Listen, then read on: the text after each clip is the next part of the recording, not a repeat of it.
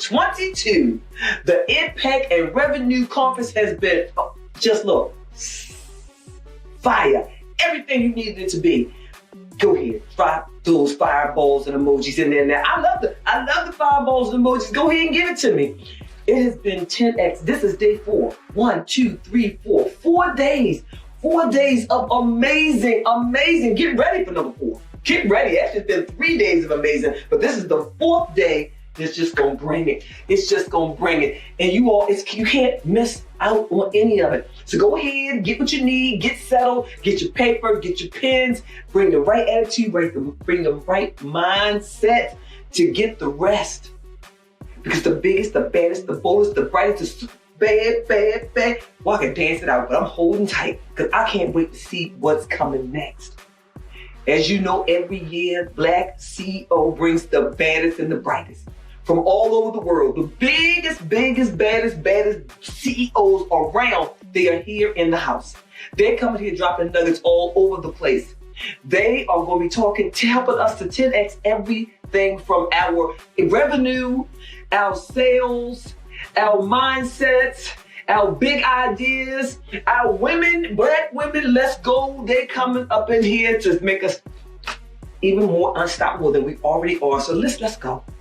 Let's go. If this is your first day, welcome to the BlackCEO22 Impact and Revenue Conference. If this is your day 4, woo, you super bad because you get more, you want more, you're going to grow more, you're going to get more, you're going to be more. Again, you all, my name is Stephanie Wall, the Tower of Power, your hostess with the mostest. Come on, drop those emojis. And if you haven't downloaded, if the guide, download it right now. You don't want to miss out on anything. Watch all, capture all, get what you need. And today, anything that's in your way, any barrier that's keeping you from getting everything you need, scooch it out the way, and then drop those emojis. All right, Stephanie Wall, getting it all, your Tower of Power. Let's get back to it. I'm gonna see y'all later. Ooh, ooh, ooh. Dance it out. Later, Gators. 1, 2, it's on you. Please got me. Hi, I'm Caruana D, your government contract strategist from San Francisco, California. For those who choose to work with me, what I want most is to see you be able to build your generational wealth, leveraging your business to do that. It's so very possible. I know that it's possible for you. It was possible for me. I've been able to do things I never dreamt possible. It's something that my greatest desire is to impact Black and brown communities with the knowledge of government contracting, where there's trillions of dollars that's being left on the table that's specifically set aside for Black and women and minority small business owners. I want you to know how to grab some of that. You, in turn, can buy your block back when gentrification is happening in your community, build generational wealth, and, of course, to change your family legacy and the things that we talk about. It's all about financial literacy. Each one teach one. We all uplift each other, but definitely living out your dreams and living life on purpose.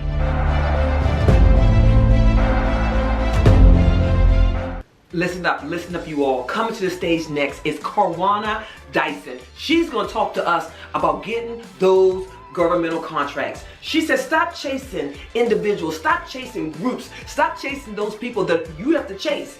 Instead, let's get those minority contracts because they're seeking businesses, small minority-owned businesses. If that's you and you feel that it's what you need to do, so I get the song in there. I want you to get your pen, your paper. Come on, dial in. Y'all know what to do. Hit the emojis. Bring Caruana up to the stage. Come on, Caruana. Give us that thing so we can get these pesos, dineros, the moolah.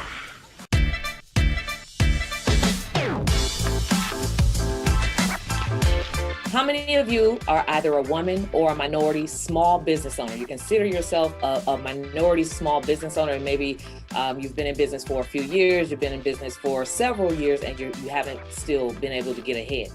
Did you know that the U.S. federal government spent just last year during the pandemic over $10 trillion on small business products and services? Okay, if you didn't know that, just know that at least 26% of that, which is a little more than 2.6 trillion, was obligated to be spent with minority small business owners, right? And so my question is, are you getting your piece of the pie? And if not, you definitely want to sit back and take notes of every single thing that I'm going to share with you today, because today I'm going to give you some information that the others don't share that's going to help you transform your business, okay? So I'm Karwana D. I'm a government contract strategist. I help minority small business owners learn how to grow their business with these government contracts. Now, if you think $2.6 trillion is a lot of money, just know that there's even more when we add the budget spend for the state level, as well as what's being spent on your city, local level. They have money for you. And I like to show you exactly how you can go about getting some of that piece of the pie, okay? So today I want to empower you with this information. I want to first start with a little bit of how I got started. I am Karwana D. Again, I'm a government contract strategist who actually help people learn this step-by-step process and strategy, just like in the movie War Dog. So a little over 10 years ago, I actually was broke, busted, and disgusted. I was sitting in the very same seats that many of you are sitting in today, trying to figure out how to get ahead in my business, trying to figure out how I was going to pay my bills, have consistent, sustainable income, and never have to worry about going back to a traditional 9 to 5 ever again, right? So I had 2 kids to support at the time. Primarily, I was depending on my spouse, and we were in the middle of a divorce. So you already know what that looks like, right? So my stress brought me to actually considering going back to work, but my heart said no. I knew that I had a business that I have been working on for several years, and I knew that that was going to be my way to build generational wealth for myself and my family. So I asked the one question: how do I get consistent, sustainable income? How am I going to be able to take my broke business off the ground so I can stop chasing customers, so I can stop begging people to buy my stuff and trying to convince them, right? And the one thing that I learned from an actual billionaire, a Black billionaire, by the way, who was the first Black billionaire that I ever knew personally that built his business from the ground up.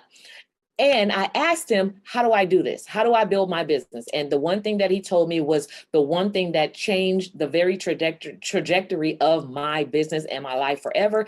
And it was that the same thing that you're selling to those people, those individual customers, right, who you feel like you have to chase, and you feel like you have to consider, basically let them know over and over again what you sell and offer, and you basically have to, beg them to buy your services.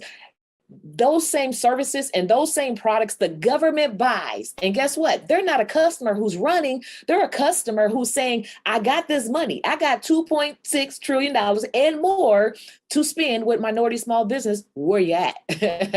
And so that's basically the one thing that caught my attention. And I said, oh my goodness, why don't we know about these things? Why didn't I know about this when I spent, a couple $100,000 getting a master's degree in business to learn how to build a business that is a broke business, right? Learning the traditional way will keep you broke. Now, this is why I coined it the $1 trillion secret to government contracts, because this is the stuff that is hidden in plain sight and nobody really knows about, nobody's really talking about, but I'm here to talk about it today because I know that you are in business to make money, and you are in business. And I know the power that your business can have in your life and in your family with helping you build that legacy that you're here to build. Okay. So the very first contract that I landed after learning about government contract, of course, it took me some time. It didn't happen overnight, right? It took me some time to really learn how to do it the right way. The very first contract that I landed was a $70,000 contract for, guess what? 28 days of work. Right. And this was actually shooting photography services. So when you think about it, I was actually on site for about 2 hours a day. So that's not even, when you calculate all the hours, not even 3 days of work, 3 8-hour days of work, where I was able to walk away with $70,000 in a contract for my very first client, government contracting client. Right. And so for most businesses, especially minority small business owners, that $70,000 is not even something that they maybe will ever make, in the first 2 to 5 years or whatever. For some, you haven't even gotten to the first 5. And for others, it'll probably take you like 1,000 customers in order to reach that type of thing. But that was just the one. But guess what? I'm here to tell you that one contract actually ended up duplicating and tripling and quadrupling. Before I knew it, I was actually landing multiple contracts simultaneously, and those contracts began to get larger and larger. And before I know it, I learned how to land multiple 6-figure contracts for very part-time work. And this is the stuff that I'm excited about. So if you're excited, leave a comment and let me know that you're excited. If you're one of the ones who said, I am a minority small business owner, especially if you're a woman minority small business owner, because that makes you a double minority, leave a comment, because this is the money that the government has for you. And my question again to you is, are you getting your piece of the pie? Okay.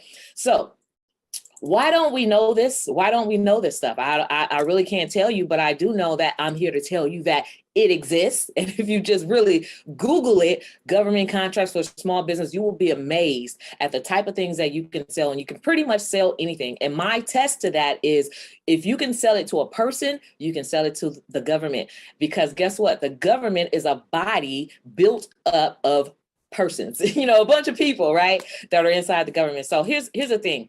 What I want to share with you today is the 3 steps to actually getting started. Okay. And if you can master these 3 things, of course, there's going to be more. If you can master these 3 things, then you will be well on your way to actually getting started as a government contractor. Number 1, in order for you to do business with the government, you do have to have a business, right? And not just a freelance business, but an actual business where you've built the foundation, meaning that you have your checklist of items, right, that you're supposed to have, right? And those items include your business license or an articles of incorporation if you have an LLC or any other type of entity that you went above and beyond to build. You have to have an EIN, a Dun and Brad. You have to have at least 2 years of taxes. And as I caveat, not 2 years in business, but 2 years of taxes, whether it's business or personal. So do not disqualify yourself by thinking I have to be in business 2 years to sell to the government. Now, you can actually be in business today and sell to the government 30, 60, 90 days from now. So you can be very profitable. So it takes me back to what I learned in school was that, of course, it takes you 2 to 5 years to build a business, right? In order to be profitable, you have to wait that time period. But guess what? With government contracts, it's a game changer, because you can be in business today and be highly profitable in the next 30, 60, 90 days. And it changes the game. It changes the idea that we have to chase customers, because here's a customer who's actually already looking for you. Don't you want to know how to connect with them? Okay. So the second thing is, yes, they have contracts that are set aside for minorities. They have contracts that are set aside for women in business. They have contracts that are set aside for small businesses in general and disadvantaged small businesses. We're all at a disadvantage, because according to the Small Business Act, of course, any company that has under 500 employees is qualified as a small business concern, right? And if you're not even generating 30 million a year on average, then guess what? You are at a disadvantage, a huge disadvantage. And you want to actually take your golden ticket to knock on the door of the government and ask them for your contracts. Okay. So, and that's just literally how simple it is. Of course, I make it sound a lot easier than what it really is. There's some work involved. Okay. But it's not just enough to be those things. There's a certification process that has to take place to officially become a small minority woman disadvantaged small business. So there's a certification process. So that's the second step. The third step is, of course, once you've actually gotten your business foundation in order, and you've got actually officially certified yourself as a minority small business that's at a disadvantage, the third step is to submit proposals, right? So every single day, every single minute, there are thousands and upon thousands across every single agency, federal, state, and local opportunities that are put out there where the government is saying, we need this service, we need this product, we need this. And it's everything, including janitorial services, communications, photography, video production, of course, catering, restaurant, event planning, you name it. I've actually have a client who actually sells prosthetic wigs to the government. So do not think for one one moment that you cannot sell to the government. So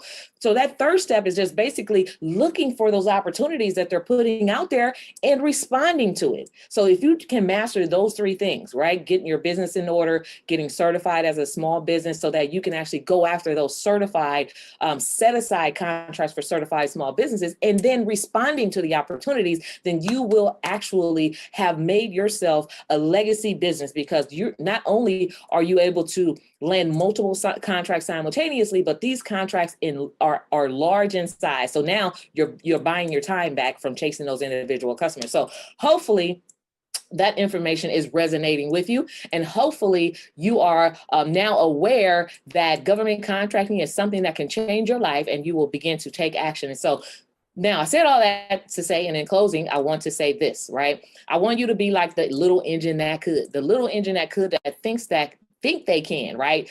Because it all starts, your belief system, it all starts within you, thinking that you can actually accomplish this, right? And then two, I know I can, right? Because there's the engine, just like, the engine, I don't know if you guys remember from childhood, the little engine that could, he was watching all of these other engines and trains, with their big choo-choos. And he's like, I think I can. He had a little tiny choo-choo, but he was trying to get to become that big choo-choo train. Just like a small business looking at all of these giant businesses and saying, I think I can grow into this giant business. But guess what? Those giant businesses, I bet you believe that they are doing business with the government. That is the secret. And guess what? This government contracting thing actually levels the playing ground to even the little train like you can do it. So you go from thinking to knowing to actually doing it, because it's going to take action in order to participate in this multiple $1 trillion spend that is there. And then once you do it, you want to come back and you want to empower, educate, and inspire someone else that they can do it too. And so that has been the evolution of my success journey. And that is the evolution that I want to see each and every one of you who raised your hands, who made the comment that you are a small business owner and that you are that minority small business who are looking to actually build a legacy business. So if you want to learn more, I want you to go to qualifyforgovernmentcontracts.com. Go to qualifyforgovernmentcontracts.com so that you can actually get my free checklist on how to qualify your business for government contracts with all the steps, and then also the free case study where we're going to talk more about how these three components work and can work for you.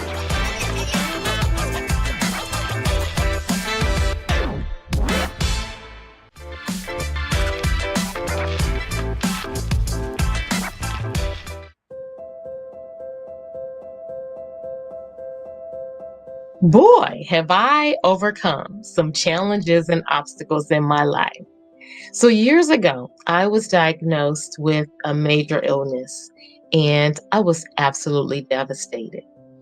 I was prescribed medication, none of which I wanted to take because I knew the negative side effects on my body. One day I go to the doctor and my doctor's out, but his dad is also a doctor and he's there and he reviews my chart. And he says, I don't want you to take those medications. I want to try something natural because you need to heal on a cellular level. Light bulb goes off for me. Natural ways of healing. I go to my gynecologist and she has a holistic approach to her practice. And she's teaching me natural ways to take care of the body. Light bulb goes off. Natural ways of healing. And then out of nowhere, I gained 4 dress sizes. And I continued my quest for natural ways of healing. So I drastically changed my diet. I began eating foods that were medicinal. I began using only natural products on my body and within my home. And I saw a major difference. And I actually went into remission. I've been in remission for over 15 years without harmful medication. So my business actually changed during what I call the purposeful pause of 2020. I realized the condition of my people. I realized we were in unhealthy situations, whether relationships or careers. And I wanted us to get unstuck. I didn't like what was being portrayed about us. And I wanted to remind us that we are resilient, we are beautiful, we are powerful, we are masterful creations, and everything that we touch is masterful. So we are masterful creators as well. Hello, I am Kimberly Shanks and I hail from Cincinnati, Ohio. The name of my business is Strategize with Kimberly. I want you to realize your potential. I want you to tap into your strengths. I want you to hone those things and those skills that set you apart from everyone else. I want you to realize your passions because your passions are where your power also lies. I plan on making the world a better place by making sure that every circle that I walk into, I am light. I also want to make sure that everyone that I come in contact with realizes their power, their potential, and their strength so that they can too walk into their destiny. So I'll be a light, I'll be an encourager, and I'll remind you of your power.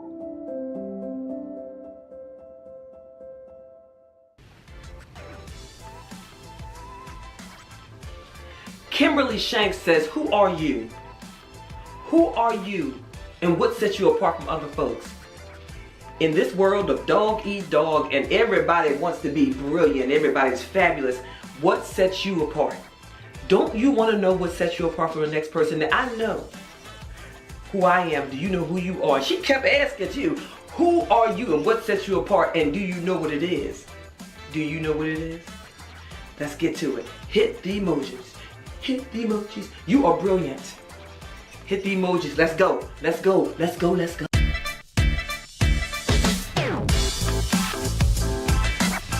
Greetings! I am Kimberly Shanks and I am a strategist. It is my job to help you, your business, or your association to realize your dreams and to meet your goals. It is my desire to help you walk in your destiny and to reach your potential. Now, I'm sure that you have that friend that's always telling you, I hate my job. Oh, I'm not paid enough. Things are not going well. They don't give me what I deserve. They don't respect my diversity. I hate it. Oh, wait, that's you. Oh, wait, that was me, just to be honest.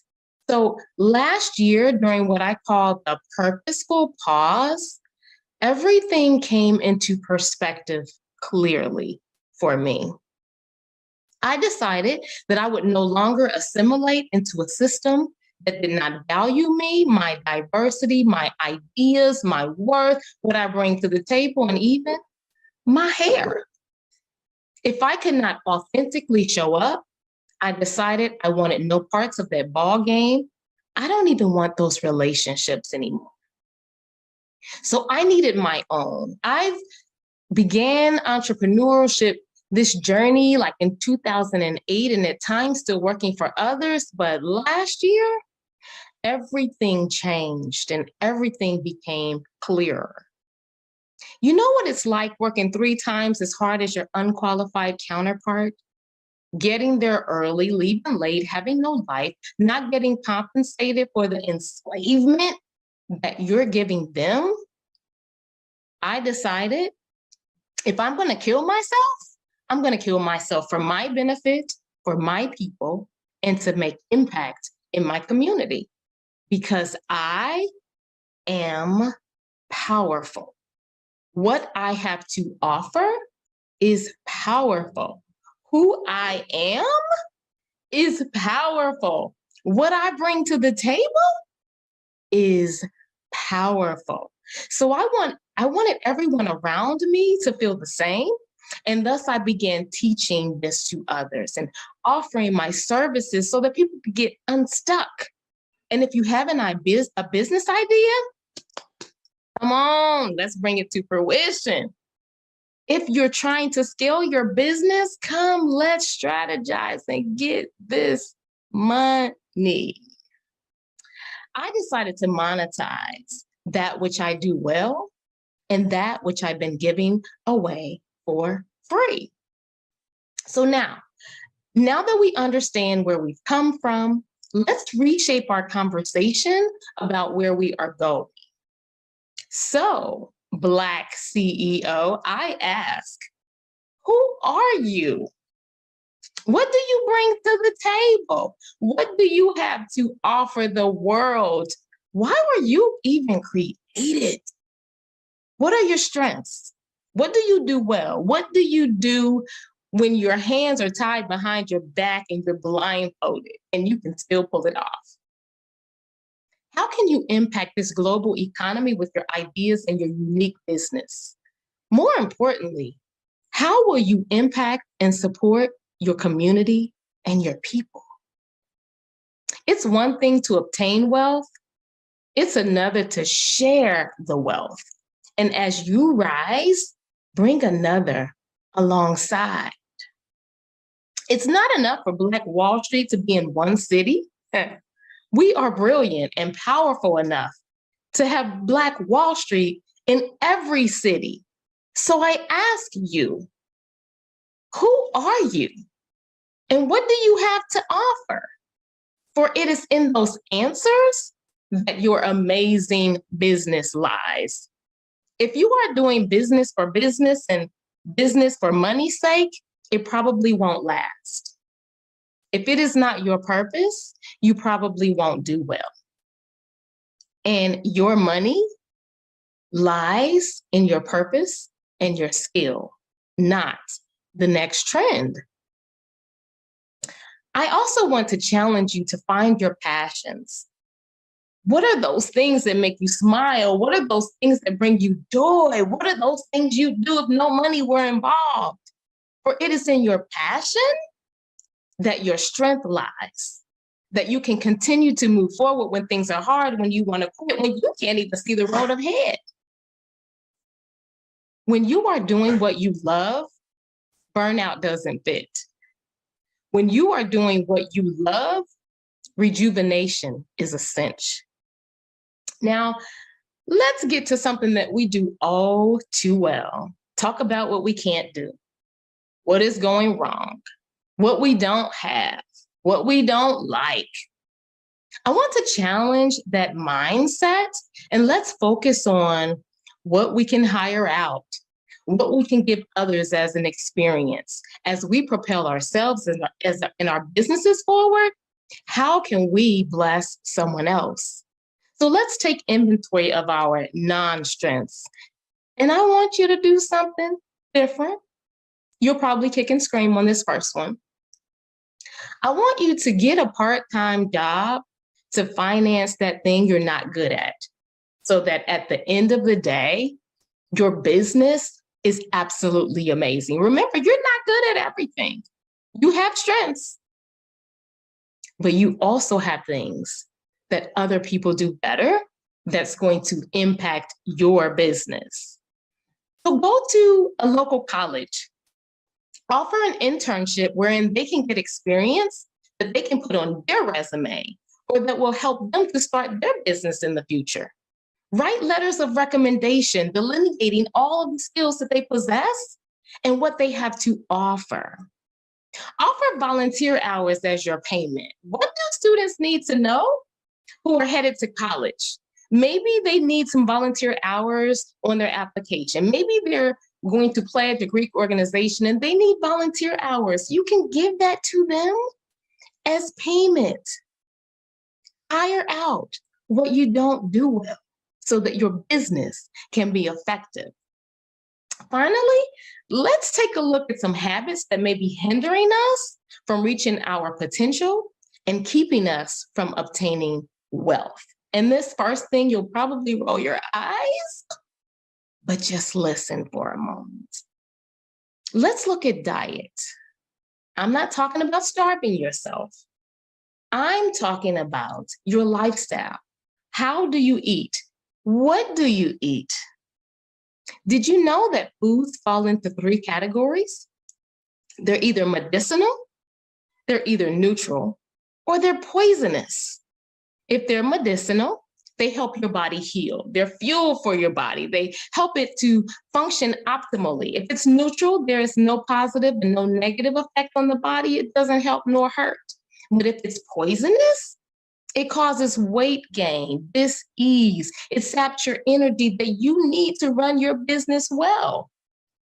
Listen, I can't tell you what to eat, but I can challenge you to be more intentional in what you eat so that your body can operate optimally.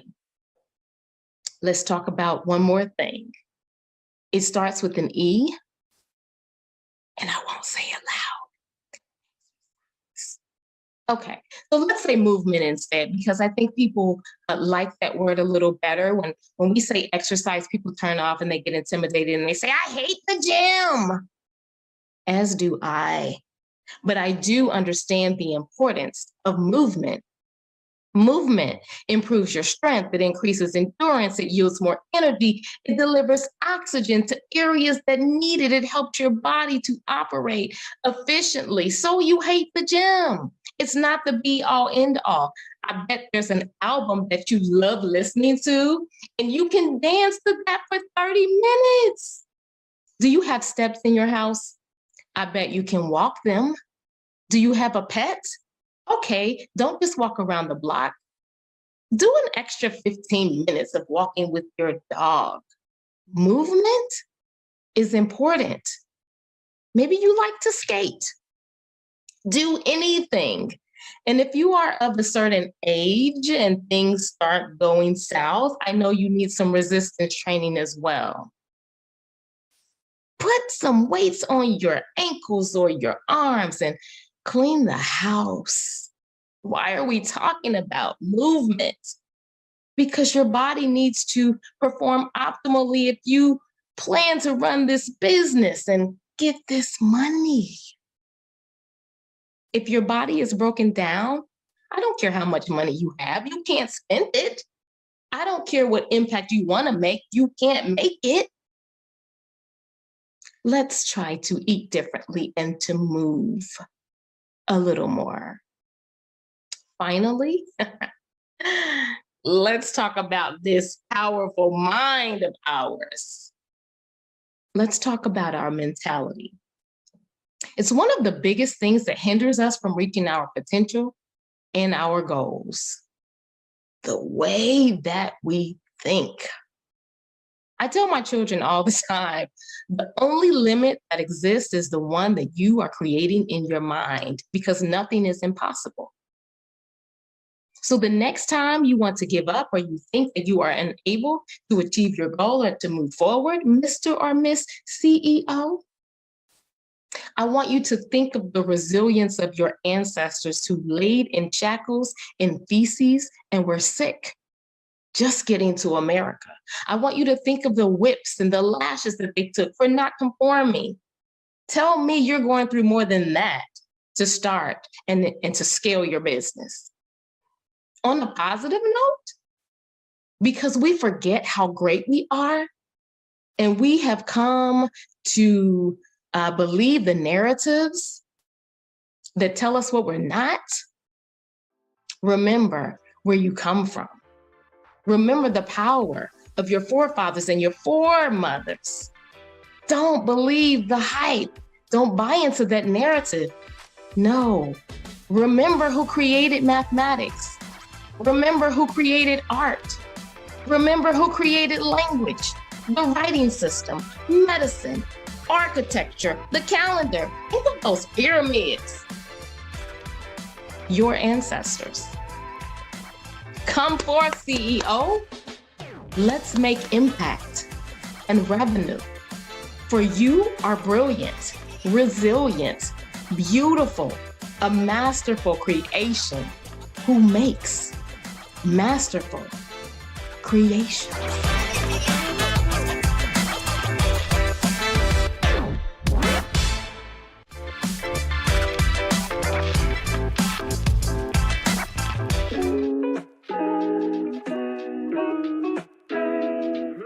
My main area of struggle was around finding my place. My entire childhood was spent going back and forth between two completely different households. I was an only child in one and number 3 of 5 in the other. I attended like 5 different elementary schools, and mostly because I did 25 years in the military, I called 25 to 30 living spaces my home. I never even had that one passion for what I wanted to be when I grew up either. When I was a kid, I was interested in teaching and anything related to the arts, dancing, singing, drawing, acting, all of it. I realized that what I love is getting curious about the way people think, what makes them behave the way they do. I love training people to accomplish tasks more effectively and efficiently. I remember seeing Ian Van Zandt and Marianne Williamson and others on Oprah and think, oh, I wish I could do that. And then I realized that my entire life had led me to becoming a transformational coach, helping people to create and manage the results they want in their lives by rightly applying spiritual principles, transforming themselves, their families, and their communities. See, the work I do is important to me because this is the legacy that I want to leave. When I lay my head down on the pillow for the last time, I want to have left a beneficial footprint for having walked this earth, that future generations will come to know their true nature and continue to work for peace, equality, and freedom for all people. I'm Denise Hanks, a life mastery consultant from Bridgeport, Connecticut. If you decide to work with me, I would be honored to serve and support you in creating a vision for your life that you're in love with.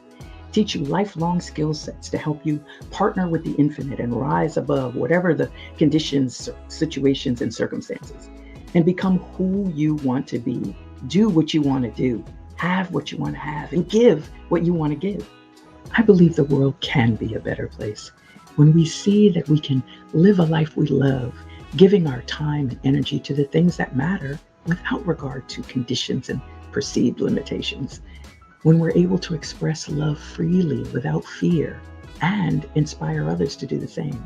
My plan is to help us master this kind of life by speaking, coaching, training, and being an example in my own life.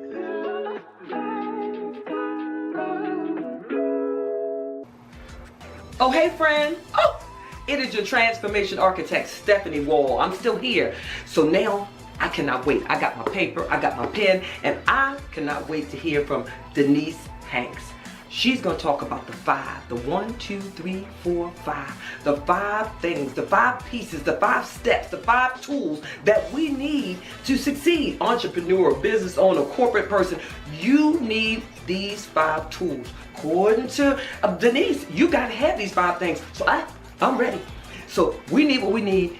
She said, get these steps, get these tools. So dial in, dial in, dial in, dial in, dial in. Have you got what you need to get what you need? Have you got what you need to get what you need? You heard what I said. Well, Denise is getting ready to give us the tools and the tips. Get your pen, get your paper, let's go. You know what to do. Hit the emojis. Hey, so I have a question. What does it really take to succeed in business today? Maybe you are a CEO or an entrepreneur who's been trying some really, really great strategies in your business, but you're still not growing as much or as fast as you think you should be. Or maybe you're asking yourself, am I missing something? Well, I am going to share with you 5 principles that I've discovered to be that missing piece. Because don't you want to feel that spark again? Or maybe find clarity in the midst of chaos?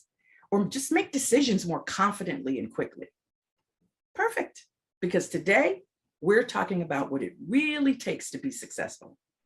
Now, as a CEO or an entrepreneur, and trust me, I know it's really tempting, especially in today's day and age, to focus on surface level tactics. You see it being advertised all the time online, people talking about trainings and courses on things like how big is your following or increasing your social media. And what about that funnel? How big is your list, right? They say, make sure you have all these things dialed in.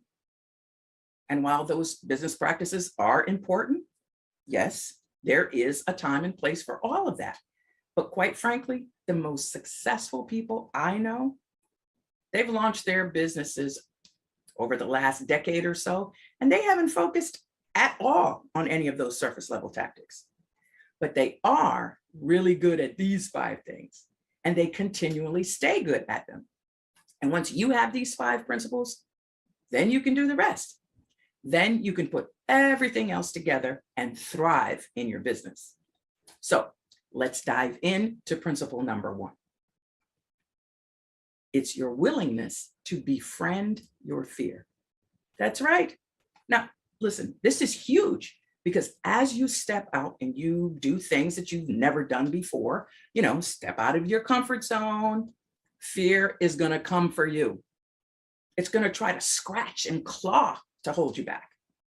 But your ability to navigate your fear, befriend that fear, and move forward anyway is what separates those who never launch business or do anything big, who never make their impact, and then those who make tremendous impact. And the very first step in managing that fear is managing the voice of doubt. You know that voice, the one that says, who are you to launch a business? Who's ever going to follow you? You're not famous. You don't even have a big list. Who are you to do anything special in your life? Ha! You want to be a speaker? Your life ain't even perfect. And look at when you tell your friends and your family that you're going to start your own business, they're laughing at you. Yeah, all those voices of doubt and fear. Well, guess what? Everybody has those voices. Nobody is famous before they get a big name. Think about anybody famous. They all started at the same place, at the beginning, right? So every highly successful person has learned to navigate that voice of doubt and overcome fear as they're building their business. Number 2, you must be willing to let go of the Lone Ranger syndrome. Yeah. Now, the Lone Ranger syndrome is that voice that says you can do it all by yourself. Yeah. In fact, you shouldn't get any help from people, because if you do, you wouldn't really have earned it yourself. Lies. Successful people get help from other people all the time. In fact, the most successful people hire some kind of a coach, right? Successful business people hire a business coach. People who want to see results quickly in their body image, they hire a fitness coach. People who want to be successful athletes, they hire a performance coach. And people who want to grow in personal development, they hire a life coach. They all have a mentor, and most of them are also plugged into some kind of a community. So listen, I've had the privilege of training and coaching hundreds of people, right? Over the last few years, and even seen it actually, I know I've seen it in myself. Okay, so it's this pattern of, you reach a certain level of success and then you move into a slump, right? And then you get successful again, and then you move into a slump. And what happens is actually predictable. See, we get successful, and then there's this temptation to disconnect. We stop connecting to our community. We stop asking for help. We even stop getting our mentorship. And then slowly, we go into this downturn and into a slump. And then we're in this trough of struggle. And then what do? Yeah. Hey, help, I'm struggling. Things aren't going well. And then we reconnect to our mentorship, our network, and our community. So go ahead, just let go of that Lone Ranger syndrome and allow support into your life. Now, principle number 3 for creating successful business is resilience. Yes, you've got to be resilient. The most successful people I know are the ones who fail the fastest. What do I mean by that? They're the ones who try things out more often. And when it doesn't work, they get up, they try something else. They get up, they try something else. They're incredibly resilient. And you've got to have a thick skin, right? You've got to be resilient to grow your business. And if you're an entrepreneur, that comes with beautiful benefits. Unlimited income potential, the deep feeling of fulfillment that you're doing what you're meant to do. But you've got to have that courage and the resilience to move yourself forward, because there will be times when it may look like your efforts have failed. But part of resilience is you got to find the good that you can take from it and then move forward. Just shake the dust off, pick yourself up, and get back after it. And that skill of being resilient is essential for being successful in business and in life. All right, we're at number 4. And that is, you've really got to be a lifelong learner. I am a lifelong learner. I feel like I'm constantly learning. I'm always willing to do something, something new to help connect with my audience, with my clients, with you, right? To help serve and impact you. It's so inspiring to look at all the greats, right? The great speakers and coaches who are always learning, especially learning things you think they've already learned. So over the years, I've attended many conferences, live and virtual events. And what impresses me the most is seeing, the big name speakers taking notes and offering takeaways after someone else has presented. I mean, how inspiring is it to see these people who are at the top of their game with massive success, and they're sitting somewhere taking notes more than anybody else in the audience? The reason they're successful is because they're committed to being learners. Leaders are learners first. And in your business, there's going to be a whole bunch of stuff that you're going to have to learn. You're going to have to skill up in order to deliver your best work in the world. And in order to impact more people, to grow your business.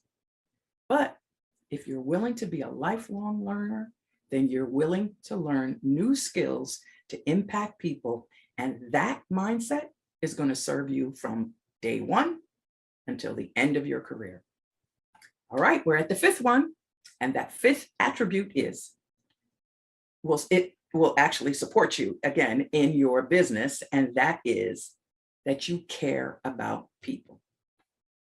Simple, right? But don't sleep on this one, because whatever business you're in, you're going to have customers. Maybe you have employees. Well, you want them to grow and succeed, right? So this is what I want for you. See, I believe that whatever you're facing, whatever circumstances are at you right now, it's no match for the power that's breathing you. And this is huge because, look, when my clients are faced with a challenge, when they're faced with a struggle, when things just aren't going right, it's my caring for people, my willingness to show up for them that helps me get out of bed in the morning. It helps me to be resilient, to dust myself off and, wipe off my own knees when I've had a failure. And that's what helps me to rise above the challenges that I'm facing. And it's actually a guiding principle for my own business.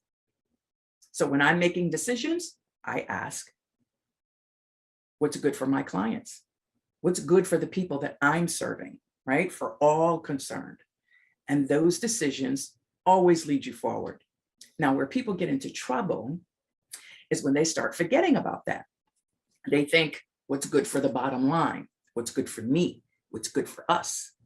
But you see, universal good means that there is no private good. What's good for you is also good for your customers. So when you lead with caring for them, they're going to feel that. And you won't be able to keep the good from coming your way. Not when you lead from that place. So I certainly hope that these principles have helped you, and they will be helpful in succeeding in your business. And if you'd like to hear more about this, or you'd like to learn more about how to apply these principles in your life, maybe how I could help support you personally or your team, just text the word success to 203-409-8886. That's success to 203-409-8886. And listen, know this, you are meant for success. You're meant for expansion. You're meant to go forward in your life.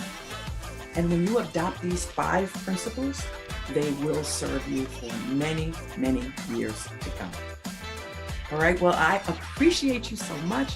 Thank you for watching, and I'll see you soon.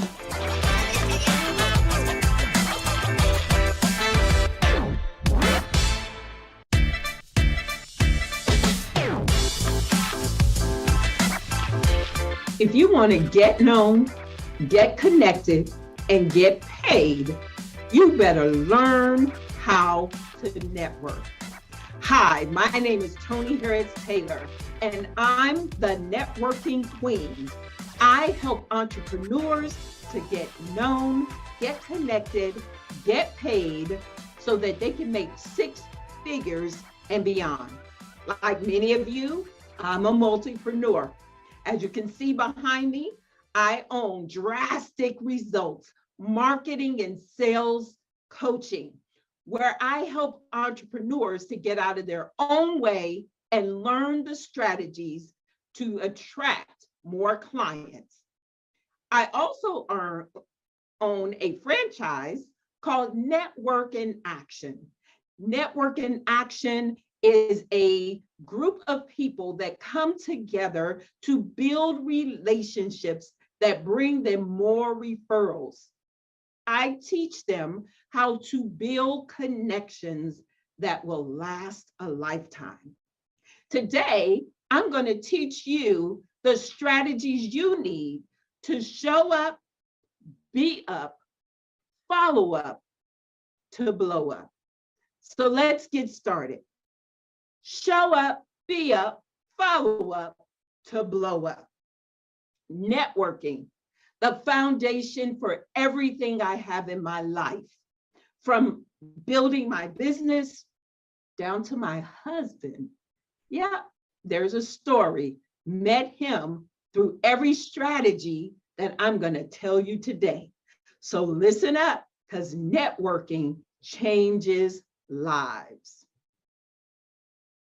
So here's the problem. You have a successful business. You're helping other businesses. You want to help them to grow even more to their next level and learn how to leverage networking, but you just don't know how to do it. I'm going to show you the strategies on how to leverage networking where it can change your life. So this talk is for you if you want to grow your business through networking, but you don't know how. You're a cop. You're already a connector of people. I'm a connector of people.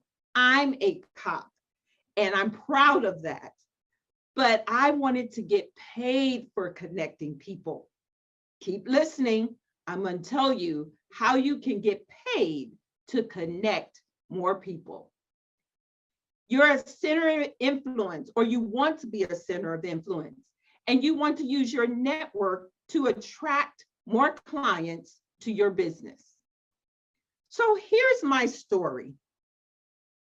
My story is I am a successful business coach. I actually am passionate about helping my clients to get drastic, to get out of their own way so that they can grow their business using marketing and sales strategies.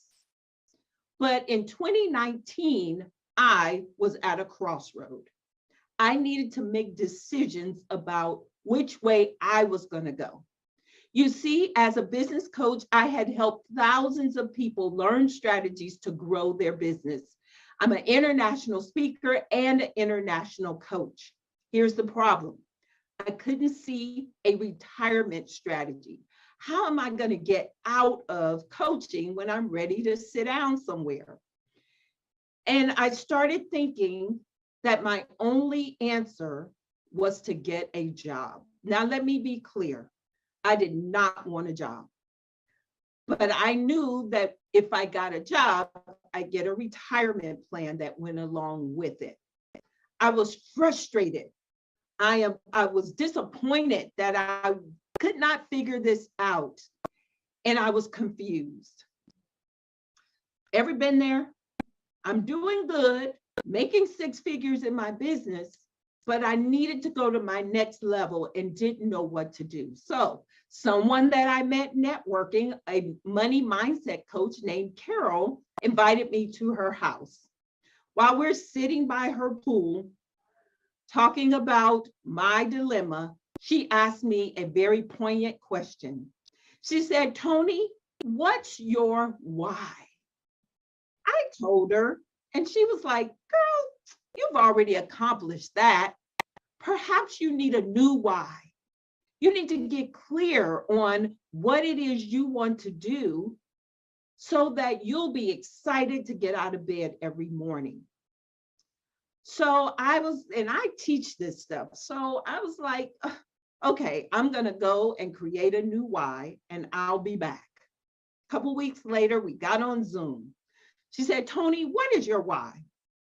I said, my why is to touch, move, and inspire my clients to take drastic steps to be better than they were before they met me. I'm a resource, I'm a connector. I want to help my clients build deeper relationships that are beneficial to their life and business. She said, oh my God, that's perfect. That's who you are. She said, are you doing that? Yes. When I coach, when I speak, I get paid. Yes.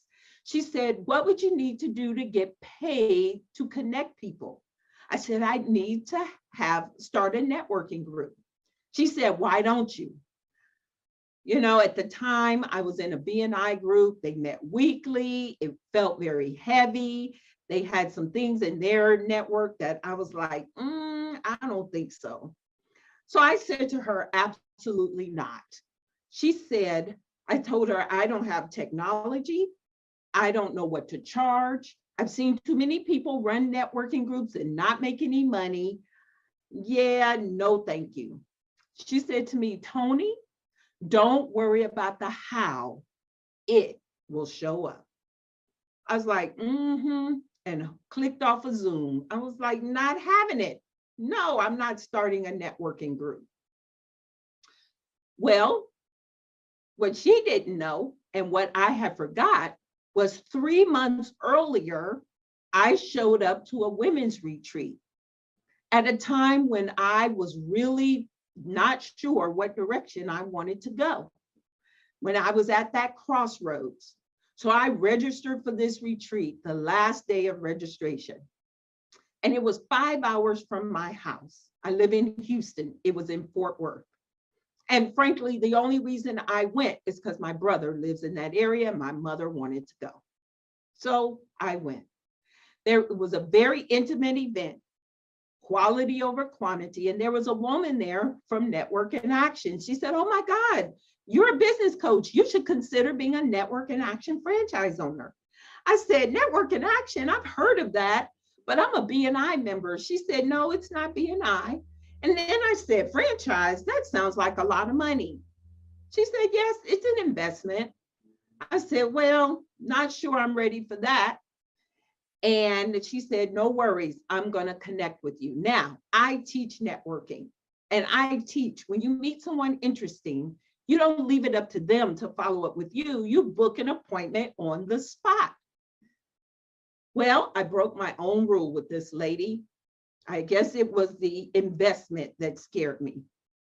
And I did not book an appointment with her. So she didn't follow up like she promised she would, until 3 months later, 1 week after the conversation with Carol. Don't worry about the how, Carol said, it will show up. Tony, I haven't forgot about you. I still think you should be a Network in Action franchise owner. Yeah, what was that investment again? She told me. I said, girl, I don't have it. She said, don't worry about the investment. I'm just going to make the connection. I said, okay, you can make the connection, but I don't want to waste his time. She made the connection. He came instant. We were like this instantly. When he showed me what Network in Action had, everything I said I didn't have, he already had laid out.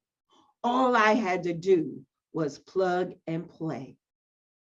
Now, 2 years in, I'm his fastest growing franchise owner.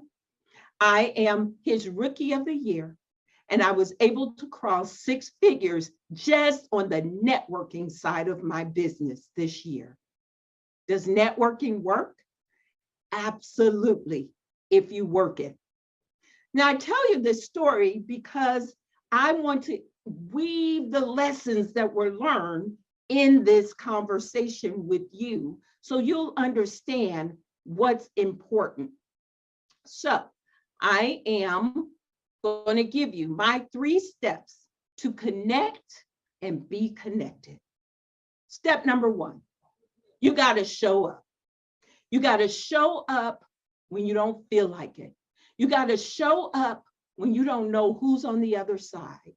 In my story, remember I told you I showed up when I was at a crossroad for making a decision to get a job. I registered on the last day. When I got there, I met someone who changed my life, and consequently, I'm now changing other people's lives. But while I was there, even though I was going through my own journey, I was tuning in to WCIDFY. What can I do for you? So when you show up, don't make it about you. Make it about how you can help someone else. And when you help other people, then you will receive help. Show up means put your best foot forward, even when you don't feel like it. For my introvert friends out there, yeah, you gotta flip a switch, turn on a switch. But when you show up, you never know who you're gonna meet on the other side. I want to introduce you to my client, Roy. Roy is amazing. He's one of my first Network in Action clients, and I started introducing him and connecting him to my national network. As a result, Roy is actually on the BlackCEO team now.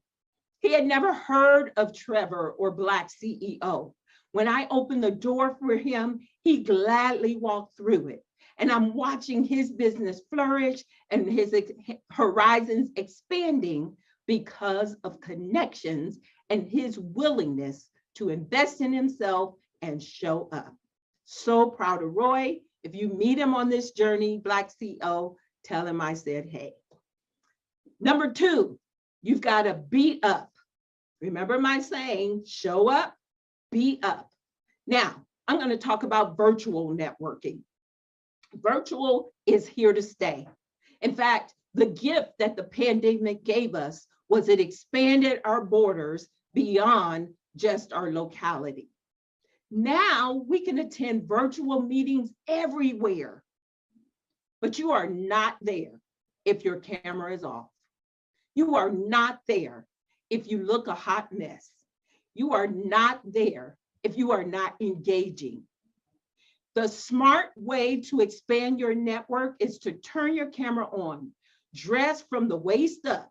You don't know what's happening below, but dress from the waist up. Ladies, put your hair on. Yes, put your hair on, put your jewelry on, and show up like you mean business. Put your energy, your best foot forward. Find out who else is on the call that you need to connect with. Send them a private message, text them your calendar link, and ask for a date. The date changes everything. It is what changes the game for most people. So ask for a date. When you get on that date, well, I can't tell you now what to do, but know that it's not about you. It's all about helping the next person. Turn the camera on, be prepared, dress to impress, make connections, and ask for dates. This is Star. Star is one of my best friends, and she hears me talk about networking. She's like, she's not really impressed. But she came to my viral networking conference in November, and she got on fire. And she immediately went to another conference where she was the speaker. And on the second day, she said, Tony, I had nothing to do, and I really wanted to talk myself out of not showing up. She said, but I decided I'm going to go ahead and do what Tony teaches. I'm going to show up. She showed up, and she made 2 connections, set 2 dates that are going to turn into, both of them, 5-figure training opportunities. Do what Tony tells you, and your network will expand exponentially, and you will make money. Number 3, the most important step is to follow up. Don't show up, don't be up if you're not going to have a strategy to follow up. Now, I just simplified the follow-up for you. If you schedule dates and get them on your calendar before you leave an event, whether it's in person or virtual, you limit the amount of follow-up you have to do. But the fortune is won and lost in the follow-up. And so when you are networking and connecting and being a connector, make sure that you have the strategies to follow up. Follow-up is key, and you must be willing to follow up if you're wanting to grow and expand your network and grow your business.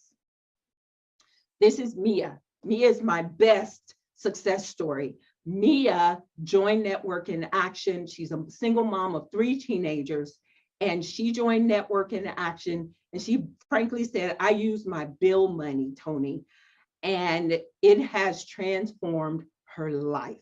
She's a financial professional, life insurance agent. The company she was with was not paying her what she deserved. And so I connected her to another company where she became the #1 life insurance agent in the entire company. She now has moved from her garage office, which is hot in Houston, over to a high-rise office where she is running her business, and it's beautiful to watch that caterpillar turn into a beautiful butterfly. And guess what? She actually has a commercial for her business that aired in a movie theater. Yeah, networking can change your life. You've got to get in there, build relationships, and you never know. One relationship turns into the next. Mr. Zig Ziglar, where most of us are a fan, said it best. You can have everything you want when you help enough people get what they want. My question is, are you committed to helping people, other people, get what they want? This is truly true for my life, because the more people I serve, the more people and more doors that have been open for me. So what's next?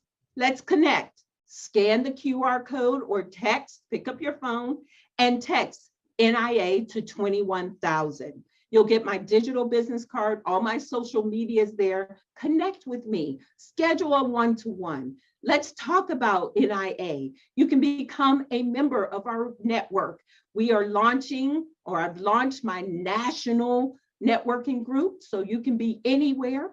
And I am also looking for virtual leaders, people who want to make money, not just being a president or vice president of somebody else's group. I want to help you make money being a cop, a connector of people, serving as a center of influence and making money at the same time. And then you might even want to consider purchasing your own franchise. Remember my story. I said I could not start my own networking group because I didn't have this, didn't have this, didn't have that. But then when the franchise came into my life, he had everything I said I didn't have. And I launched, signed my contract, and launched my first group within 6 weeks. Still the #1 fastest launching franchisee to this day.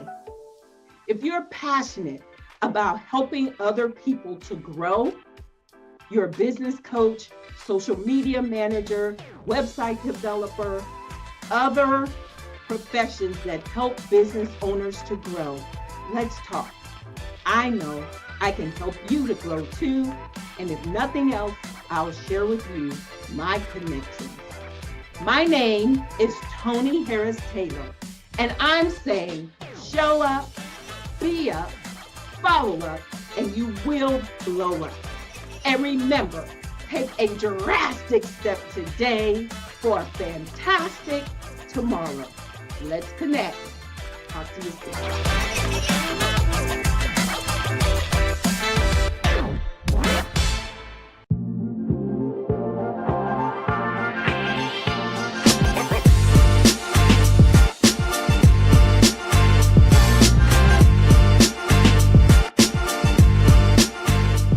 So how many of you are either a woman or a minority small business owner?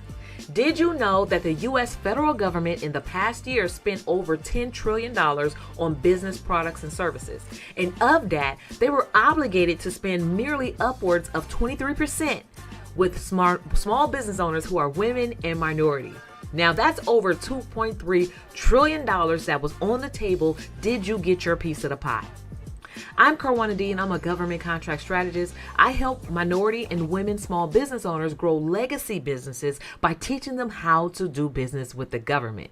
Over the past 5 years, I've actually helped over 200 small business owners just like you generate a collective revenues of $3 million and growing. My question, are you getting your piece of that pie? Now, the $2.3 trillion that I share with you is only on the federal spending level alone. We all know that there's 3 levels of government. There's your local city and county, there's the state and the federal government, right? So there's even more money on the table of what they're obligated to spend with your business when you add the state and when you add the city level budgets, okay? So in this video, what I'm going to share with you is the 3 steps of growing a business with by selling to the government, where you can actually not only grow and thrive in business, but build your legacy at the same time. Now, a few short years ago, I was actually broke, busted, and disgusted. Before I had even known the first thing about selling to the government or that it was even possible, I was a business owner sitting in your very seat trying to figure out how to make ends meet, trying to figure out how to make a quarter out of 15 cents, or how to make $1 out of 15 cents, right? Chasing individual customers. What I found was that I used to spend more time in my business chasing customers than I did actually making money, right? And that's where small business owners, struggle the most, right? We spend more time chasing and trying to convince people to do business with us rather than doing business with the right player in the first time. Now, I actually walked away from my traditional 9-to-5 at the early age of 27 to pursue my dreams, to become a stay-home full-time mom, but also to start my business and my legacy on the side. So at that time, of course, I came with a college degree in business, accumulating hundreds of thousands of dollars in student loans just to get a business degree, because I thought that was the way that I needed to go to build a business. Now, with my business degree, my business struggled for years, right? With the knowledge that I was actually taught, because we're traditionally taught that you have to have a business loan, or you have to wait 2 to 5 years to grow a profit, or if you make it to 5 years, you're lucky. And what I learned was everything that we were taught in business school was wrong. Everything, right? And so at the time when I was trying to build my business, of course, I was married at the time and had a different spouse, and he was the primary caretaker. But in the middle, I was going through the middle of a divorce. A few years into my marriage, I started going through a divorce, and here I am, barely making ends meet in my business, right? A full-time mom, getting ready to get a divorce, and I had to figure out how to make it work, because number one, I was not going to go back to traditional 9-to-5. My back was against the wall. I had to find out a way. So in my normal hustle and bustle, where I'm chasing individual customers, doing freelance jobs just to kind of make ends meet, I was barely making about $20,000 to $30,000 a year, but spending 50-hour weeks hustling, right?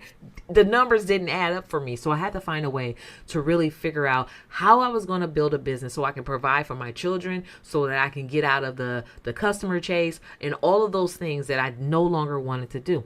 And during my hustle, I actually started doing freelance work for the first Black billionaire that I had ever known, who built his business from the ground up. And I began to ask the question, how did you build a multi-billion-dollar business as a Black man in today's time, right? And so the number one thing that he shared with me changed my life completely. And it was that He was selling to the government. And he looked at me and said, the very thing that you're doing for me, because I was doing photography services at the time, you can actually do for the government and land multiple six-figure contracts and be actually grow enough to becoming the first Black millionaire in your family. I looked at that as an opportunity to want to learn more. And so in my research, what I've discovered was the $1 trillion secret to government contracts for minority and women-owned businesses. And that's what I coined it, because I had no clue. Now, when you go to, the SBA, and when you go to business school, not once do they say it's possible for a small business, individual proprietor, like sole proprietor, can sell to such a big giant client.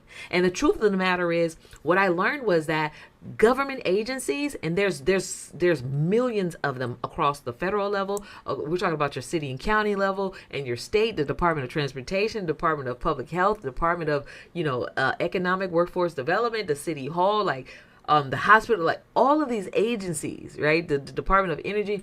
They all have set aside budgets for women and minority small business owners and other business concerns. And that one thing actually helped me to go, like, learning that in 3 steps, what I had to figure out.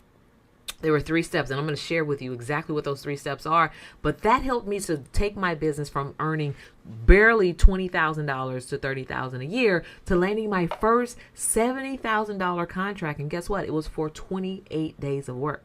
Now, mind you, I had walked away from a traditional job because I was missing out on, being able to be there for my kids when they, say their first words and take their first steps and all those things. I no longer wanted to be that person. And so I walked away from a job where I was working 40-hour work weeks, making about $90,000 a year, and I started my business, which started on a steep uphill, right? It was like a struggle to get up that hill. But what I learned was that the government contracting $70,000 contract for 28 days of work merely replaced the full-time job that I had, right? For just 28 days of work. All I needed was 2 of those, right?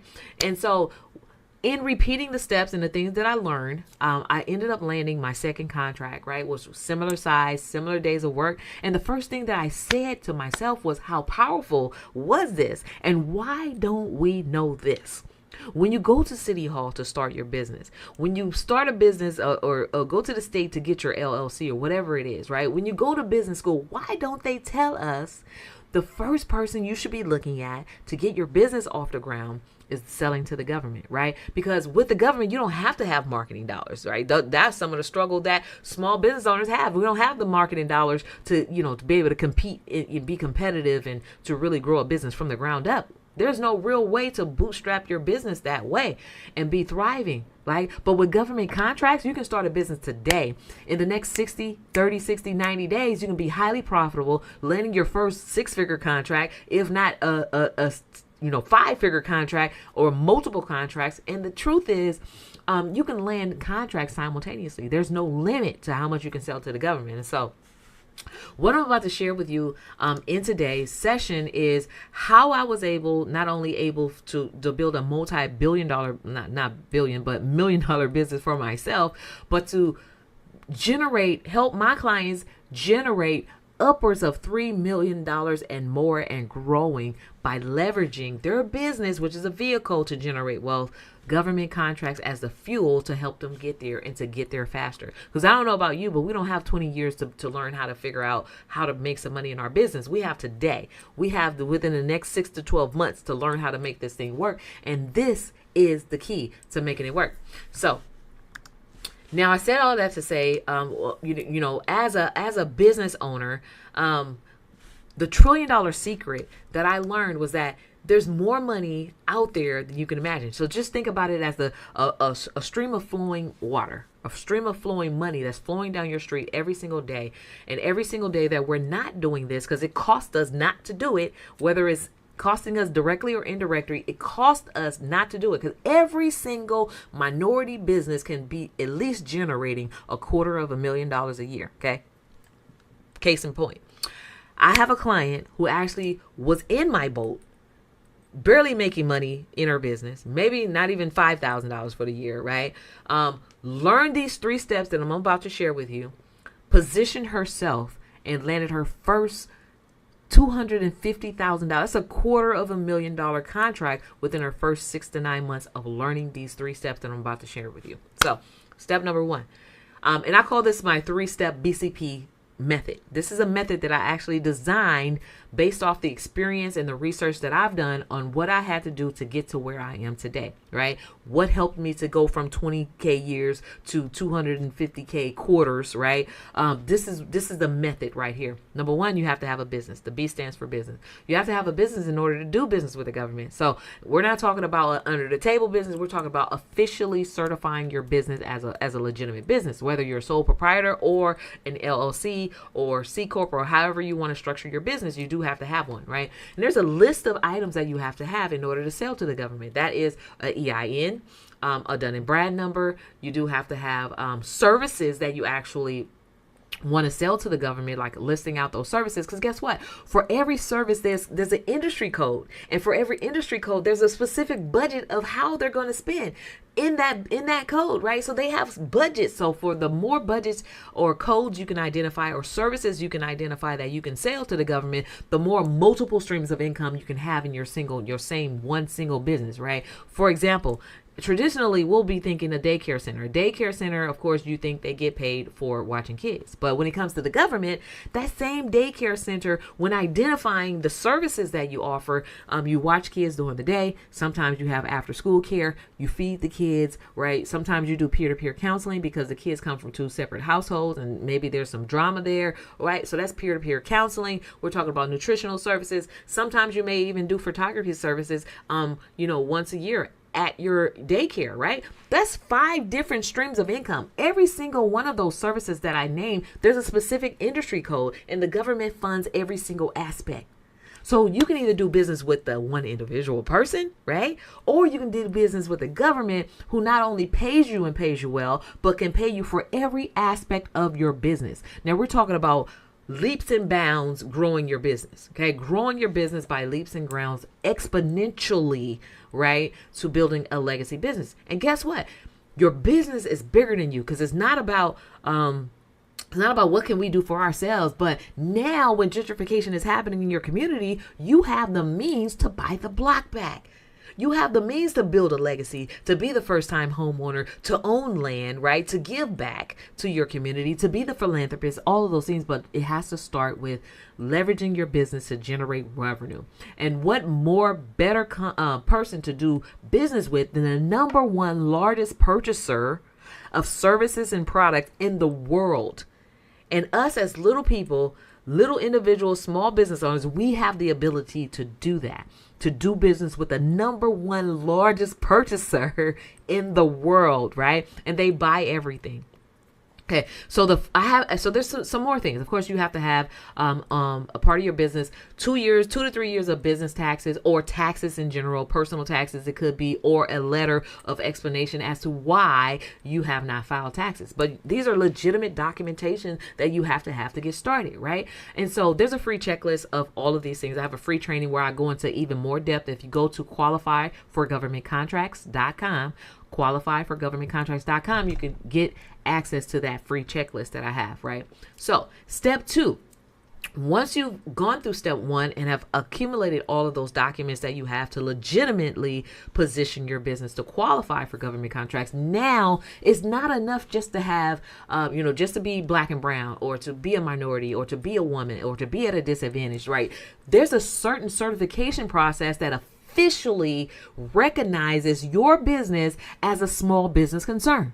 Whether you're a minority small business concern, a woman-owned small business concern, right? A certified a veteran small business concern, or a LGBT small business concern. There's a bunch of different small business concerns. There are socioeconomic disadvantages that you actually get to stand on and leverage to get access to the money. And so these are pools of income that are set aside specifically for these particular groups. But you have to officially fill out an application. This is called a certification in order to claim your piece of the pie. I don't know if you remember the story Willy Wonka and the Chocolate Factory, where everyone who had the golden ticket got to go inside the factory and eat up and get all the chocolate or whatever and candy that they wanted. Well, I want you to think about certifications, the process, although it's a lengthy, daunting process where you have to have all of your ducks in order, right? But it is your golden ticket to skipping the line to generating wealth, right? So just like if you go to an amusement park, they have a fast pass where you don't have to wait in line. You can get right to the front. Well, here's a golden ticket to skip the line to growing a thriving business, to growing it faster, to building a legacy, right? To accessing the funds that are specifically set aside for you. It's your golden ticket. I don't know about you, but I want my 40 acres and a mule. That golden ticket allows you to be able to generate enough revenues to get your own 40 acres and a mule. Okay, so get your certifications done. So that is the step. That's the second step, right? Understanding how to leverage your socioeconomic disadvantage statuses of groups that you've been a part of and have identified with that have traditionally been marginalized. They have money for you. Okay. And my question again to you is, are you getting your piece of that pie? The third step is proposals. BCP. That's my 3-step methodology that I use to help my clients generate millions and hundreds of thousands of dollars every single year in government contracts for their business. It's just selling to a giant client versus selling to a million little clients, right? And so the third step is every single day, multiple times a day, there are opportunities that are being poured out there. In fact, the government on every level, we're talking about every single agency, and there's millions of agencies across the U.S. They're putting out opportunities, purchasing opportunities of things that they're looking for. They're looking for paper clips, what is it? Sticky notes. They're looking for accessories and clothes and uniforms. They're looking for janitorial services and real estate. They're looking for insurance and travel, right? They're looking for photography and videography. They're looking for communications and music and ministers of music services, all those things. In fact, one of my clients actually helped her position her business to learn how to sell prosthetic wigs to the government. So if you think they're buying wigs, don't you think your thing is worth it? Right? Accounting services. I have a client who landed her first $250,000 contract in the 6 to 9 month period selling, and she's in the travel industry, and she sold actually breast care exams, right, to the government by partnering with a Black business that actually does that service. And so the opportunities are limited, and they're forecasting how much they're going to spend on these things every single year. They're setting aside a percentage of that forecast, the budget that they're going to be spending specifically for women and minority small business owners, right? And your thing in this third step is to look at those proposal opportunities and to respond, to submit your proposals, to submit your quotes, right? You have to respond. So if you go through these 3 steps, get your business right, certify for these for your golden ticket, and then respond to the opportunities by submitting your proposals, then you too will have access to that $2.3 trillion spend annually and growing that is specifically set aside for you. What would that do for you? What would that do for your family? How would that position you in your community? How would you be able to contribute to your cause and the things that you want to do? A lot of nonprofits, people have non-profitable purposes and things that they want to do, but you have no money and no power in order to do it. Well, what if you leverage your for-profit business to get government contracts? Now you can fund your nonprofit purpose. Right? So it's all about strategy. It's all about understanding what's out there and how to take advantage of the opportunities that are out there. And so if you follow those 3 steps, I promise you will get to have contracting opportunities that are mind blowing. Okay. So right now, inaction and ignorance and lack of knowledge is keeping us from that. So every single year you're losing money, whether you're losing it directly or indirectly, simply because you didn't know. And this is why I coined it the $1 trillion secret, because most of us don't know, right? We did not know. But guess what? Once you know, I want to empower you to actually take action. right? You want to take action. You want to be able to grow a business. If you're in business to make money, here's a giant client customer that's a guaranteed customer who's saying, I have money for you. I want to do business with you. Here's what I need. Can you serve me, right? And don't disqualify yourself, because believe it or not, whatever it is that you sell, I can show you exactly the government is buying it, okay? And so the other thing is, I want you to remember and think about, I don't know if you remember the little train that could, the story, right? The little train that could. So the little train, which is a little business, looked at the big train, which is the bigger businesses, right? The bigger businesses like the Amazons, the 500 Fortune companies, the Ubers, and like all of these mega companies that we look at and we're like, how did they do it? They started today and now they're billionaires, right?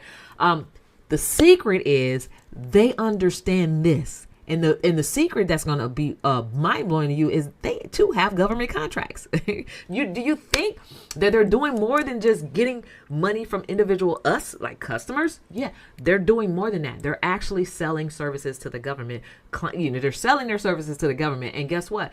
Government contracting, the set-asides, the opportunities that are set aside for small disadvantaged business owners just like us, levels the playing ground. You too can sell to the government and become that mega, big business that you aspire to be. So the little train that could, with his little choo-choo, right, was listening to the big trains that was choo-choo deeper, right? A deeper, richer, stronger choo-choo. And he's like, I think I can, right? A lot of us, we're looking at these businesses and that are bigger than us, that are stronger than us. And we're like, I think I can. And that's a good place to be. But I want you to know that at some point you want to go from I think I can to I know I can. Right? And know that this is for you, and know that there's opportunities for you, because knowledge is power, but the application of knowledge is even more powerful than anything. So go from I think I can to I know I can to I will, right? Make it a part of your plan. Live life by design, not by default. Make it intentional. Be intentional about being successful, right? I think I can, I know I can, to I will,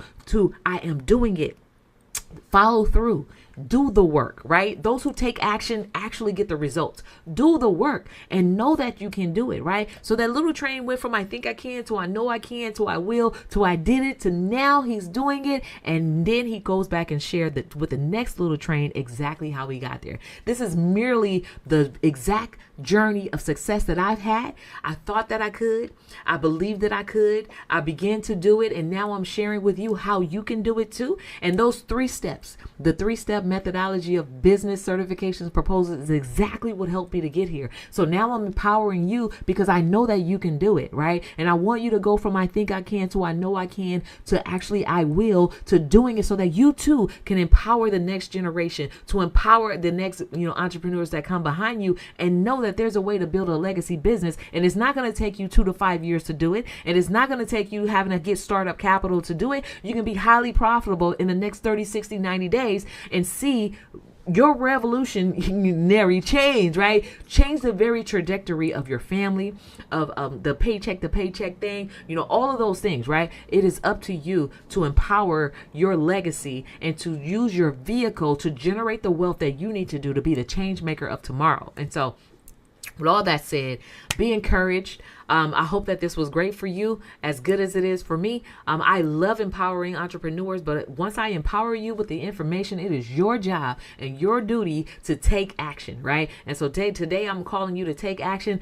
There's more training for you. I go into even more depth, and I also have another free gift. If you go to qualifyforgovernmentcontracts.com, you're going to get another free gift from me.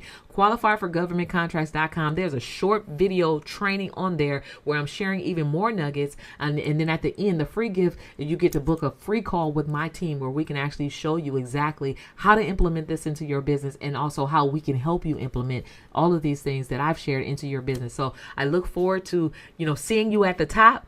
I look forward to not only being the one out there in the field getting government contracting, but also to see your face in participating in this multi-trillion-dollar spend that is set aside specifically for you. Be encouraged. And in closing, live life by design, not by default. When building a business, build a business that's profitable. This is a way to generate those profits that's purposeful. You can do business on purpose, right? And also, for the most part, that's legendary. Begin to build your legend, your legacy, and pass this information down for generations to come. So thank you so much for having me here. I'll see you at the top.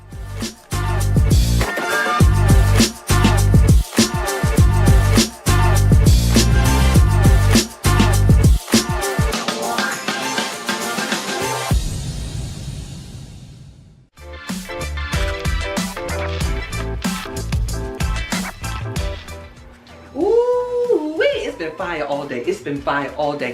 Y'all look, I'm on a hustle. I'm on my way. I'm on my way. But listen, our next speaker, oh my God, our next speaker, Diane Baldry. She said to to stay hungry for the hustle. To stay hungry for the hustle to succeed. Now listen, the tools, stay hungry. Do not give up on you. Listen, this sister said that she always rolled with her BFFs, Gucci, BMW, and Louis V. That may be y'all best friend too, but she gotta tell y'all about how she had to cut them good girlfriends off. Them good girlfriends. So listen, tap in right now because you want to hear from this speaker, Miss Diane Baldry. Tap in. Stay hungry, y'all. I'm hungry. I got to go. I'll be back. But y'all know who it is. It's the transformation architect. Gotta go, 'cause I got to transform and I'm getting these tools and I hope you're getting yours too. See y'all shortly. So, have you ever been in a position where you're working your 9 to 5 and you are rolling in the dough? Have you been in a position where you have your 9 to 5 and your side hustle, your own personal business, and you're rolling in the dough? That was me.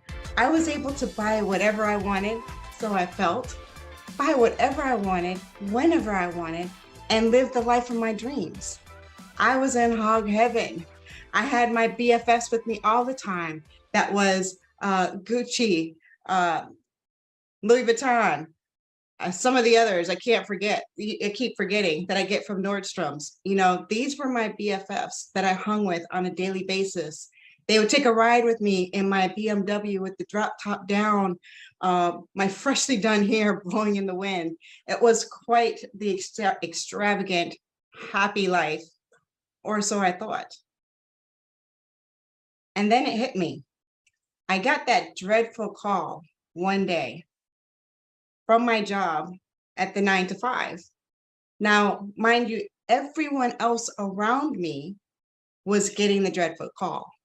But I just knew that that call that was ringing on my phone was not for me. That was to tell me that that was going to be one of my employees that would have to get let go. And I was going to have to deliver the bad news. So when that phone rang, I stared at it and I looked at it a while. And I had the conversation playing out in my head with HR, how this was going to play out. But of course, it didn't go that way. I got the call and they called me to the office. And they gave me the message that, hey, we've had to do some restructuring. Unfortunately, this means that we're going to have to let you go. And I pretty much sat there in shock for a couple minutes. There were no words that could express how much I did not expect that message to come out their mouth. But I had to take it. So from there, I get laid off and the first month comes around. It's time to pay those bills. All of my best friends, Gucci, Louis Vuitton, the folks at Nordstrom's, they're all now starting to slip away from my hands. They're like, I don't see them anymore. The bill is due and I don't have the funds to pay. So what in the world am I going to do? Like, I'm just going to get a job. I'm just going to get a job. It'll be a matter of time. Well, the second month rolls around, third month rolls around, and now I'm like, this is not funny anymore. All right, God, this is just not funny. So what do? I go crazy. I go networking everywhere. I'm calling everybody I know. And I finally end up landing a job. And I'm like super sweet and happy about it. I get in this job and tell me if you do this too.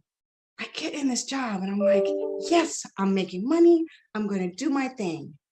And you'd think I would have learned from the first time to not incorporate these same best friends into my life. You'd think I would have learned, but I didn't. What do? I start spending money here and there, living the good life again. I'm pulling out the BMW. I'm just like, money is going to keep coming until I die. How many of you have been in that position? So the dreadful day comes again. I get the call. I get told, hey, we're laying off everyone in the department. And we're so sorry. And here we go back on that same cycle. Money is full, and then I have none. I have plenty money, then I have none. After a while, that was getting tired. I mean, I went through 3 or 4 iterations, and you think by the first, second, third time for sure that I would have learned, but I didn't. Until finally, it got to the point where things were too hairy. And I said, let me do something different so that I could get different results. It was lonely. I felt like I was the only one. I felt like I would never get out of this financial yo-yo diet. But I'm here to tell you, I did my research. I went to New Wealth University and studied under Dr. Lynn Richardson. I worked with some of the best mentors and got my information together. And I have the key. There is a key. There is a recipe for each of us that we need in order to make sure that we maintain our financial freedom so that we don't have to live on this yo-yo diet with our money. We can be hungry for both the 9 to 5, the personal job, and then if either of those or both of those go away, we can still have our cake and eat it too. I'm here to tell you, it is possible. I am doing it. You too can do it. I would love to be able to show people. I feel compelled to show you. How can you have your cake and eat it too? How can you get the recipe for your financial freedom? Because we can live our best life, live our best dream, earn the money that we deserve to make, and then keep it so that it would last for generations to come. I am here to tell you, there are certain things that are key to everyone's recipe. One of them is so simple, but no one does it. And that is living below your means.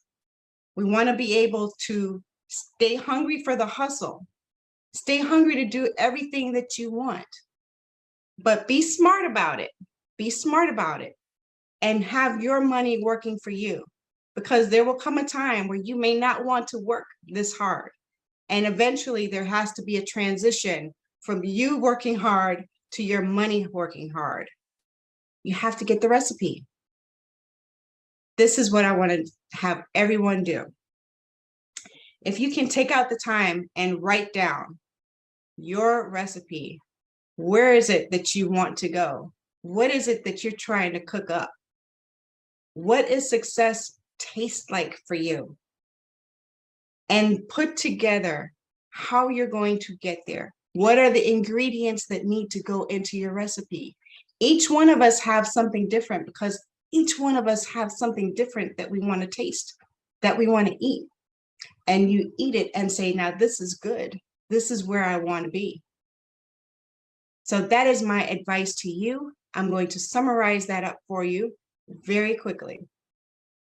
Number 1, recognize that you are not alone, that there are other women just like you who are trying to get to the top. You have money coming in. You do not have to be in a situation where you have no money left over. Number 1. Number 2, live below your means. Find out what you're spending your money on. Write down every little thing that you spend your money on and find out where that fat is coming from. Cut out the fat. Cut out the fat and make sure that we are setting up our money to last forever and that it is working for you. Number 3, get your recipe together. Find a financial coach, a financial expert, someone who will get your style, someone who will understand the mind of a woman who stays hungry for life, and work with that person on your recipe. And you will find yourself in a tasty place of financial freedom. This is Diane Bowdry saying stay hungry in everything you do and happy eating. Thank you.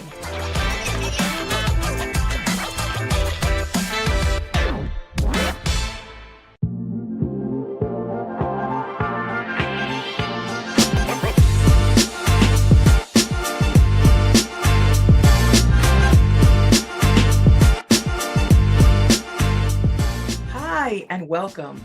My name is Denise Hanks, and I am a life mastery consultant. Now, I help professionals just like you who've maybe been applying some really great strategic advice and maybe some great tactical advice, but you're still not growing as much or as quickly as you thought. And you're thinking, am I missing something? Well, are you in for discovering what that missing piece is? So you can go beyond the current results in your business and you can have more life-giving experiences, just like they had. Not only related to your work, but also in all the areas of your life. Then stay tuned.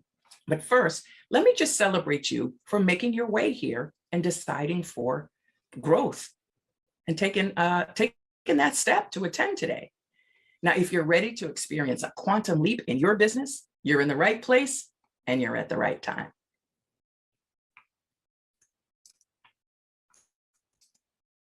Now, my talk today is about arousing your inner wisdom, 3 keys to accelerating your results. Now, first of all, we live in a universe that actually speaks to us through our longings and our discontents. You see, it's the feeling of longing for something that we haven't yet created, or the feeling of discontentment in our current circumstances that actually spark us to grow. Now, the Reverend Dr. Michael Beckwith has a great quote where he says, to change our life, we're often pushed by pain until we're pulled by a vision. Now, these 2 energies, the pain of your problem and the burning desire for what you really want, are essential for creating the results.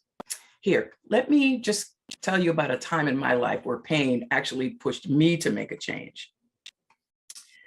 I was working for this nonprofit organization, and I was the planner and special projects coordinator.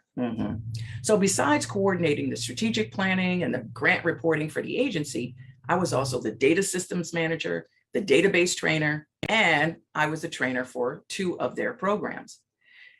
Now, were there things about this that I loved? Oh, absolutely. I kind of get bored easy.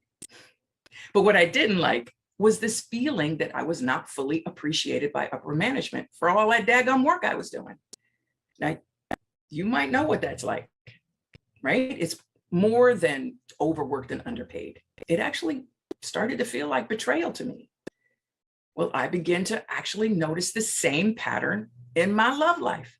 I felt like I was giving more than I was getting. And then I started keeping score. And oh, I was always the one ahead. You know what I mean? Say amen. Anyhow, those thoughts soon led me to feeling frustrated and stressed out. And then I stopped eating right. I wasn't sleeping most nights. I was starting to get headaches, the whole 9. Well, now, having said all that, I also felt like I was stuck there. I mean, this was my paycheck, my steady paycheck, and my benefits. Well, then one day I saw this video presentation, and this lady named Mary Morrissey, she was offering this 3-day event in DC to discover your soul's purpose. Now, this appealed to me because I was never one of those people who knew exactly what they wanted to be when they grew up. I had an idea when I was a little kid about being a teacher, but as an adult, I knew I could not survive all day, every day inside a classroom. No. But then I noticed that every position and every place that I ever worked all included some kind of training capacity, right? Even at church, I was in the choir, I was a director. Dance ministry, I was one of the choreographers. I was always training somebody in something. Well, long story short, I get to DC. Towards the end of this event, I made a decision that if things were going to change for me, I had to do something. And once I discovered what I would really love, well, listen, as soon as I had that thought, this fear just rose up from somewhere way deep down inside me and just gripped my whole stomach. I had no idea how it was going to work out. I was unsure. I was terrified about putting myself out there. I mean, what if I failed? What if nobody would listen to me? What if I couldn't make a living at it? Then what would I do? Well, there was a part of me arguing really hard for why I couldn't do it, why it wasn't a good time, why it wasn't convenient, why I shouldn't spend the money, why it wasn't going to be easy, blah, blah, blah. But then there was this other part of me that knew that great opportunities never show up when it's convenient or when it's comfortable. Have you heard this? Great things occur on the other side of what's comfortable. Has that ever happened for you? Yeah.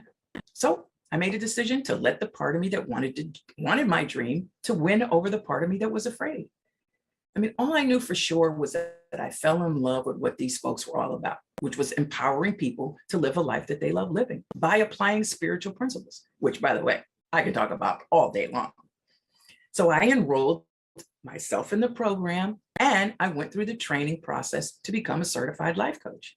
And I found that there's a repeatable, reliable system on how to turn your dreams into reality. And it's called Dream Builder, which is based on 50 years of study centered on researching the most successful people on the planet and how they used 10 success principles to turn the desires that they had in their hearts into the landscape of their reality. Now, I personally applied this proven system to my own life. And now I'm living my dream as a transformational life coach.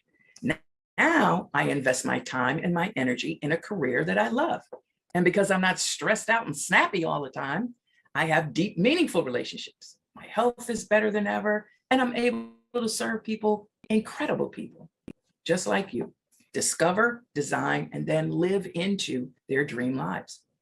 And I absolutely love it. But I would not be here today without mastering these principles. So now let's focus on you. I promise to give you everything I can in the few minutes that we have left together. And then I'm going to give you a gift before I close.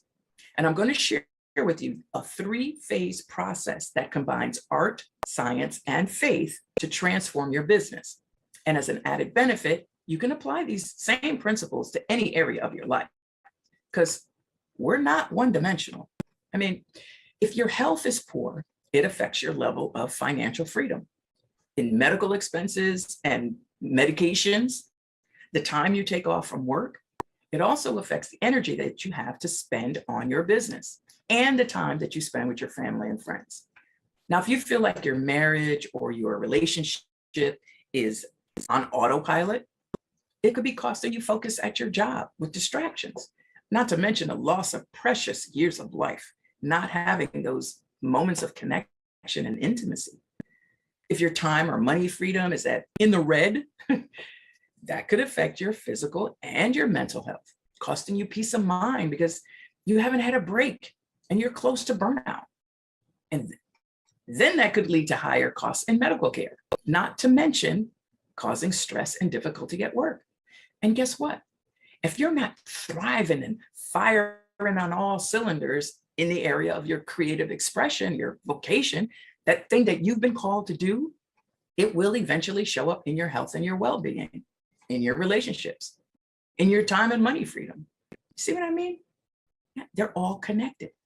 You see, we're meant to express life in a way that's unique to us, based on our gifts and our talents, with a passion to bring them forth. And that's where I come in. Now, I'm going to introduce you to the 3 keys to accelerate your results in just a minute.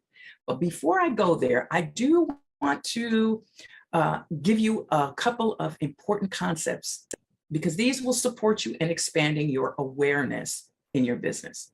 Now, every one of us is having some kind of results in our business right now.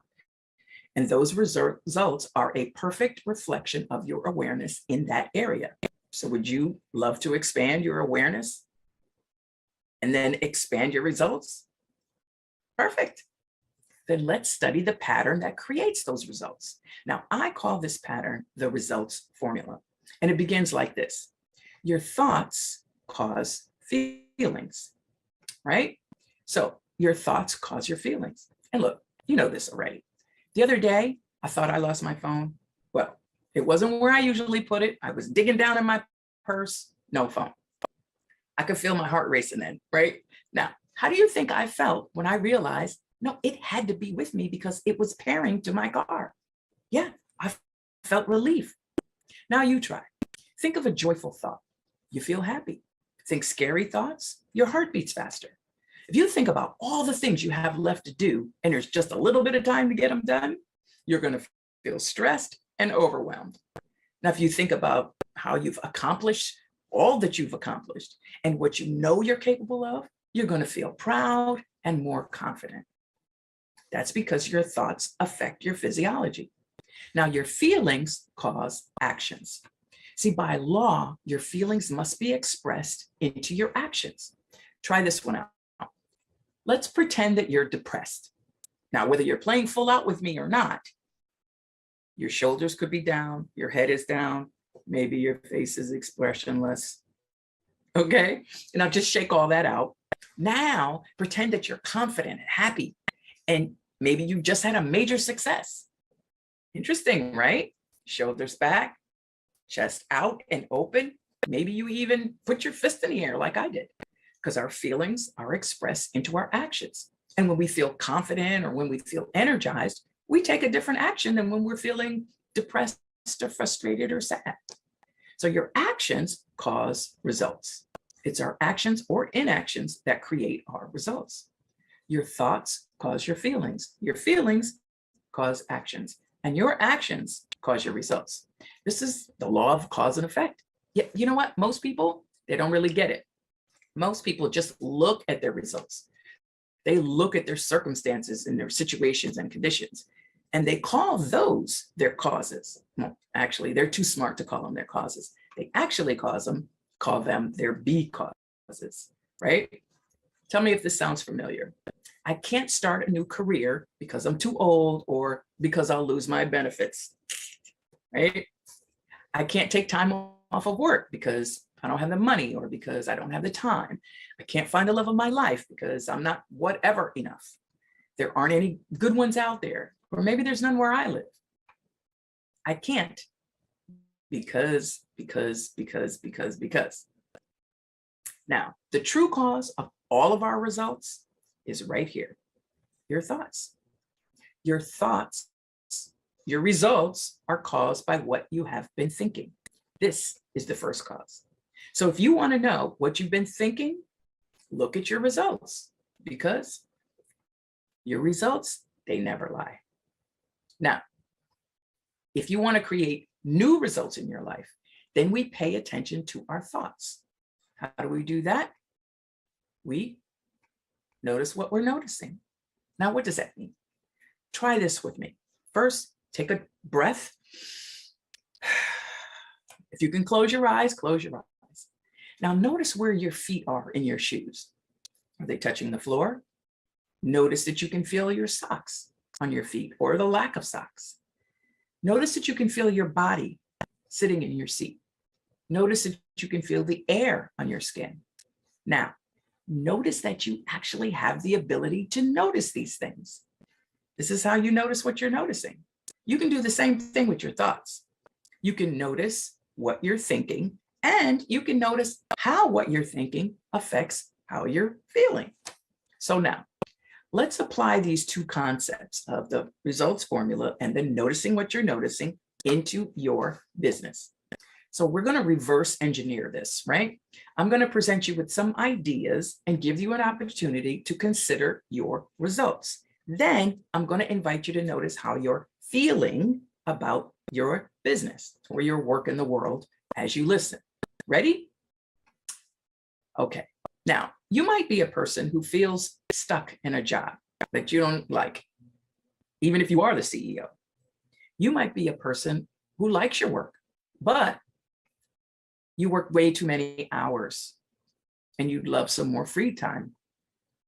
You might be a person who dreads going to work every single day. Or you might be a person who's had great success, but you know you want more, right? How far could you go? How high could you fly if you could just figure it out? Now, on a scale from 1 to 5, how fulfilled are you in your current results, right? 1 being not fulfilled at all, And then 5 being completely fulfilled. Go ahead and make a note of that number. And now I want you to pay attention to your thoughts around that. Now, this is not a place for blame or judgment. Your response is not good or bad or right or wrong. It just is what it is at this point in your life. Now, you're likely to feel a pull for more or less of something right now, which is a signal that part of you is ready for some new results. Now, we spoke about this earlier. This is the noticing your longings and your discontent. You're paying attention to and noticing what you would love more or less of. So now what? Well, now the 3 keys to accelerate those different results. It starts with blueprinting, right? Now, this is a creative process where we design a vision by first noticing your longings and your discontent, and then asking, what would I love instead? So your vision is like a energetic placeholder that you create in your imagination. Like when the artist Van Gogh was asked, how does he create all of these beautiful masterpieces? He said, I dream a painting and then I paint my dream. It's the same idea. The next is bridging. Now this deals with turning our focus away from any apparent obstacles and roadblocks, not denying the facts or the conditions, but we're just not agreeing with the negative charge of them. Now we can have conditions, but we don't let a condition have us.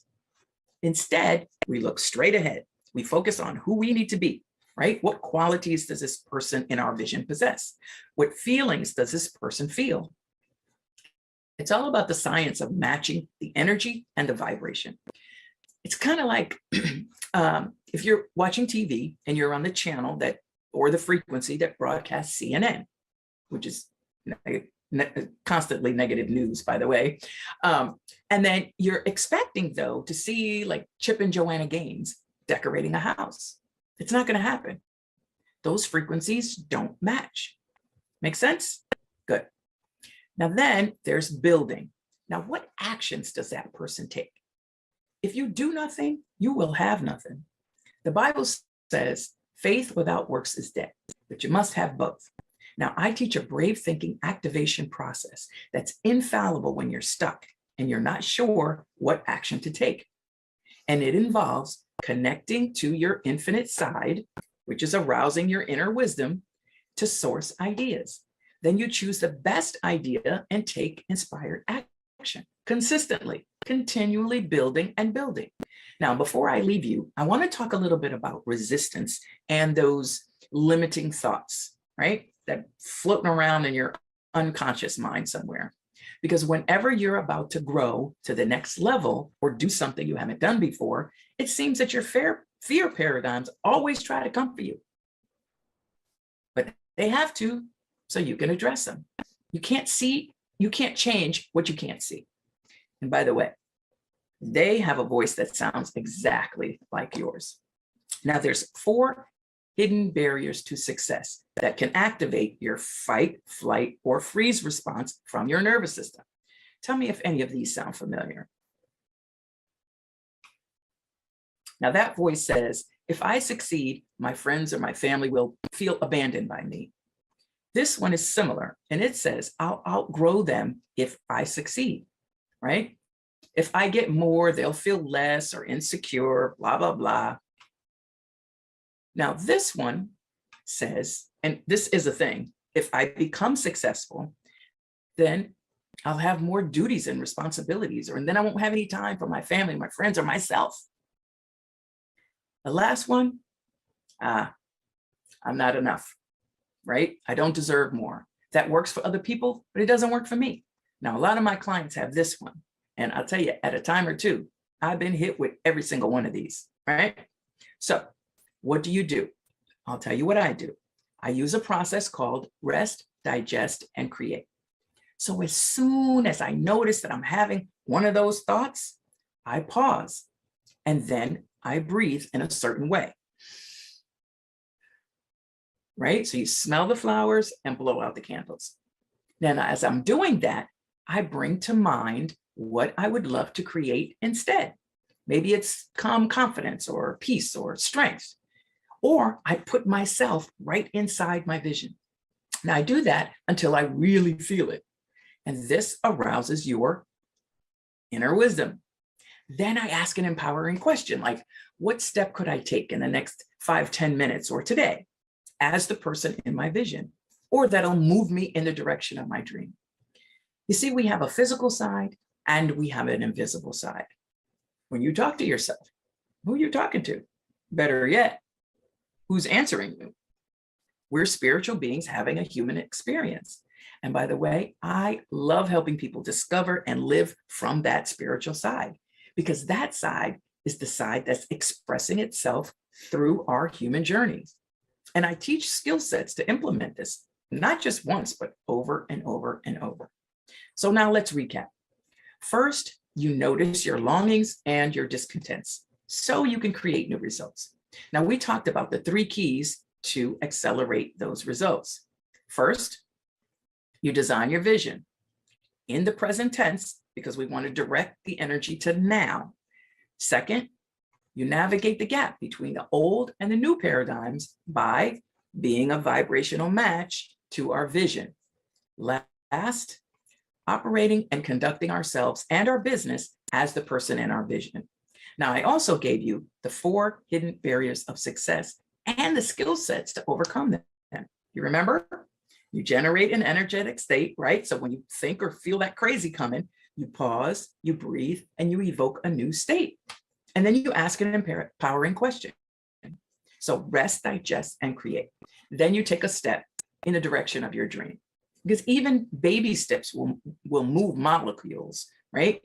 So you just want to serve your ideas. Look, the point here is when you arouse your inner wisdom, you begin to live from a point of power within, and you live a vision-driven life, not a condition-based life, taking steps to serve your infinite side, which is always seeking a freer, fuller, more expanded version of itself through you as you. Now, if you've ever felt unsure about a decision that you need to make or what the best next step is, but like me, you've made some bad decisions before and you do not want to go there again. Or if you're feeling overwhelmed by the number of decisions that you have to make, stuff is just coming at you from all sides, and you want to learn how to arouse your inner wisdom for yourself and implement solutions that actually work. Maybe you suffer from imposter syndrome. Scared people are going to find out you're not as qualified or capable as you ought to be right now. And you're ready to move towards a more calm, confident person, right? And have that blessed assurance. Or maybe you're just done with feeling unappreciated and undervalued related to your work or your business or your relationships, right? Wrapped up in everybody's issues, helping and fixing and managing their insecurities, sucking up all the energy. That's exhausting. And at the end of the day, who's there for you? Now, if you're ready to change any of that or all of that, I invite you to schedule some time with me right now. We'll look at your current results. We'll look at the impact that you would love to be making, what's holding you back, and the number 1 step you need to take that will accelerate your impact. So schedule a time with me. We'll roll up our sleeves and develop a plan specifically for you and your business. And now here's my gift. My gift to you is that this is complimentary and that it is a no obligation process. I would just love the chance to share with you some insights, because for all of us, it's hard to see the picture when you're the one in the frame, right? And hey, if it happens that it would be beneficial for us to work together, fantastic. But if not, I just appreciate the opportunity to share with you on how to accelerate your impact in the world. Because I know when that happens, it benefits all of us. Look, we're all in this together. The life force that's in you is the same life force that's in me. Isn't it time we direct it in the way that it was intended? Now, to schedule your session with me today, just text the word DREAM, all caps, to 203-409-8886. That's DREAM, all caps, to 203-409-8886. All right. Now, again, I'm Denise Hanks, This was Arouse Your Inner Wisdom, 3 Keys to Accelerate Your Results. Now, it's my absolute pleasure to serve and support you today, and I look forward to helping you take your business and your life to the next level. You can find me on YouTube, and my business page on Facebook is Denise Hanks, Dream Builder Coach. Here's to making a difference in the world by you. Talk soon. Thank you.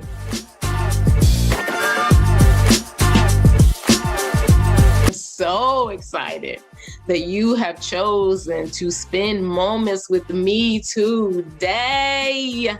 Yes. So you will be benefited today. If you're trying to figure out your business, if you started your business, if you're a budding entrepreneur, if you're trying to scale your business. Yes, so we're going to do some introspection today so that we can walk into our destiny and reach our potential as Black CEOs. All right. So I am Kimberly Shanks, and I am most honored by your presence. Let's get to it. So while I am sharing my screen, do me a favor and tell me who you are, where you are from, and what your business is. Come on, share it. What's your name? Where you from? And what's your business? I see you, I see you, I see you. Thank you, thank you. Welcome, welcome, welcome. I am so honored that you are here. I see ya. Welcome, welcome, welcome. Thank you, thank you, thank you for joining. Welcome, I see you. Thank you. Thank you, thank you. I am so honored. I am honored to have your presence here today. So let's get the party started. Let's get it started.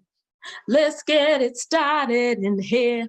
Okay, so I am naturally an educator, so I must say, whenever I go to learn something, I look at how I can implement it in my life. I don't just take something for book knowledge, which is always great to learn new things, but I look how I can apply the learning to my life. So my favorite quote is by E.B. Du Bois, and it says, education must not simply teach work, it must teach life.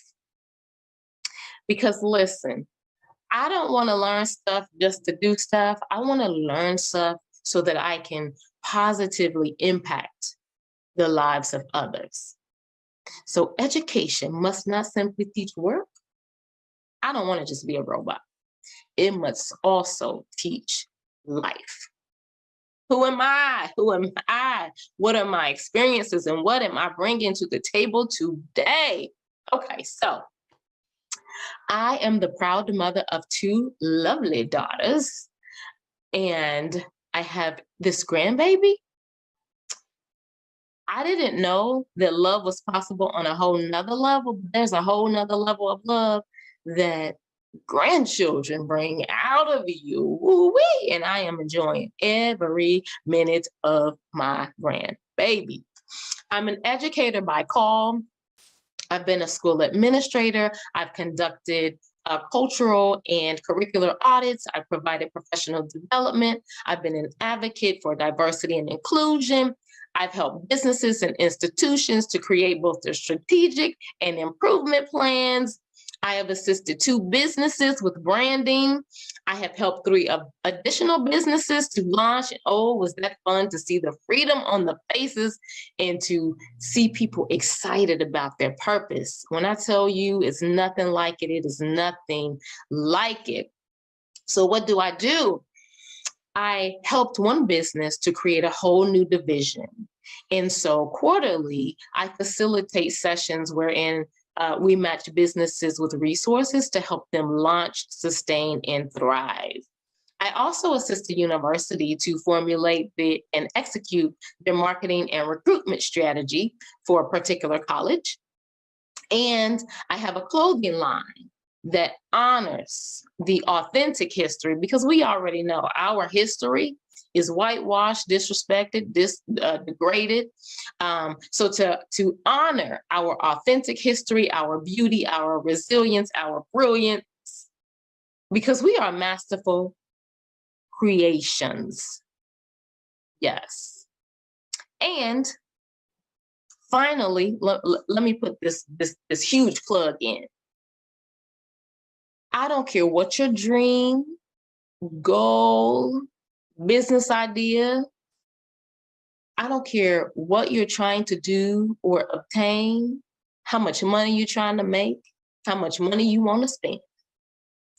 If health and wellness is not on the top of your priority list, you're not going to be around to spend the money. You're not going to make as much money as you want because you're going to be tired, sick, fatigued. I don't want that for you. I don't want that for you. So we're going to take care of ourselves. Promise that you'll put self-care on the top of your list. Right next to that, I want to make this money. I want my business to thrive. You want your health to be optimal so that you can achieve those goals. Okay? So during the past 2 years, during what I call this purposeful pause, I did some self-reflection. Now, I am introspective by nature, but this really helped me put some things into focus. So I took inventory of my life. I looked at how I was making money, with whom I was making money, what businesses I were attached to, my relationships, the institutions that I was connected with, my circle of influence. I looked at everything. And I said, are you happy with the life that you're living, the people that you're connected to, the way you're making money, the jobs that you are connected to make this money? Are you happy? Are you fulfilled? And the answers were no, no, no, no, no, and no. I was doing things out of duty. I was working in spaces where I was not valued. My ideas weren't always respected.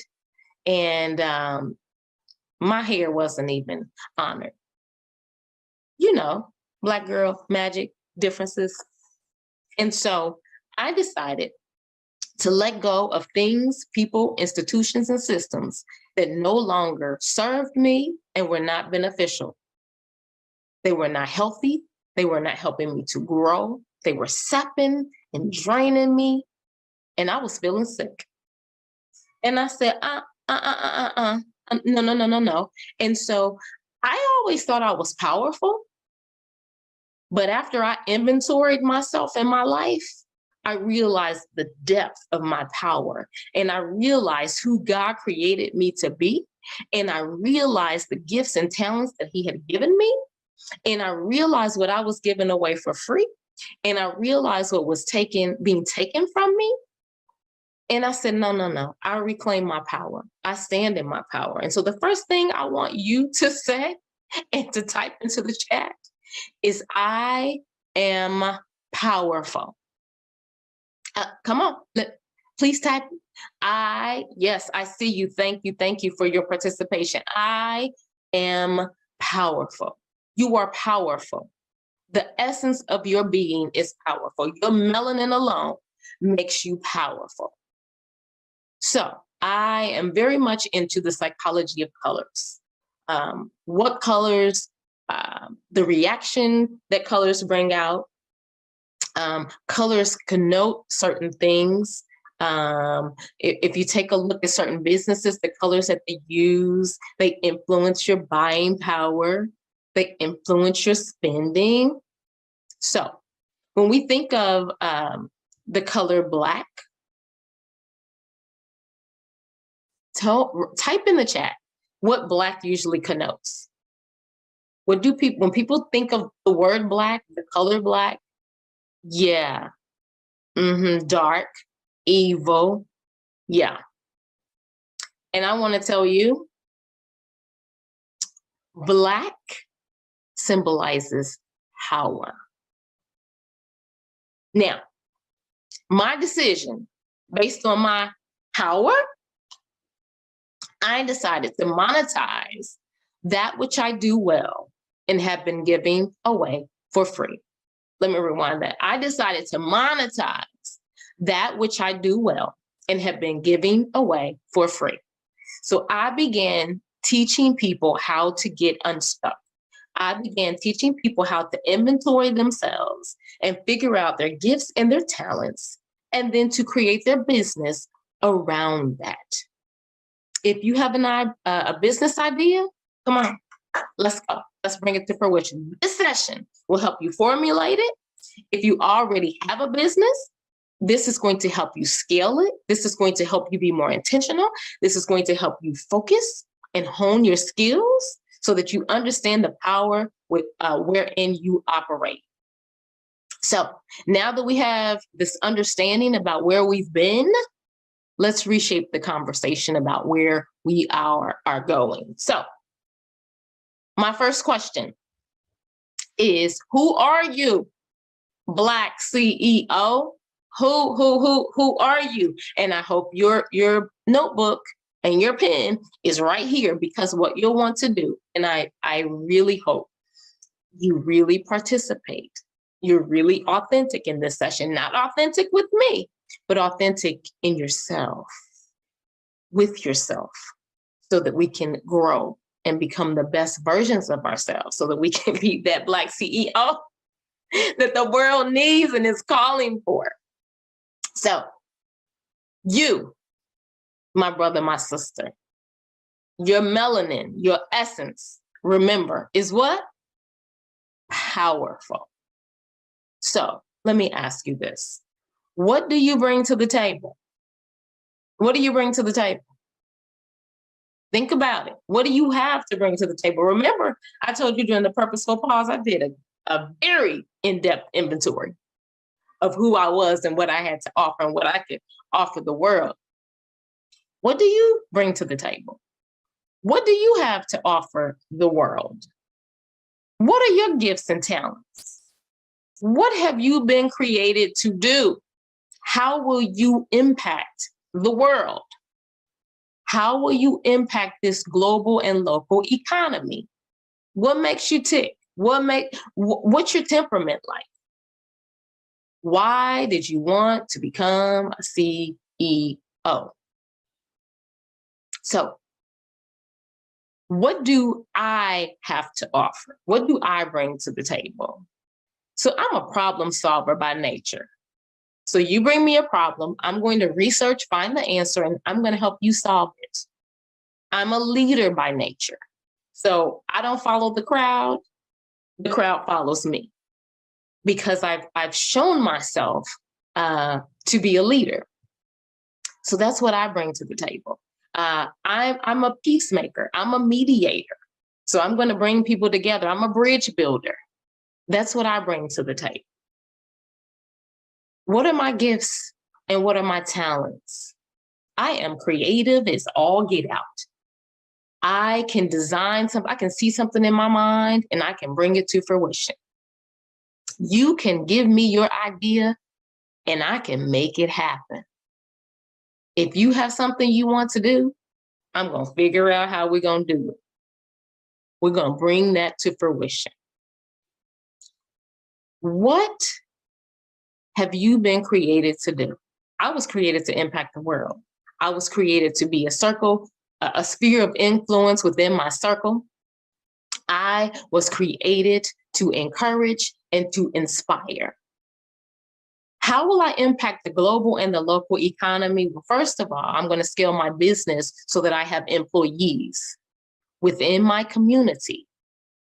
How am I going to impact the global economy? Well, I'm going to make sure that my business is not only national, but global. So that means I need to scale it in a way that affects global economy. But what else?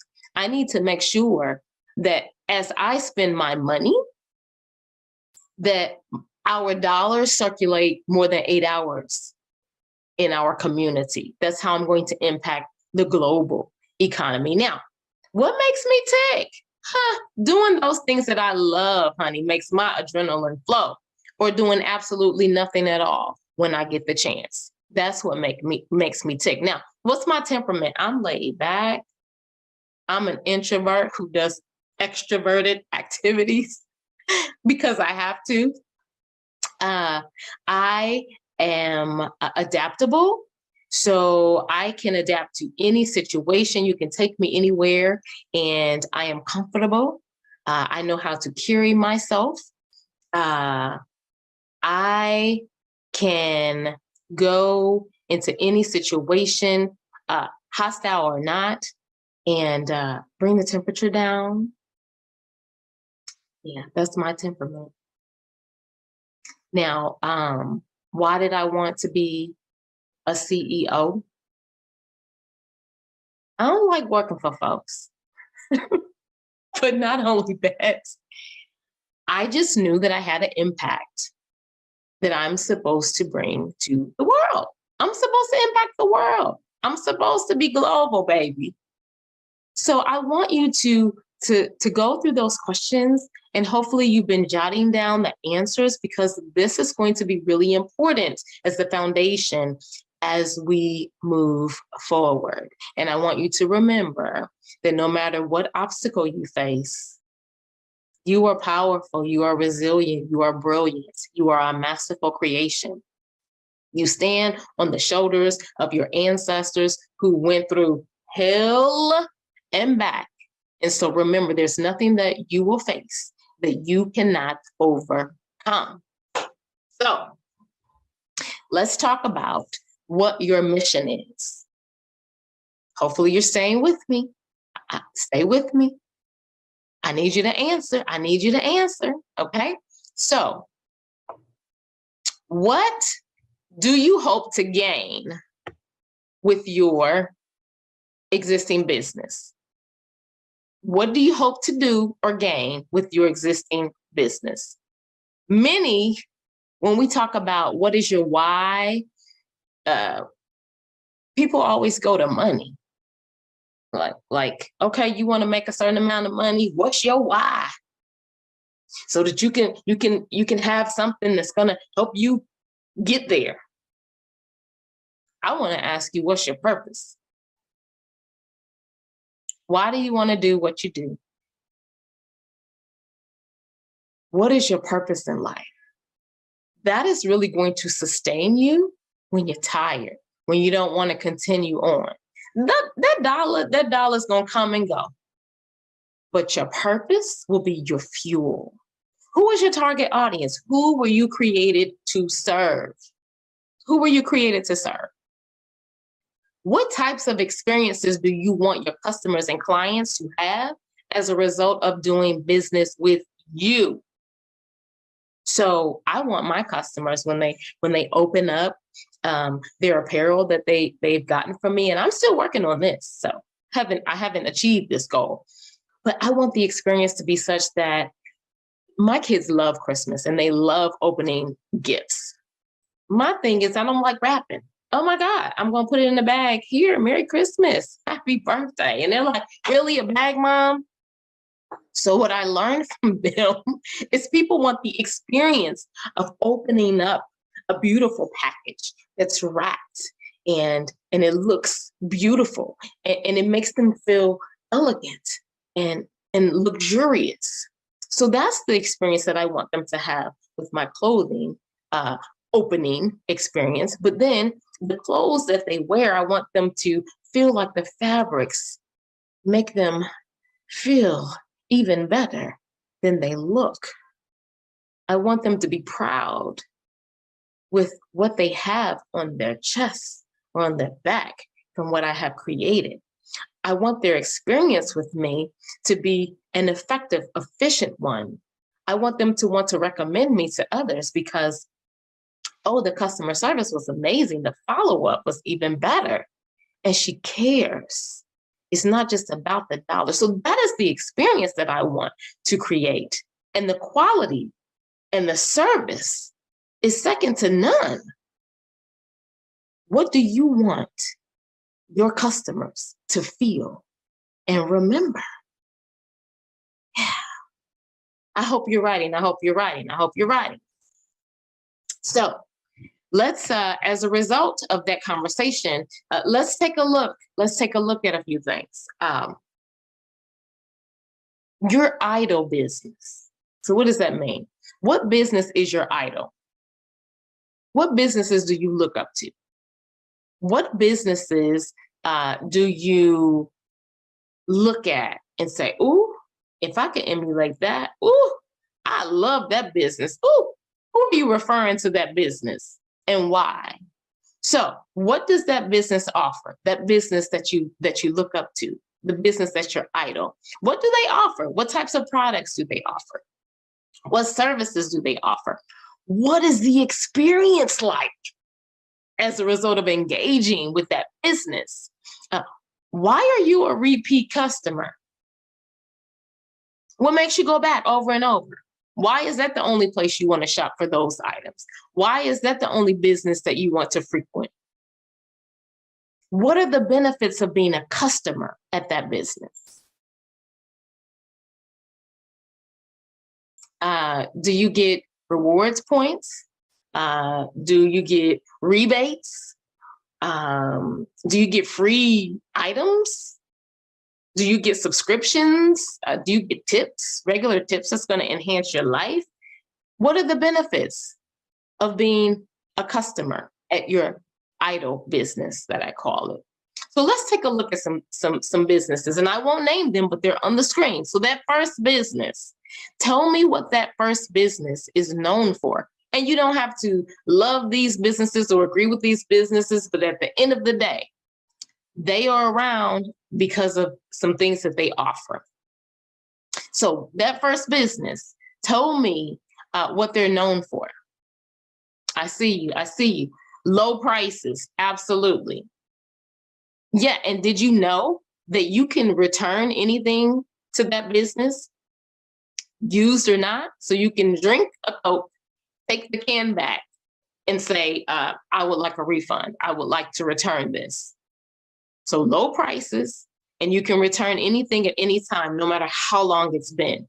Okay, so what about this popular second business? What about that second one that's listed? What are they known for? Go ahead and drop it in the chat. I see you. Excellent customer service. Excellent customer service. Right, they are known for excellent customer service. The other thing that, whether we agree with this or not, they value closing down, whether it's for religious reasons. On that Sunday, I have gone many a Sunday and said, oops, they're closed. I won't be eating this today. And so they value rest. They value taking time, whether it's to worship, whether it's to have a day off where everybody's off. They value those things. And what about that last business? This is my favorite. When I tell you I would be broke for this business, yeah, I'm broke. Okay, drop it in the chat. What are they known for? That's right. Bring me my package in 24 hours. I love ordering, sitting in the comfort of my home and my things coming the next day. And I could get groceries the same day. Oh my goodness. So that is what they're known for. So do you see how we can think of a business and right off the bat, you can tell me how it feels to do business with them, what they offer, the customer experience. Yeah. Yeah, you see what I'm getting at? That's what you want your business to be known for, okay? Excellent customer service, the values, the experience, the customer benefits. Yeah, okay? So we're getting somewhere. Now, stay with me. Now, why is this in blue? Remember, I'm into the psychology of colors. So blue is a symbol of productivity. People are more productive in blue environments. So the question is, what are your strengths? So why do we need to know what your strengths are? Oh my goodness, I'm already in business. I'm getting ready to start my business. I know what I'm doing. Let's make sure. So what are your strengths? Why do you need to know your strengths? Because your strengths are what you do well. So your strengths, that's your blue environment, those are your expertise. Your strengths are what people lean on you for. Your strengths are what you are a master at doing. It requires no training for you. Just your natural ability, your strengths. What can you do with your hands tied behind your back and blindfolded? Those are your strengths. So your strengths, so in your business, as you're either formulating your business or you're trying to scale your business, if you pay attention to your strengths, those should be areas that should be operating efficiently and effectively. Pay attention to those areas. If those are your strengths, then those should be the strengths of your company as well. Okay? So for the established, profitable, and budding businesses and those still dreaming, tapping into and honing your strengths will help your business to excel. You'll understand what you're good at. You'll understand what you need some assistance at. But those areas of strengths, you don't necessarily need to hire out, but you'll need to manage and make sure that those areas are tight. That's what you do well. So your business should not be lacking in your area of strength. Okay, so let's go through some things. So in your blue environment, maybe you help groups to come to consensus very easily and you establish buy-in. Maybe you are a masterful teacher or a trainer or a development. Maybe you are an expert in cultural competencies. Maybe you are a skilled graphic designer. Maybe you are a quick problem solver. Maybe you are a master electrician. Maybe you are a masterful seamstress. Maybe you are a masterful mediator. Whatever your expertise and strengths, there should be no issues in getting these areas off the ground and established. Now, do I want you to do everything because that's your strength? Absolutely not. But what I'm saying is these areas in your business should absolutely not be lacking. Now, if you will be involved, these are the areas that you need to make sure are top notch. And then for the other areas that are not your strengths, we need to hire out.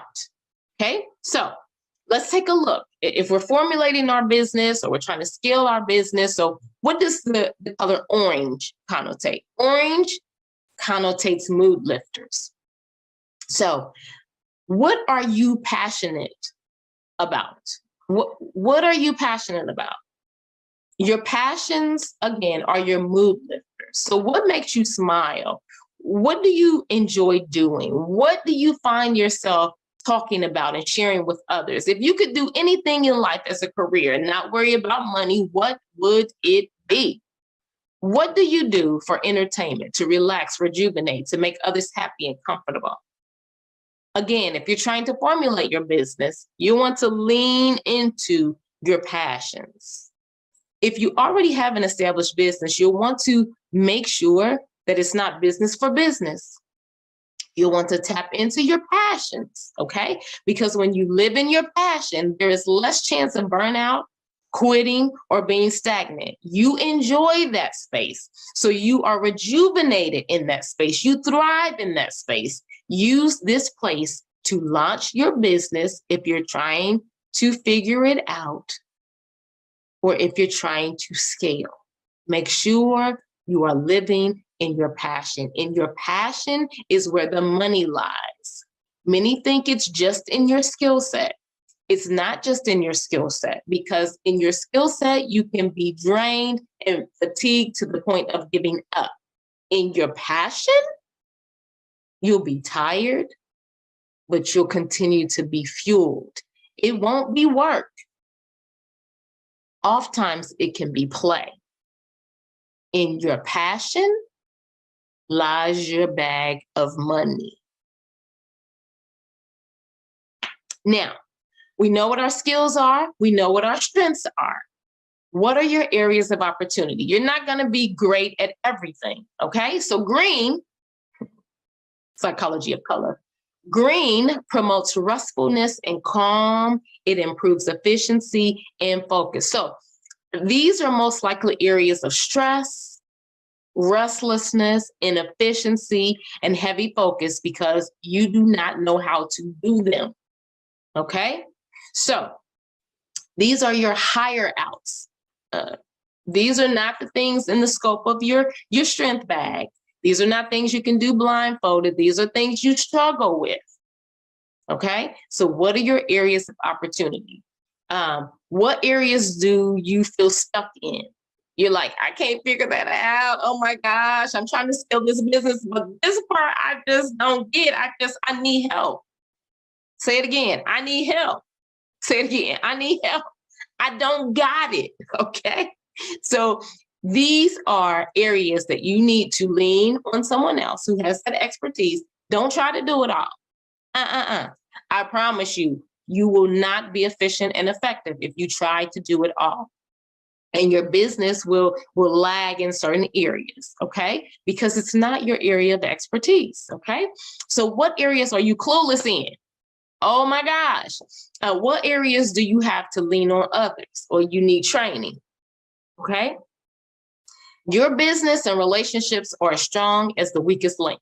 So the areas of strength can be the booming areas of your business. But those areas that are not your strength, they will tank. They will cause your business to be stagnant. Okay. So hire out. And you're like, I can't afford to hire anybody. Well, actually, you can. You might have to get a part-time job. Oh, let me say it again. I'm sorry. You might have to get a part-time job to fund your dream, to scale your business, because it's lots of things that go into it and lots of sometimes money that you may not have, but in order to get to the next level, you need more money. Now, you're like, I can't afford it. I'm not going to do that. So what else can you do? You can offer internships to college students or to other people who want to learn or are trying to learn. Maybe they're in school, mastering a skill that you need. Offer an internship. You're saying, I don't know how. I don't know how to put that together. I will help you.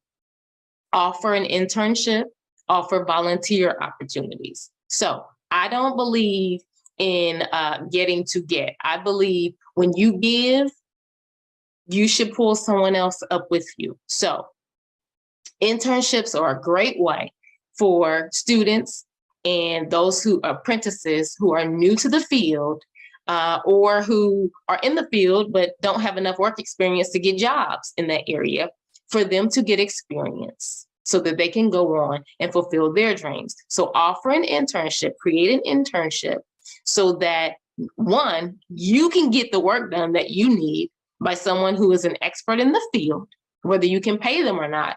Give them an internship, because this will, in the long run, help them in starting their business or in getting the job that they are trying to get. Offer volunteer opportunities for those who already know how to do it, and they just need volunteer hours. Like my daughter is a college student, and she needed volunteer hours because she needed to get into the college of her choice, and that was one of the criteria. Okay, so you can't get a part-time job. You can't hire out. You can definitely offer an internship and volunteer opportunities, and I can help you with those letters of recommendations and even how to formulate those internships, okay? So that's how you're gonna take care of your areas of opportunity. You're gonna hire out, you're gonna offer internships and volunteer opportunities. Now, let's talk about those areas of opportunity. So maybe you need help figuring out your target audience. Maybe you need help securing government contracts. Maybe you need help with social media marketing. Maybe you need help with funnel creation. Maybe you need help with website design. Maybe you need help with grant writing. Your business and relationships, remember, are as strong as the weakest link. So the areas of strength could be booming or they could tank. So hire out, internship, volunteer opportunities. So we've talked about your strengths. We've talked about your passions. We've talked about your areas of opportunity. We've talked about giving internships. We've talked about giving volunteer opportunities. We're going to write letters of recommendation. Let's talk about how your lifestyle impacts your business. We always want to focus on the money. We'll never want to focus on our health and our wellness, and how you being in optimal health helps you get to the goal. So, psychology of color. Orange is a mood lifter. I know that looks yellow, but I promise they told me that color was orange. So orange is a mood lifter. So when we talk about lifestyle, we want to sit in our mood lifters because we don't want to get caught up in and bask in those things that go wrong. Always being pessimistic, always looking at how things aren't going right, always looking at all the food and the this and the that. So let's take a look at lifestyle, because it definitely impacts us as Black CEOs, entrepreneurs, parents, friends. It impacts everything. So the first thing we're going to talk about is diet. And by diet, I mean way of eating and your lifestyle. I'm not talking about starving yourself. I'm talking about your way of eating and your way of eating, which is a lifestyle, okay? I'm also talking about movement. So I'm not going to say the E word because the E word tends to turn people off. So I'm going to say your movement. When we're talking about lifestyle, we're also talking about your mentality, your way of thinking. Is the cup half empty? Is the cup half full? These can make, break, or hinder your forward movement, your success, and your optimal performance. Your lifestyle, your diet, what you eat, your movement or the lack thereof, and your mentality. They all impact your progress in life. Okay? So let's get to this lifestyle. So let me just say, I am not a doctor. This is not medical advice. Please consult your doctor before changing your diet and eating certain foods, okay? Now, let's talk about this diet, this way of eating. I am not here to tell you what to eat. However, what you eat determines the following: your health, your weight, how and on what or for how long you get to spend your money. Foods fall into three categories. They are either medicinal, they operate as medicine and fuel for your body. They are either neutral, which means there's really not a negative or positive effect, or they are poisonous. They make you sick, they cause disease. So foods can help heal your body, make you sick, tired, hold weight, and cause disease. These can make, break, or hinder your forward movement, your success, and your optimal performance. Okay, so we're still in the orange. Orange means what? Mood lifter. Let's talk about movement. Keeping your body in shape and performing optimally. Exercise, that word hangs folks up. So let's replace that word with movement, okay? Movement improves your strength, increases endurance, yields more energy, delivers oxygen and nutrients to needed areas, and it helps your body operate efficiently. It's very important that movement is a part of your lifestyle just as much as food, okay? Now, let's talk about movement options, because I'm the first one that's going to tell you I absolutely hate going to the gym. I hate going to the gym. So I've had to find alternatives. Now, I personally love to skate. I love it. I love it. I love it. I love skating. So I've tried to incorporate that into my lifestyle routine of wellness once a week. And when I skip it, I try to make sure I do something else at home that week. But skating works well for me. Walking. Now, I don't always like to walk outside. It's cold or it's hot. So you know what I started doing? I started walking up and down my steps, up and down my steps. And I do like 10 sets of those. That's movement. Music. Now, baby, I can live without the TV. I cannot live without music. So you know what I started doing? I put on my favorite CD or I put shuffle on my iPad and I dance. Oh, baby, I dance. Oh, did I say I dance? Hey, I dance. Hey, I dance. And that's exercise. Do it for 30 to 45 minutes and that's your exercise right there. Or if you have a dog or a cat, let's engage in some activity. Take the dog on a long walk, not just up the street to pee and poop, okay? Make it a whole exercise routine with your pet. If you are of a certain age, as I am, things start to go south.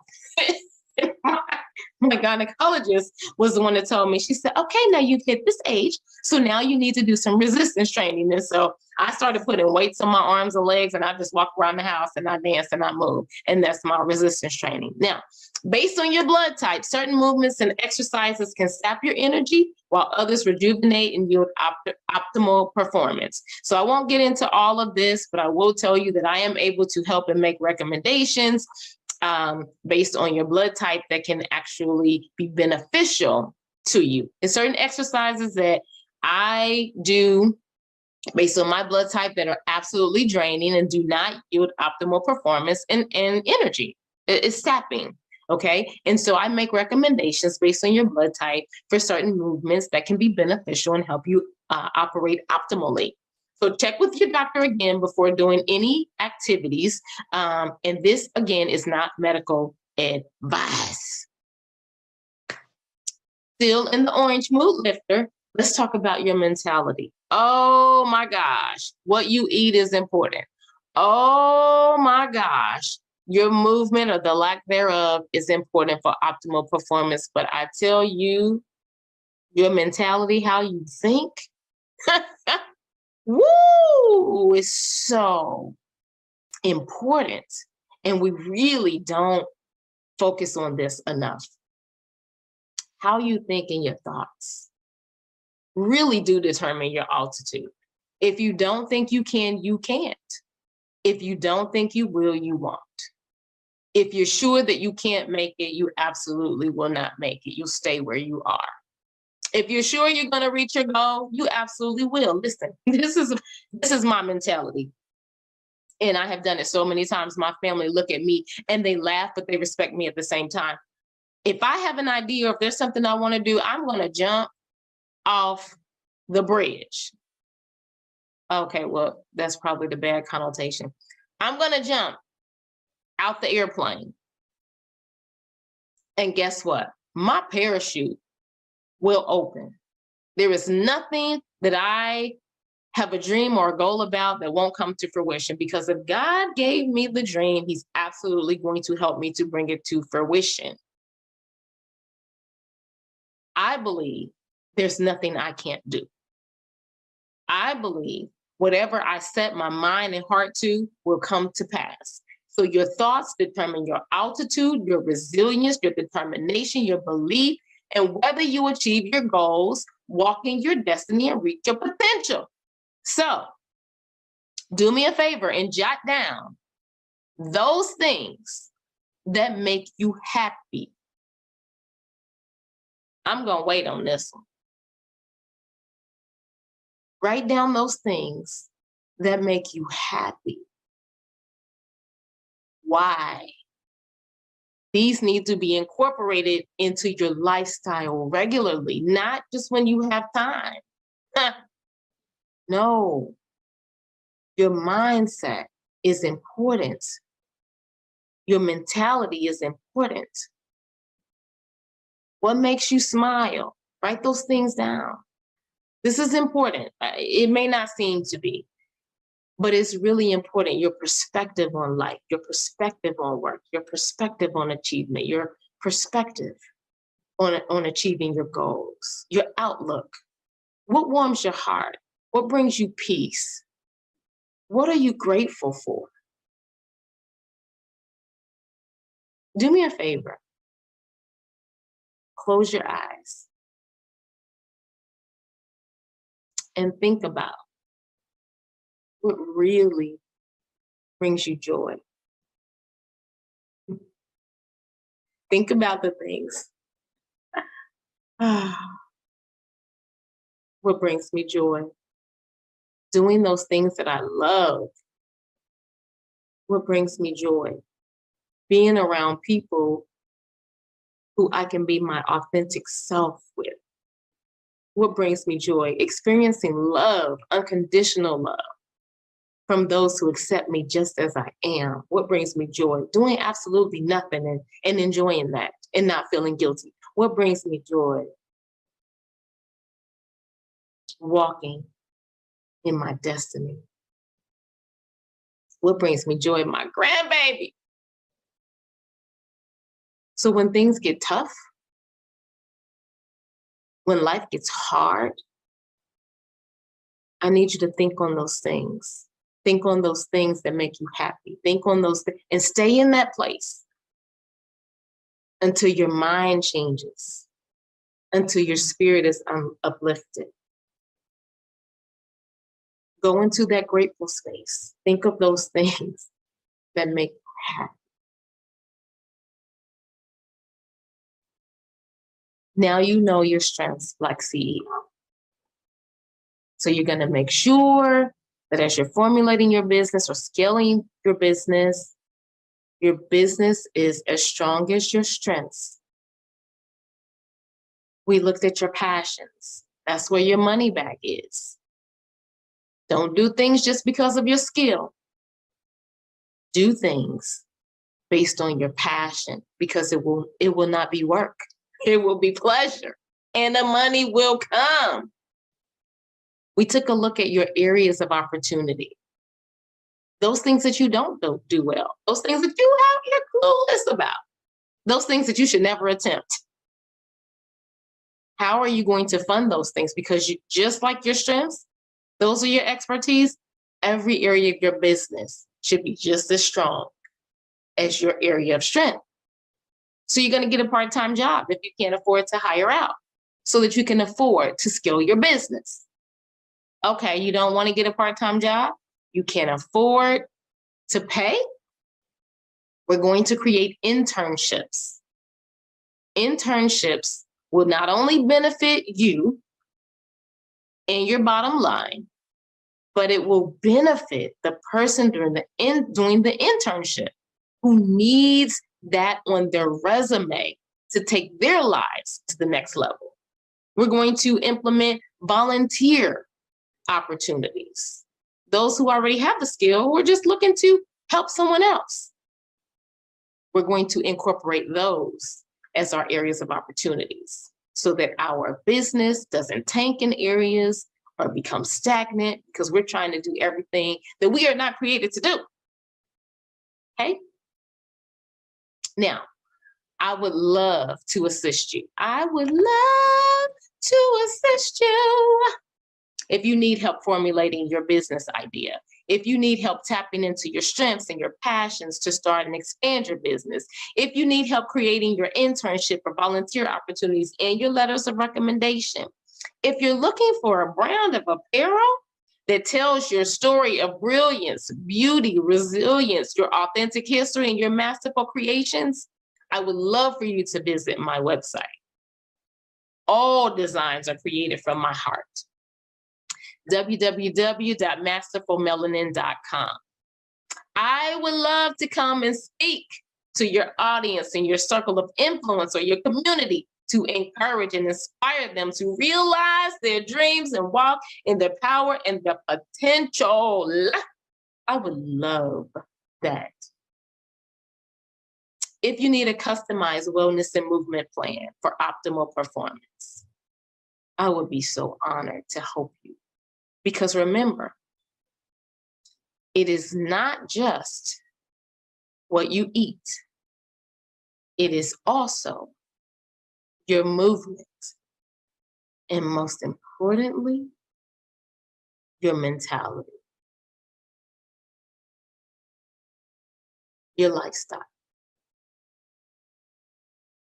In order for you to achieve all these lofty goals and dreams, BlackCEO, the wellness and self-care have to be important to you. You can contact me, Kimberly the Strategist. There is my phone number. There is my email. That is wewin@strategizewithkimberly.com if you need to make an appointment with me. And the first appointment obviously is free because we just need to make sure that I can serve you. What do you need help with? Let's talk about it. Please email me for more information and to book your time to take your life, your business to the next level. I am so honored that you chose to spend this time with me. Much success. You are powerful. You are brilliant. You are resilient. You are beautiful. You are a masterful creation, and everything that you touch is masterful. I love you, BlackCEO, and I can't wait to see you at the top. Thank you, thank you, thank you. I look forward to talking with you soon.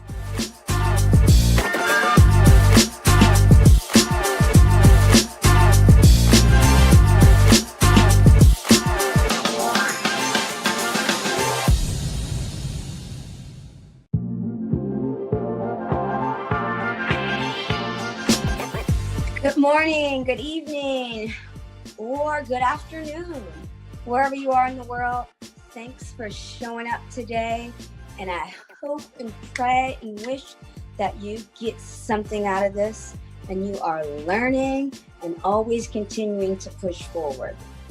I'd like to, first of all, welcome you and say my name is Akina Simpkins. I'm originally from Chicago, Illinois. I now reside in Athens, Georgia for the past 25 plus years. And I have been in business for myself for the past 13 years. And recently I've went on a new venture and I started to teach people how to start their own business, which has been very exciting because my goal in the world is to help people reach their goals. So in starting this new venture, I came out, I tried to see what people really needed to get started in business. And what I've learned is they need simplicity. They need for it just to be easy. They need to learn and to know, how do I start right now? And what I've come up with is a couple of programs and some easy steps I'm going to teach you so you can do the same. Now, I'm also going to teach you how to make those changes and do those things by one, either using your own knowledge, teaching you how to get comfortable with yourself and the things you know about, and how do I make that lucrative? How do I make that a business? Sometimes we kind of doubt ourselves and think, oh, I don't know enough. I'm not an expert. Who's going to pay for that? Who's going to believe me? Who's going to watch that? There are a lot of people who are just like you, who are just starting out. Everybody doesn't start out as an expert. So when you teach something, you're helping somebody make their dreams come true faster. If they get to the point where they no longer need you, or now they need an expert, then they can go on exploring and they can go on from there and make other decisions later on. But right now they need you, they need your ideas, they need your concepts. And I think most people always start to, sorry about that.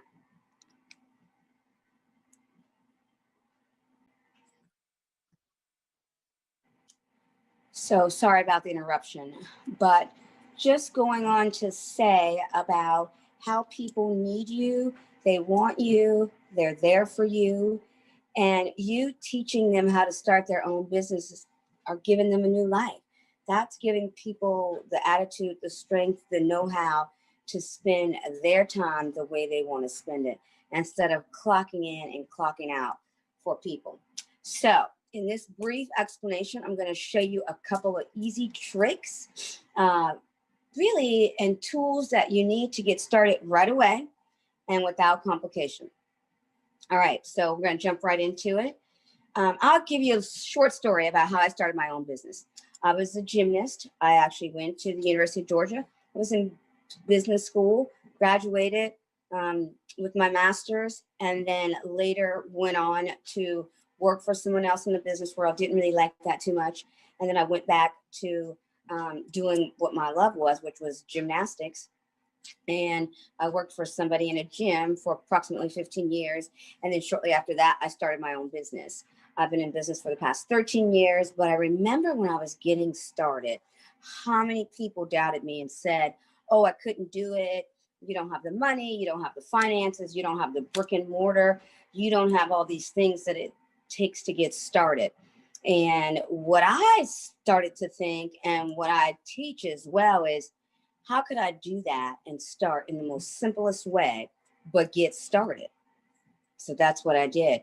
I found a gym, a facility, a place that already had all these things that I needed to get started, and I rented space for them. So I basically took on a monthly lease from a place that was already in existence. And then all I had to do was bring my own girls in, and that would help fund my space. Now it's 13 years later. Oh my gosh, in business for quite some time now. And I started off with nothing. I started off with the idea, which is what I teach you how to do. You start off with an idea before you become prosperous, but you have to start somewhere.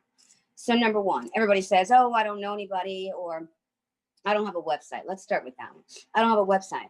So I'm going to teach you a couple apps. The one app is called uverse.com, and you can do it on your phone. So you might not even have a computer. Say all you have is a phone. You can go under the apps and put in uverse, and it'll show up this little app, and it'll say free website hosting. Once you get in there, it gives you a website, a name, a domain that you can actually send people to so that they can see that you have a website. And it probably takes about 5 minutes to put up, and you can do it all on your phone.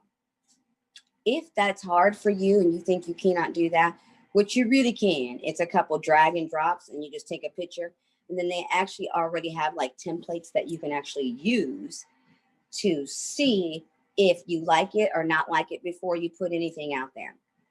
So keep that in mind. You can play with that site for a little bit, even if you're not really super duper savvy with technique or technical issues or implementing anything. It's about really using a picture and then typing what you want underneath that picture.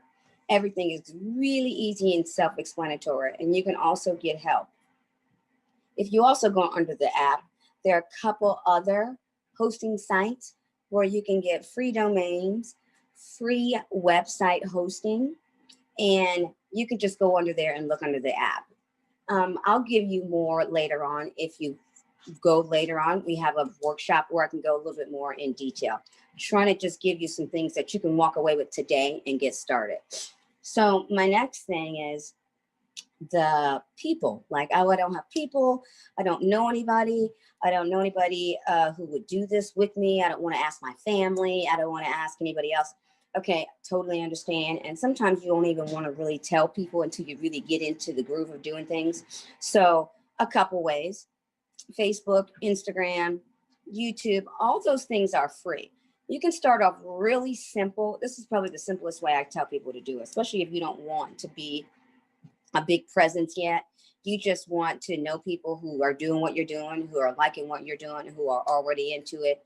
Just go on, friend them, make some comments, actually give a little feedback about your knowledge, And then eventually you're making friends, and then you can say, hey, I can send you to this website. And then you send them a link to the website when you feel like that's comfortable enough to do. And then people will start talking about you, and then other people are going to see your website, and then they're going to automatically start to go over there. That's probably the easiest way. Jump on somebody else's ideas and what they're already doing and show good response. And you have to show that you're concerned and you really are an avid person in this field, and you really want to learn, and you really are here to teach, and you really are concerned about their needs as well. They will follow. They will enjoy. If they're getting messages and knowledge and they're learning from you, they're going to keep following you and talking to you. So that's one of the things I wanted to teach you. And the last but not least is I'm going to tell you, and I'm going to teach you how to take action. We always commit to something, and then we don't really commit to it. We always say, we're going to do this, I'm going to do it this time, and then we don't do it. So I'm going to teach you how to commit, because you have the courage, you are capable, and you are competent. I'm going to teach you how to stay committed to the simple. That's how you stay committed. Don't make it so complicated that you do not know where to go next. Do not get information overload and get stuck in doing nothing. So I'm going to teach you how to start really easy by getting you a little website, getting you a couple followers, and then getting a product, a niche, something you really like that you can just first start teaching people only information. So let them learn from your knowledge first. Don't worry about a product right away. Do not get stuck on products, okay? So in the end of this video, you can later on watch me. I will have a workshop where you can dig deeper and find out more about how I do what I do and how I teach people to do the same thing in easy steps. And there's a lot more websites and hosting programs that I get really a little bit more specific in. I give you free email list. I give you lots of things that you can get started in your program. So there's like the no excuse startup. Okay. So keep that in mind. It's not about the money. It's about an idea, reaching people and selling that idea, selling your knowledge, and then going from there. The sky is the limit. Do not get stuck in your head with just the idea. Keep going, implement, commit, and watch. You'll change the world with just your knowledge. And the more you know, the more somebody else is going to know. The more you teach, the more people are going to come your way, because they're going to see you're real. You're helping them really succeed. I want you to do the same. So check me out. I'm going to have a workshop. Thanks for coming. I hope you enjoy today, tonight, whenever you're tuning in. And come see me later, AginaSimpkins@gmail.com. And you can get on my Calendly. It's going to be at the bottom. I'm going to be a coach later on. And so look me up. It was nice talking to you, and I hope to see you on the other side. Stay committed. Have the courage. Do what you're supposed to do. Don't let anybody tell you what you cannot do. Do it for yourself and watch all the people come running. Have a great evening. It's nice enjoying talking to each and every one of you. Stay committed to your dreams. Talk to you later.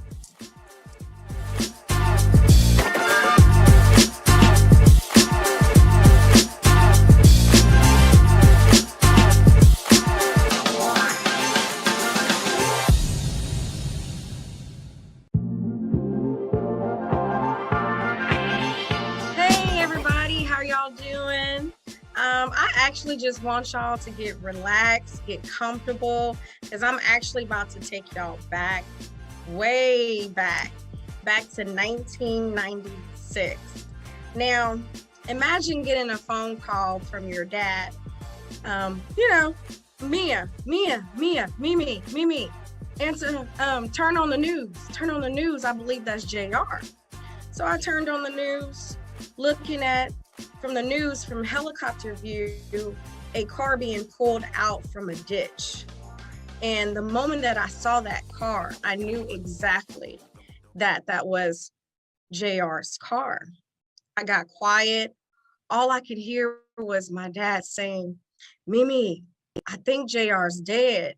You need to call your mom and let her know.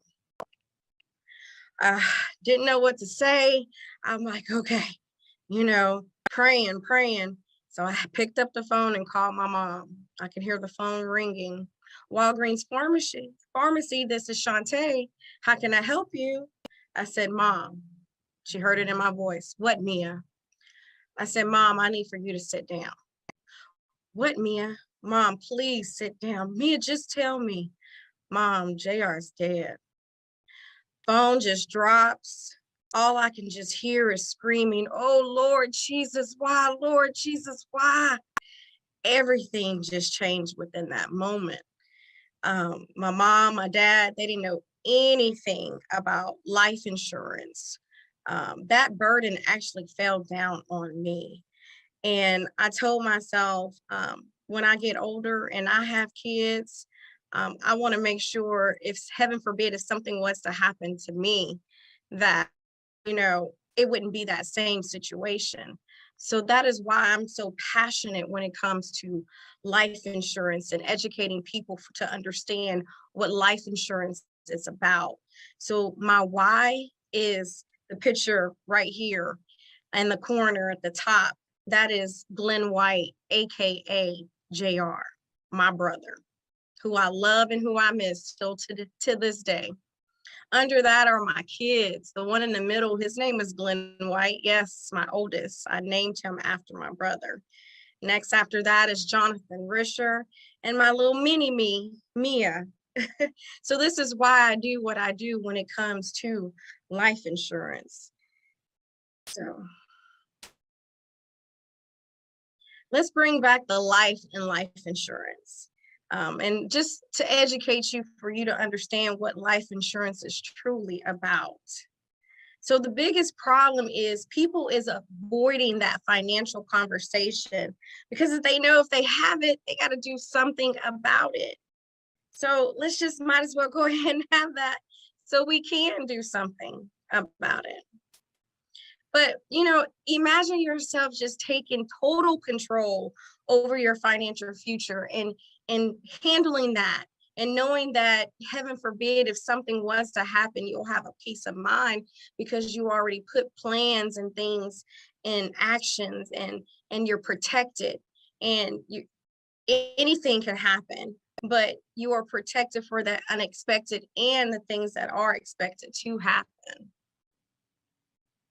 So I'm your girl, yes, Mia White. How y'all doing? So I do have 3.5 years of experience in insurance. I said, I had to get out here and educate myself to catch up to the ones who's been in the business for a long time. I've helped over 100 educators, professional with their retirement planning. I have almost over $1 million in assets under my management that I take care of. And I have placed 1.4 million in life insurance. So in 2019, I was the top agent at American Income Life Insurance. 2020 and 21, yes, I still hold the title. I'm excited about that. And also I am an author. I did write a book, and guess what that book is? The book on life insurance. How much do you value your life? Our life is very important. Understand that GoFundMe and Fish Fry is not life insurance. We need to take care of our business while we're here. We don't buy life insurance, because we're going to die. We're going to buy life insurance because our loved ones are still here living. So here's the problem. The problem is, you think if you talk about it that you're going to die. Oh no, let's not talk about it. You jinxing me, I'm going to die. No. And most of everybody just have life insurance on their job. Understand that that's not life insurance. It's group insurance. You don't own it. Your job owns it. So heaven forbid, if your job say you're fired, guess what is fired? Your paycheck is fired, but not only your paycheck, your benefit is fired too. So if there's like an underlying condition, you might not be qualifying for life insurance ever again because you already have an underlying condition. And why are we leaving burdens behind? Come on now, that burden fell on me. I'm trying to prevent it from falling on anyone else because it don't feel good. And we don't understand the real value of life insurance. So this talk is going to be for you. Okay. And we're going to talk about that life insurance is not, just death. Life insurance is life insurance while we are living. So this talk is going to be for you if you're trying to avoid paying Uncle Sam. Who wants to avoid paying Uncle Sam? Because I do. Well, you can hide your money in the life insurance. Tax-free. Uncle Sam can't touch that. That's one of the vehicles that he cannot touch while your money is accumulating and growing. So we are going to learn that life insurance is what it is, life insurance and not death. So there are 3 different types of life insurance. We have term policy, we have traditional whole life, and we have universal life. Term is like car insurance. So say if you bought a 30-year term, heaven forbid, if something was to happen to you within those 30 years, we'll speak on death first. If death was to happen within those 30 years, guess what? Your beneficiary will reap that policy. Or if life was to happen, you're able to pull money out of that policy. Okay, so on the 31st year, if you don't reapply or convert, that policy is over and you have to do it all over again. The traditional whole life is the moment you started, long as you're paying those premiums to the rest of your entire whole life, you're covered. And then it also builds cash value. Universal life, there's 3 different types of universal life. You have the fixed universal life, variable universal life, and an index universal life. The index is my favorite. That's how you can accumulate your money tax-free and use it as your own banking. Can't get into it, but we will sooner or later. All right, so you have the old gym versus the new gym. The old gym is like the little flip phone versus the smartphone. It comes with death benefits, cash value, retirement opportunities, AD&D, accidental death and dismemberment, comes with a cancer, terminal illness versus the new gym. The smartphone, it comes with life protection where you can max out your cash value. You can create a retirement opportunity. It comes with the AD&D, accidental death and dismemberment, critical injury, critical illness, chronic illness, terminal illness. Heaven forbid if you were to develop coronavirus and it's really severe and you're hospitalized, guess what? You're able to pull your money out of your policy if you have the right policy. And it comes with death protection. So, another thing, life insurance has been the best kept secret of the wealthy for over 100 years. Did y'all not know that there has been tax code that has been grandfathered in for 107 years? Okay, so tax code 72E, that lets you accumulate your cash money while you're living, tax-free. And then tax code 7702, that one lets you access your money while you're living. You can go in there and pull your cash money out tax-free without Uncle Sam touching it.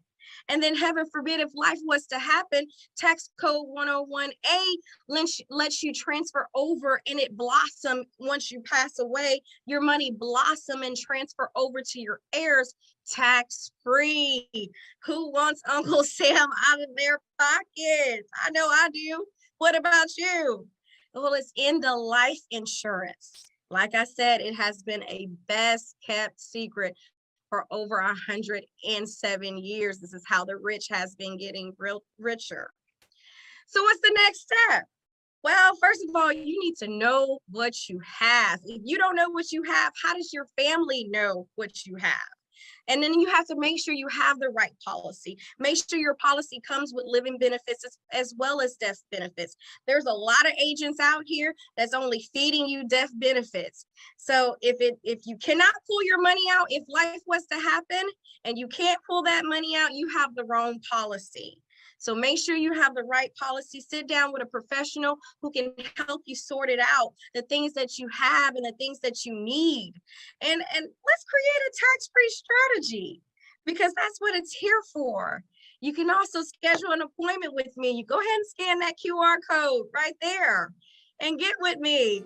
I cannot wait to talk to you. I know I'm only giving you a little about what I can, but I appreciate y'all time. This is your girl, Mia White. I'm with Master Wealth Financial Group. I thank you for everything. Hey, Black CEO, thank you. Thank you for the opportunity to let me be able to get on this platform and share a little bit of what I know. So y'all, thank you, and y'all have a blessed day today. Peace out.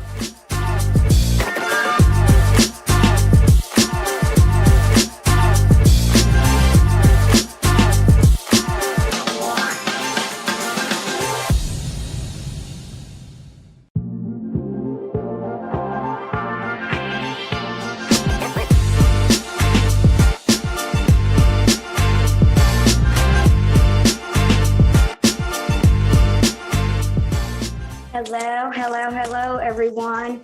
Glad you showed up. Glad you came. Not sure when you're watching, so either good morning, good afternoon, or good evening. Just really glad you showed up for yourself and maybe your family and maybe your future. So what I'm gonna do is we're gonna kind of go straight into what you really need to start your business, right? So if you hadn't heard of me before, my name is Agina Simpkins. I'm originally from Chicago, Illinois. I now live in Athens, Georgia for the past 25 plus years. I started my own business about 13 years ago, and that is called Imagine Gymnastics, where I coach gymnasts in classes and all that fun stuff. I was a gymnast ever since the age of 2, just to kind of give you some little backstory. And now I teach people how to start their own business from my experience and how I started. So just to kind of give you a little bit of a backstory, I started gymnastics when I was 2 years old. I went on to be a fairly good gymnast, went to college on a scholarship, which people said that wasn't going to happen. All the things that people tell you you can't do, I end up doing anyway. And eventually, like my senior year, when I was going to be having to decide where I was going to go, I had to make some really hard decisions. During that time, I had to decide, was I going to stay at home and try out for the Olympics in 1992, or was I going to go to school and just pass on that opportunity because it was time for me to graduate and to move on to college. So people were suggesting maybe you should stay back and, try out for the Olympics. And I really did not want to stay out of school a year. I think this is where my dilemma came in with me, is that I was a fairly decent student and I had plans and dreams. And I didn't want to give that up for something that wasn't a sure thing. But I think that's where I start to learn that you will not get to the places you want to go without taking chances. All right. So long story short, I ended up doing both things. I didn't make a choice. I've actually made my choice based on what I thought I could do. So I went to the University of Georgia and I competed for them for their season. And then when it was time to compete for the United States of America, I went back to my gym and trained with my coach for a couple of weeks. And then I had to basically all go through the system. And I tried out. I had to go to all these meets to qualify over and over and over again. And in fact, I really made it to Olympic trials in 1992. Now at Olympic trials, that's a different story. It didn't come out so well. And I just didn't do what I thought I would do there, but I have no regrets because I tried it. I did what I wanted to do. I had a plan. I set out on that plan and I executed. And that's why I'm here now. So I teach people how to take risk, take small risk, but take a risk. Jump out on faith, jump out on yourself and choose better, right? And listen to both sides of the stories and then make a good conscious effort based upon what you know. So this is where I'm going to teach you how to take your knowledge, your trauma, your drama, your talents, your expertise, the things that you've been taught, the things that we've grown up to know and we think that are mundane or they're so simple. Nobody would, pay me for that. Nobody would do that. They will. Everything that you know, somebody is only one step ahead of you or behind you. So do not think you have to be an expertise in your field. Okay, that's where we get stuck also. You don't have to be an expert in gardening. You don't have to be an expert in teaching people how to screw something in the wall. You don't have to be an expert in furniture making. You don't have to be an expert in a product. You just have to know what you know is valuable and that you're teaching somebody and they're learning from what you are putting out as content. So let's start with, what is my product? What am I selling? What do I have that people want to learn from me? Now, some of you might already have a project or a product or an ebook or a course, anything like that, that is awesome. And you can still listen and make better changes based upon what you know and what you hear and how to expand your business as well. So let's start with the people who have nothing. So say you know how to garden really well, and people walk past your neighborhood all the time and tell you, oh my God, your yard looks awesome. And you're thinking, thank you so much. And then they start giving you, asking you questions and giving you great compliments every day. And a lot of people are doing it, not just one or two. Bingo. Okay, there's a business. Have you ever gone up and down your street and looked at other people's yard and you thought, oh, I wish I could help them? You can. You really can.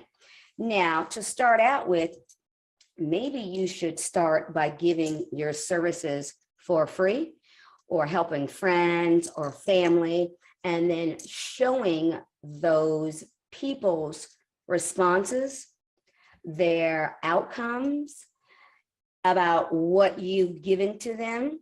And it doesn't have to be paid for, but they can just say, Becky Simmons is the best gardener in the whole world. And it could have started in your own backyard. It could have started with 3 houses up and down the road. It could have started with your family. You go to everybody's house every year and start their garden. And now they have this great garden because nobody has a green thumb in the family except you, right? So these are things and testimonies that you can use later on. So I'm just going to start to tell you how to start to make your moves. So let's think about it. So say you don't have a product, or you feel like you don't have something that's tangible and you like, I don't have anything to sell. Okay, so what do you know that's really good and you could really talk a long time about that? That's a great subject to start off in your business. What's something you can tell somebody and you don't have to think about? You could just start telling them a story and they were, oh my God, that's so awesome. How'd you learn that? Those are opportunities to realize that's a business. That's something that they didn't know. And through that, they can prosper themselves. So let's start by just selling your time. Okay, so you're like, I don't have a product. I don't have a course. I don't have an ebook. I don't have anything. Okay, let's start by selling your time. And an ebook is really easy. I'm going to give you this little tidbit. I'm going to give you my first free tidbit.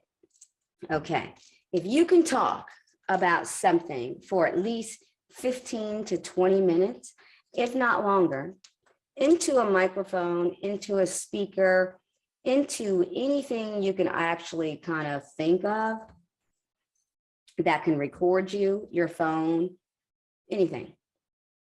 That's an ebook. Okay, you're like, really? How?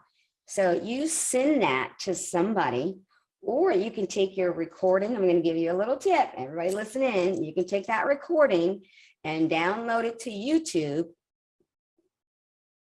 and they will give you a transcript of what you just said. That transcript is basically an ebook. And then I'll show you how to put a cover on that. And you can send that to Amazon. You can do a lot more things with that recording than ever imaginable. You can put that as one of your purchases on your site. And I'm jumping ahead a little bit, but I just want to give you an idea how easy it is to write a book. You don't have to really write a book. You can talk a book. Okay, I'll give you a couple more sites that do it other than YouTube for free. So you can basically speak into a microphone, anything that records, send it off Somebody will send you back the transcripts for free, and there's your book. Okay, that's one. So now let's say, I don't know if I can do that either. I just don't know. Find something you like to do, okay? Choose a topic, a subject. If I always ask people, how would you spend your days if you didn't have to have a job? If you did not have to go into work, how would you spend your days? Oh, I just love vacationing. Perfect. So now you need to look up and find vacation spots, vacation destinations. Go to these places and find out where, how they can do it, how they can do it for a cheaper price, how they can use you as an affiliate, which means you told them about the place. If you don't know what affiliate marketing is, yeah, you told someone about the place, and through your reference, they get a cheaper price, and you also get paid on the flip side of it. So that's something that maybe you haven't even thought about. You don't even have to have a project or a product, something tangible. You can always sell your time and your knowledge immediately. And this is why it's kind of easier than people think. So we're going to start by choosing that thing that you love to do. You have good knowledge about. You know you could talk about it with somebody without getting bored. And you can speak to people who know less than you, right? Because you think you have to be an expert. You do not have to be an expert, okay? A doctor didn't come out of high school and he was a doctor. He eventually had to go through all those people to make him a doctor. So you're just one of those people.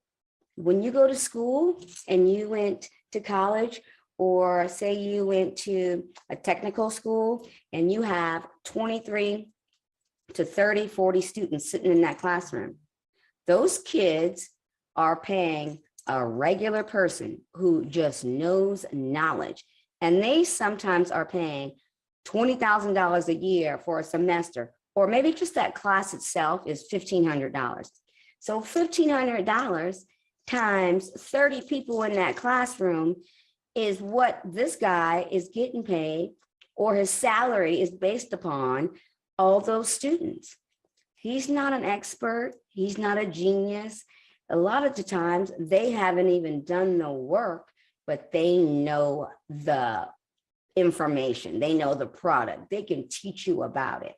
Sometimes even their experience is not hands-on, okay? They are still there to teach. You're there to learn. And there's a service that is being exchanged. And that's why we pay them. We pay them because we're learning things that we do not know. You can do the same. They're not an expert. Don't feel like you have to be an expert. Don't get stuck there. All right.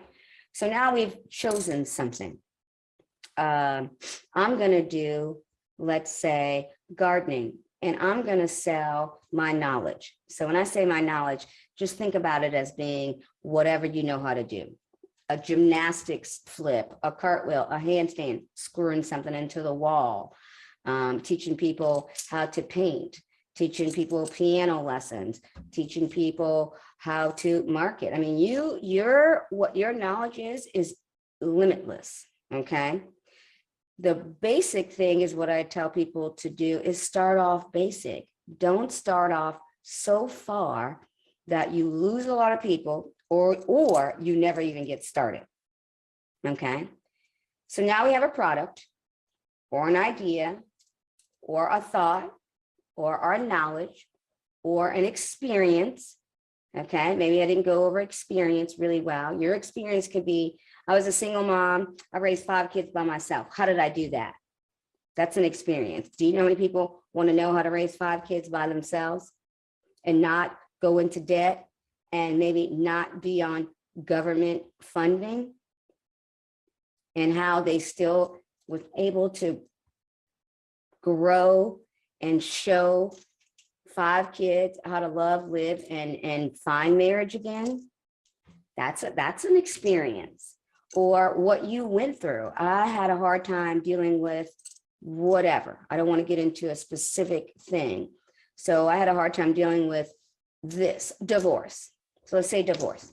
And I went through a divorce and I taught myself how to co-parent. And that really is somebody's actual thing that they did, is they have a course out showing people how to co-parent and not how to argue, and how to actually come to resolution and not have to be different people when they go to different houses. So I can act this way with my mom, but when I come over to my dad's house, I have to be this way. We want to only have kids who need to be one way, and that's the right way. And she's doing awesome, okay? So think about that as an example. What's something that you went through that was your experience that you could teach somebody how to not have to have the drama, the trauma, and maybe you had that first and then you found a better way. So tell them your story too, okay?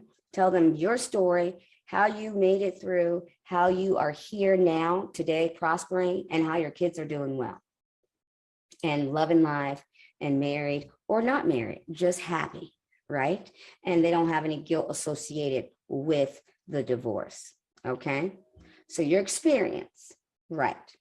All right. Now here we go. Step 2. I need a website. I don't have any place to send anybody. I don't know anybody. I don't want to ask my friends and family. I don't want to be a nag. I don't want to do all these things that we have to do something. But these are the normal processes that stop us from doing anything, okay? So we're gonna get out of that rut really quick. We're gonna start by, I'm gonna tell you about this one site, and you can do it on your phone. It's called Uverse, and you can make a website. And you can actually, if you don't even have a computer, you can actually do it on your phone. It's actually made better for your phone. And all you do is go to the site, and it's an app, and it's Uverse, like Uverse, and you can download it to your phone, and then you just say the title of your business, whatever you like, Gardening by Becky Simmons, and that's your title. You can actually make it a domain as well. You can do everything on this one site. I think they may charge you maybe a price for or domain, but you can actually have a website that says your name in it, and it has like little Uverse at the end or whatever, but it has your name in it, so it's actually kind of good. And you know, a couple extra letters, whatever they add on to websites, and then you could actually take that link and turn it into another URL. You can go to Tiny URL and make that link whatever you want, or you can actually go to GoDaddy.com and buy a domain name and connect it to this website, which is free. Okay, so you get a free website, and you can say whatever you want on it. You can add pictures, you can drop and drag, you can use pictures from your phone, you can use pictures from the internet, you can put a lot on your site. You can even at the bottom scroll down and have a place where people can purchase from that site, which is really awesome. Okay, so that's number 1. And I can give you a couple free hosting places, but this is probably the easiest one, the best one. It's the quickest. It's on your phone. You can use pictures from your phone, and you don't have to be really, really super tech savvy. It's like a little template, and you can just drag and drop stuff in. And they also have generic pictures that you can use. So don't think, oh, I got to have, where am I going to find pictures and things like that? They have generic pictures that you can use too, and you don't have to have a lot of pictures.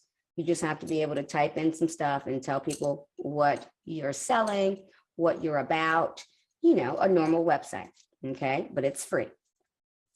Now, part 2 is, this is another way to not have to bug family members, friends, things like that. How do I get people? How do I know people? How do I know people are interested in what I do? So this is where I tell you the easiest thing is Facebook, right? There's Twitter, there's Instagram, there's all these social media things out there, but I still think Facebook is the easiest to navigate and look through. Now, Facebook has gotten harder with doing other things, but you can still keep Facebook simple in the beginning. Let's keep it simple. We're trying to go simple. So if you do not have a fan book, or I'm saying, let's start over, a Facebook page, start off with a Facebook page, and that's just yourself, your name, you know, where you live, the vicinity. You don't have to be exact. And what you do is always good to know. And, a couple pictures of, whatever. If you don't like putting up for yourself, put up still shots of people, family, friends, whatever you like.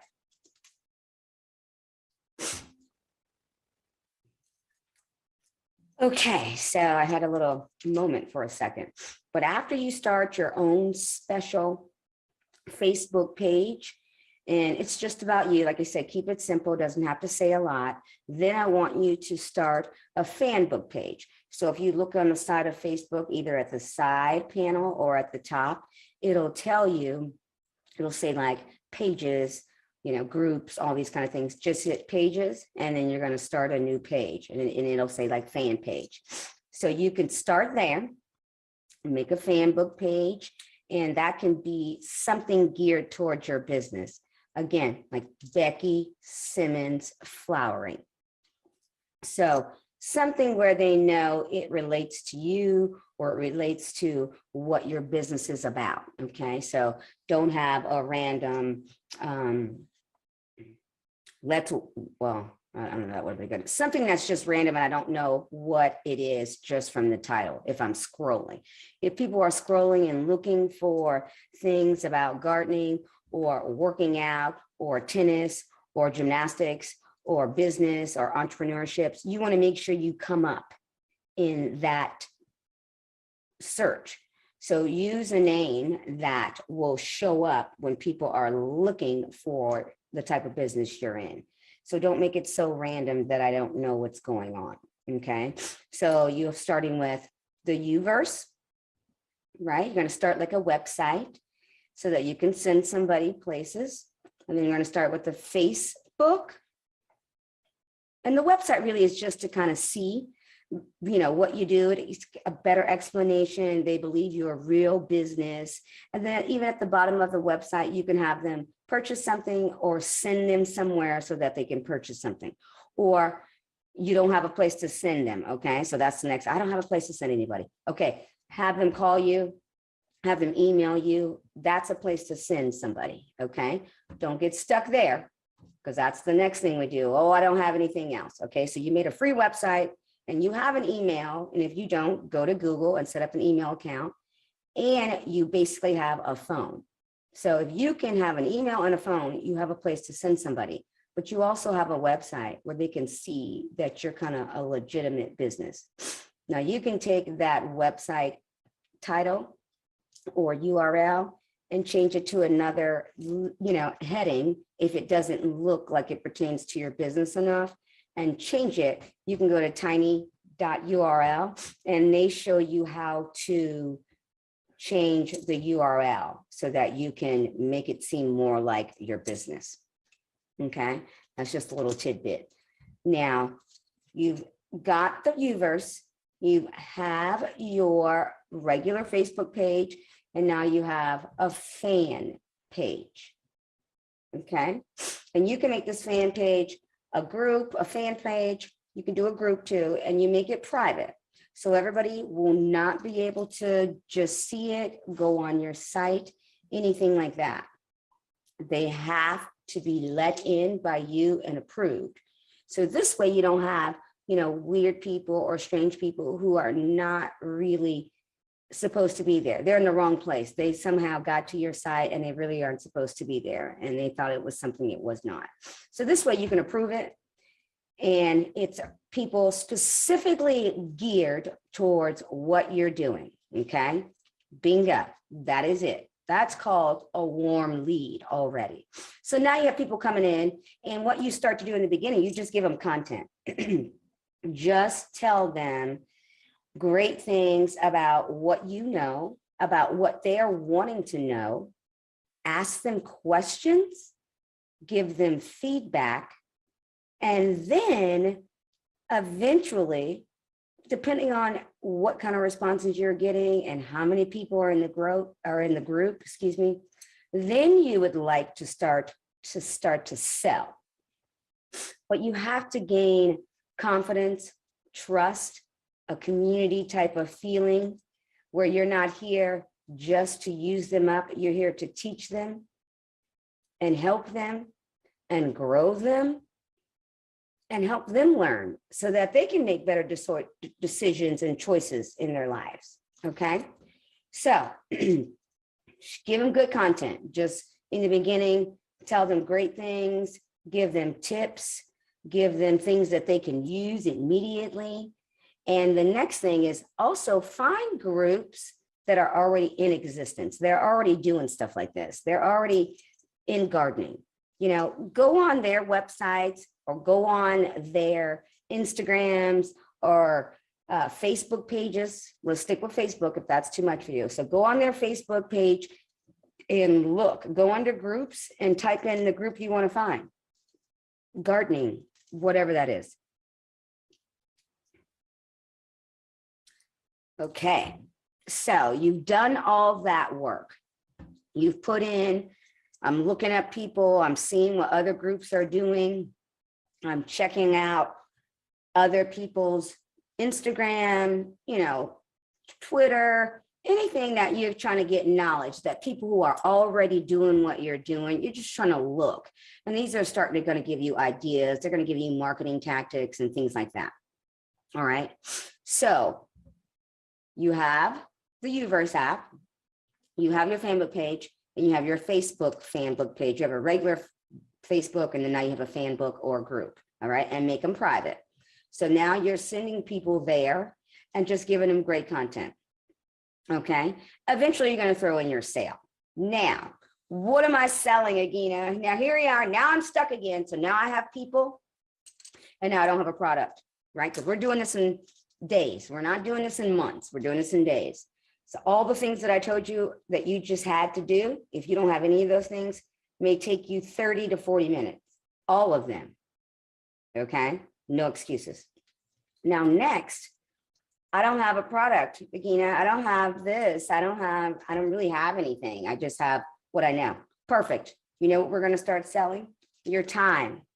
So now you're going to start selling your time first while you're making a product. Okay. So they're going to sign up for you for your knowledge. And this is where you're going to have to be able to answer questions, pick up the phone, answer an email, because this is what you have. You don't have any big, you know, systems yet in play. So you'll have to pay attention, and they should come in small numbers in the beginning. But you answer those calls, you answer those text messages, you answer those emails immediately so that they see that you're serious too. Okay. So now you're like, okay, what am I still selling? Okay, what's my product? It's not tangible. I don't have a shirt. I don't sell jewelry. I don't sell these things. Okay, so that's why we're going into selling your time. So you're selling your time, but now what are you selling? I'm going to stick with gardening to keep it easy. I'm going to teach you how to build a garden, how to start, when to plant, when to seed, when to prune, when to do all these things. Okay, so now you're selling. So you're selling your knowledge. You tell them, I'm going to go on. You can go into your Facebook fan page or group, and now you go live there. And that's where you give your content. So if you don't even have Zoom, now Zoom is free, and you can have a Zoom account, which is free, I think, for the first 40 minutes. And then you have to make sure you stay in those 40 minutes because they will cut you off. So make sure not to go over those 40 minutes. If you're starting up brand new and you want a free hosting where you can talk like this, and if you use Zoom, you can use Zoom because you can say whatever you want on Zoom. Facebook fan page and Facebook in general, you can still say a lot, but sometimes they edit some of your, you know, advertisings out. Sometimes, you know, if you're just given a number or a text or a feed or something at the bottom, that's usually pretty much still okay. They'll let you know when they block anything, so you'll know if they block anything. Always, if you're using Facebook, I always try to sell before or after, not during that meeting or that live demonstration. You could also say, you know, here's the link, and then they can just click on the link and go from there. Okay. But on Zoom, if you're using Zoom, you can say whatever you want. You can have them use you, email you, text you, is this is where if you don't have any kind of merchant services, this is where you can maybe use Cash App or Venmo. I don't necessarily suggest that because it's not as professional as the rest. But if you have to use something where people can send you money, I feel like that's the easiest. Venmo is usually rated a little bit higher than Cash App, but whatever people have and they want to send it to you, that's a good way to get started. Okay. You can also go to calendly.com and sign up for a free scheduling, where people come in and they can go to you, call you, text you, sign up for your time, and you can put your time. Now, Calendly is pretty savvy too. It's free also. You can always upgrade so you can do more and you can have different projects open. Now on Calendly, you can sell as well. So that's a good place to put your, basically my session for 15 minutes. So now you're selling your time, right? So my session for 15 minutes is $15. My session for 30 minutes is $25. My session for an hour is $45 to $60, right? So you're giving them all the content they can take within 15 minutes, 30 minutes to an hour. And you can say 45 if you like to, but you're giving everybody the increments that you believe they can afford or they can pay for. And since you don't have a product, you're just selling your time. So you have to make those scheduled calls. And that's why they go to Calendly, because now you're sending them to a place, it's free, and they can sign up for your time. So that's what you're selling in the beginning, is just your time. So now, yay, I have a product. It's you. You're your product, you're your brand right now, and you can get started. So they go to Calendly. You have to make little boxes of what you would like them to be able to sign up for. I would start off simple, maybe 1, 2, or 3 options. And then in those options, you set a price. So even before they go to the Zoom meeting or your Facebook page or fan page or wherever you're going live, they've already paid for the purchase.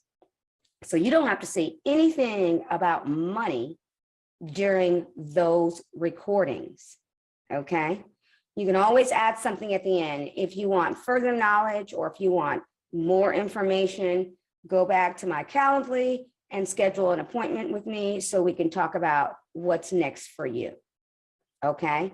Start with just giving them a place to go after they've learned what you've first offered, okay? You always want to say, what's next, what's next, what's next? And you make what's next based on what they're asking you. Now, this is the other part. When you are actually doing the videos or the live feeds or the Zoom calls, you have to record yourself because this is going to be your marketing strategy, your marketing genius. So now you have recordings of your teachings. So now I have a course I'm going to make. So this is course 101, where I teach you how to plant, seed, flower, how deep to put the plants, depending on what they are. And thank you, bingo, that's what they purchased. Now, next year, next month, whatever they think, oh my God, it was such a great season. How do I keep those up? Do I have to replant all those? Do I have to prune those next year? So now you're giving them course 102. And you're recording yourself as you're teaching people when they want to know. So you keep recording and recording and recording all your sessions. And then you make that in order, put those things in order. And now you have a course. Now you have an ebook. Now you have things that will work without you having to constantly show up. Woo! Bingo. That's how we make our stuff evergreen. That's how we make making money around the clock. So you start off by putting the work in and recording. Then when you start to level up and upgrade, I show you how to scale. I show you how to put that someplace where people can purchase that later. I've already showed you how to do it in Calendly, and that's free. Now in Calendly, I think you can only have 1 or 2 things that you offer at a time for the free account. If you upgrade, and I think it's a yearly subscription, or it's pretty cheap if you do it monthly. I want to say like $2.99, $3.99, but I think if you do it for the year, it's like $39. It's something extremely affordable, and it works really, really, really well. And you can put pictures up on there.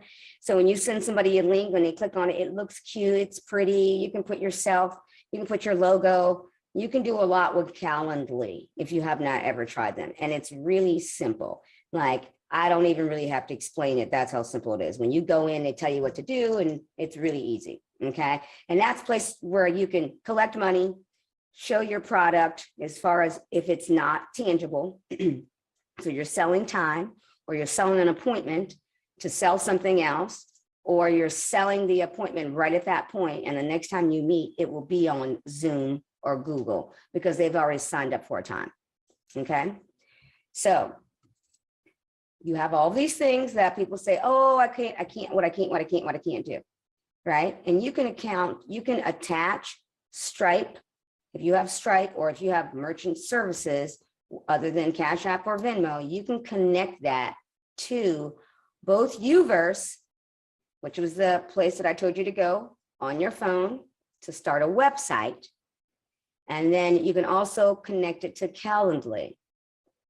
So there they can pay before they show up on your sites, on your Zoom, on your Calendly. And then you can also make things for free. Once people are in the group or in the fan group page, or they're in your group and you just want to go live and give content and information for free, that's fine. Especially if you're doing a subscription, they've already paid for the month. So when you're giving free content, they appreciate that all month. And then next month, it's only for the people who are in the group already, and they've already paid you because they're on a monthly subscription. Now you can either keep that like that all the time, or when they drop out, you can remove them from the group. If it's a free group, keep it a free group, but then I would also have a private group where people are paying and you also offer a little bit more, okay? And you can have more than one fan group page, okay? So some people think, oh, she only wanted my money. No, you keep giving those people the content, and you can keep one for free, and you can keep one that's paid. And that's a good way to level up, okay? So they can like, hey, you're on this great site, and it's my fan book page, but then we have a private group for people who want to level up faster. And that's only $17, $18 a month. Okay, do the math. When you have 20 and 30 and 40 people and 100 and 200, that's good money. Okay, and I'll break that math down later. Okay, so what I want you guys to do is start by doing those 3 simple tasks: website, fan book, regular Facebook, fan book or group page. And then I want you to start to Google and go into Google or Facebook and start to look up groups who are already doing what you're doing and who are already in the field, and they have, thousands and thousands of followers. Go there, say good comments, say things there that are encouraging, give content, invite them to your page eventually in a nice way, or to an email. Oh, email me if you want more information about, maybe they asked a question and you can say, oh, I went through the same thing.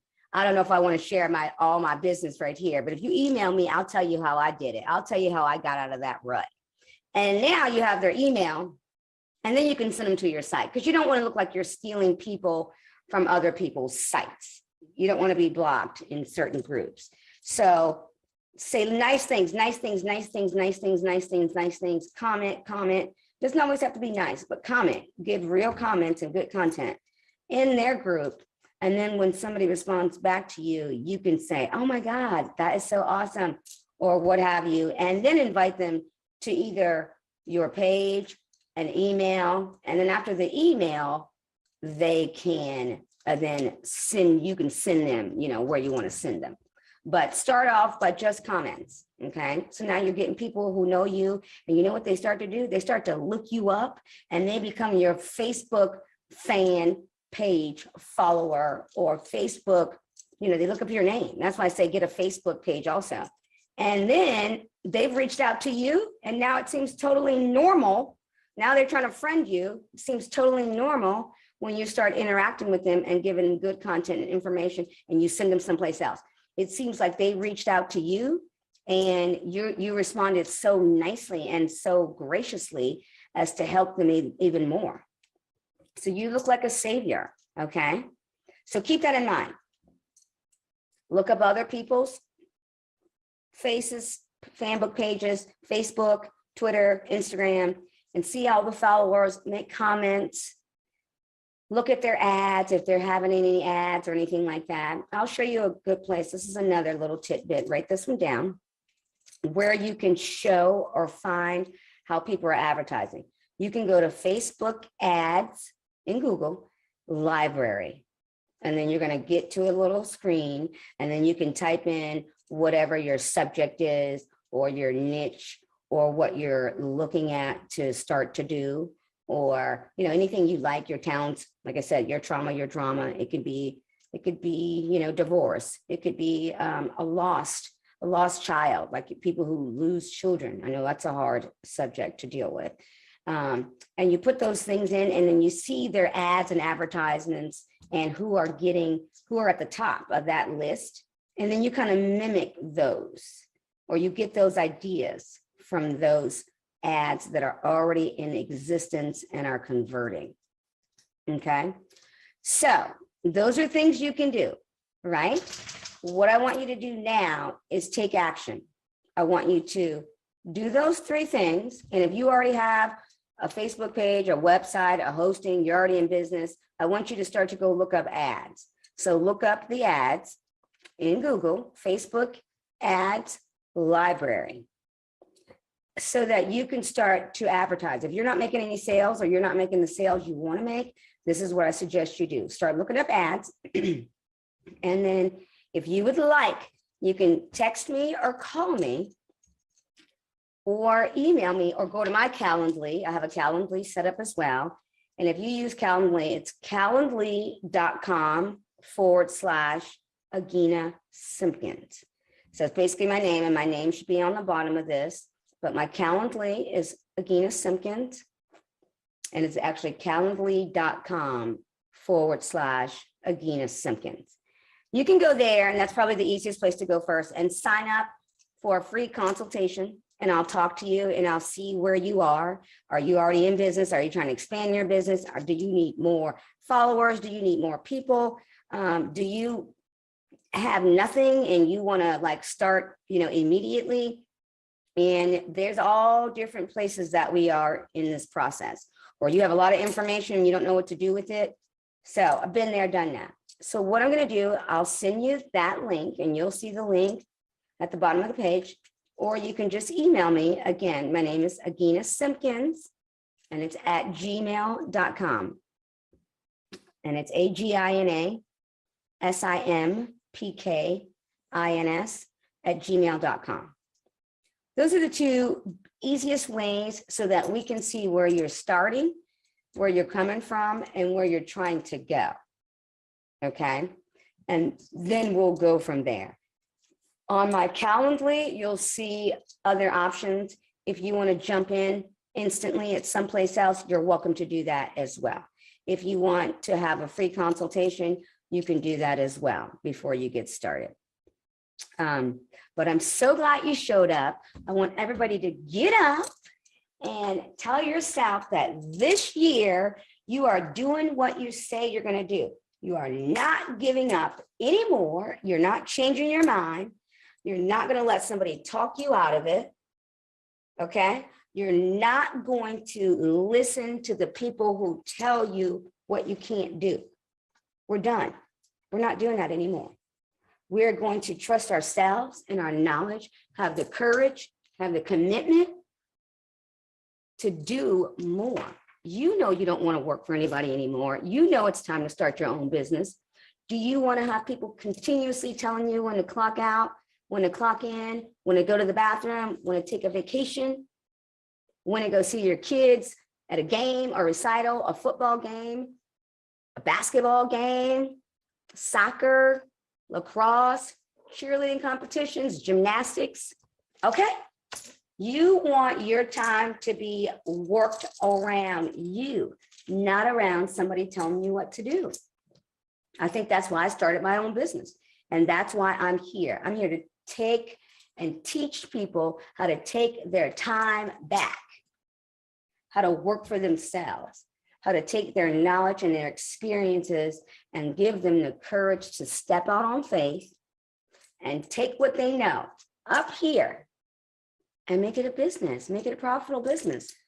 And then the next thing is like, oh, I don't know what to charge. I don't know what to, what to do with my time. How much is that? How much is that worth? When we start talking about people's time, it's priceless.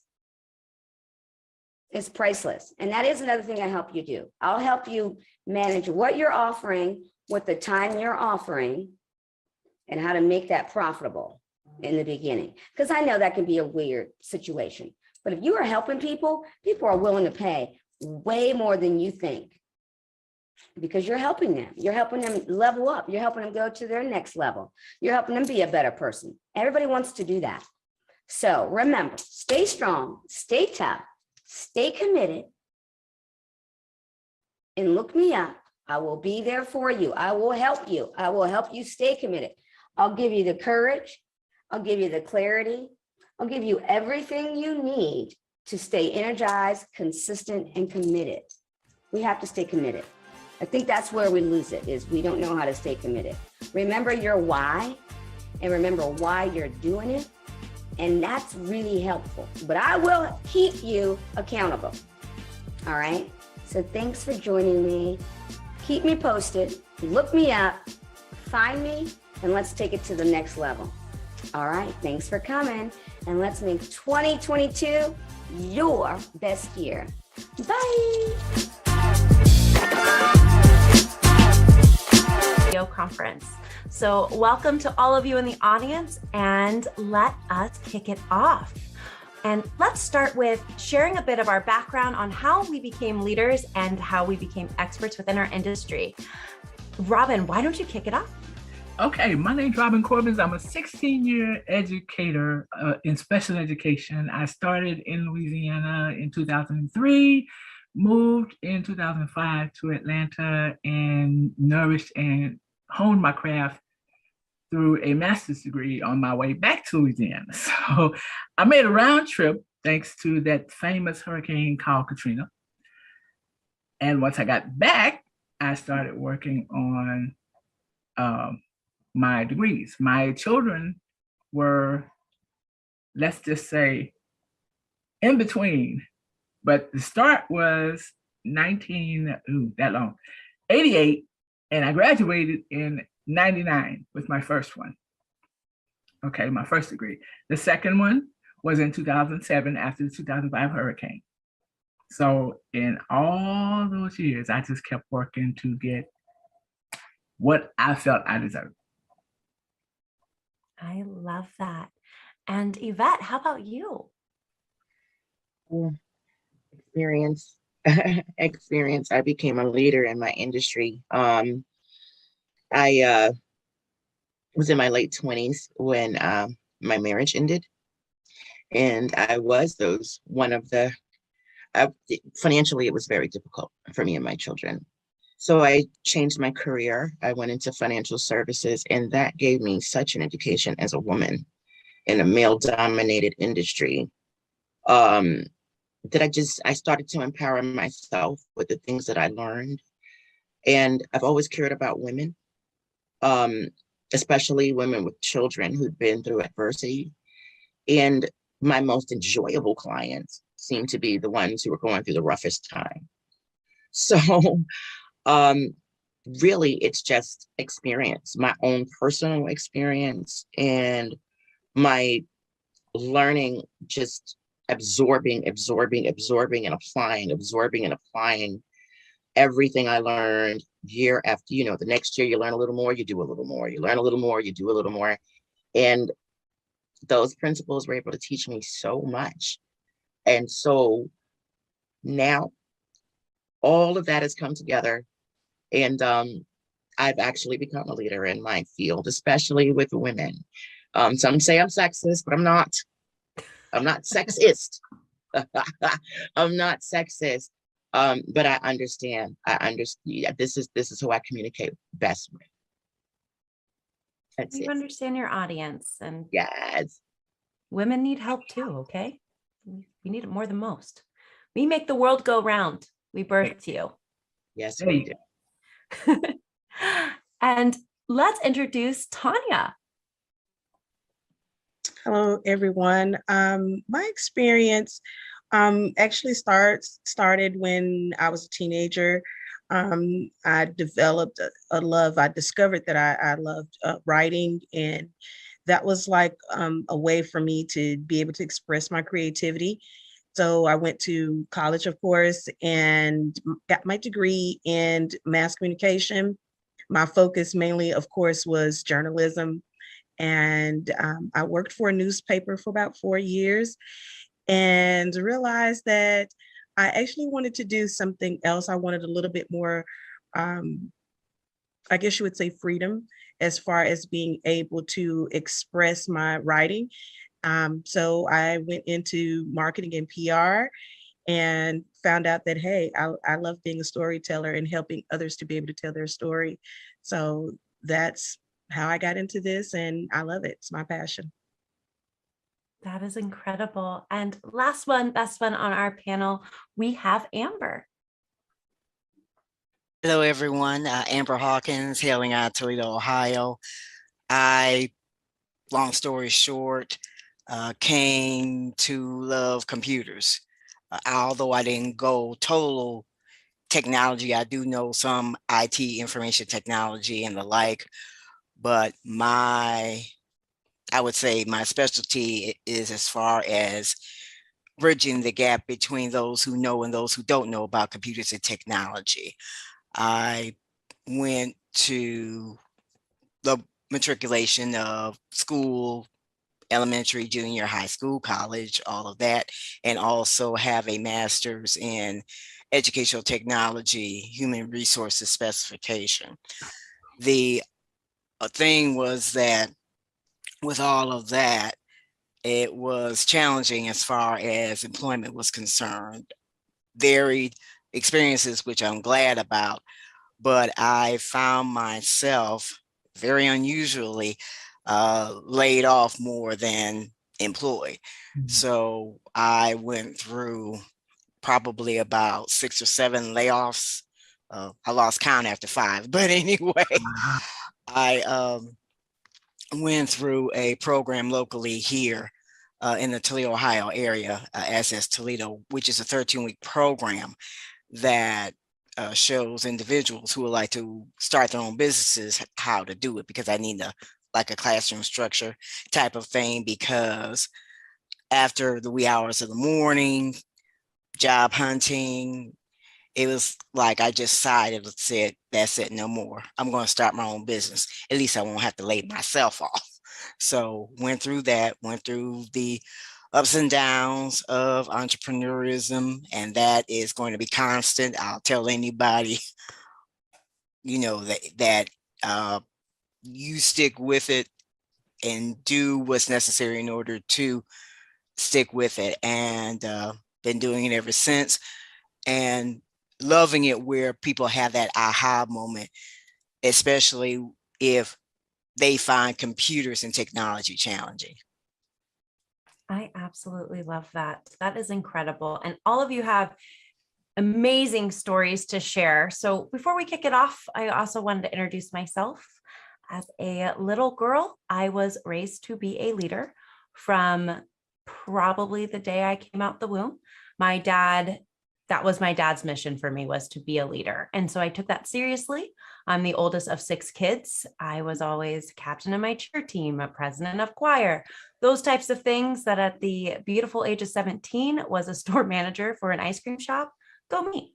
So as I continued to grow up through my careers and college, I found myself always in management roles within sales and marketing. And I carry that on with me. And I'm sure none of you are shocked, but 2020 happened and it wasn't the glorious thing we all thought it was going to be. Nope. So 1 week before my birthday, my 30th birthday, I was laid off and I was a single mom. I was devastated. I was going into a new decade of life, jobless, and I didn't know what to do. And like everybody else and their dog, was calling unemployment and on hold for about 1 trillion years. So that wasn't going to work for me. I don't sit still very well. We will notice that in this panel. I will be moving everywhere. So I was looking at Grayson, watching him play, watching Disney Plus, wondering how Disney Plus was going to stay on. And in that moment, was also scrolling through Instagram, and it dawned on me that I could really teach people how to use social media and turn it into a scroll stopping moneymaker, because I was an award-winning salesperson and always top in my departments for being the queen of social media. So I merged those skill sets, created Gray Digital Marketing, and since then have done some incredible things like be listed as one of the top 50 marketers on the rise for the African American Marketing Association. So incredible stuff since 2020, and super grateful that I get to moderate this panel with such incredible women to share our secrets to success. And what I want everybody to know is success looks different for every single person. And how we got there is more important than where we've arrived. And so as you hear our stories, from the ones we just told to the ones we're going to share here in a few moments, look for those golden nuggets that resonate with you, because all 5 of us come from different backgrounds and all 5 of us have different stories to tell. But the success is in the details, and we've got to where we have gotten to because of hard work, effort, and for many of us, because we have children to feed. So we are so excited to share this moment with you. And we're all going to go around and share how we define success, because everyone defines it differently based on their own personal experience. And we're going to start with Robin, but how do you define success? For me, success is if someone learns something from me today. Success is not always about money to me. Yes, people need money. Yes, you have to pay bills. But being the type of person that I am, success for me is if somebody meets me and they learn something from me today, I've been successful today. Tomorrow, you're not promised anything. But today, you start at between 12:01 a.m. and 12 midnight. If someone's learned something from me today, that is a successful day for me. Now, everything else is what we call in Louisiana, lagna. That means extra. Okay, so whatever I can teach someone and they've learned it, it's success for me. That is beautiful. You teach them how to fish and they can eat for life. How about you, Tanya? So I define success where the things that you love to do meets what you were destined to do. That to me is considered as success. A lot of times, just like Robin was saying, success isn't always defined by the bottom dollar. And I think that especially in my particular industry and helping small businesses to be able to tell their story, a lot of times they are so stressed and so focused on the money aspect. Yep. And it's not even about that if you are doing what you are destined to do, what you love to do, the money's going to follow. It's going to come. So that's my definition. It's simple, straight to the point. It's all about what you're passionate about doing. And if it meets right there at that critical point of what you're destined to do, you've become successful. Beautiful, like absolutely beautiful. I love how the two just like merge together and you're like, no, this is what you love and what you're destined for. Incredible. Right. Yvette.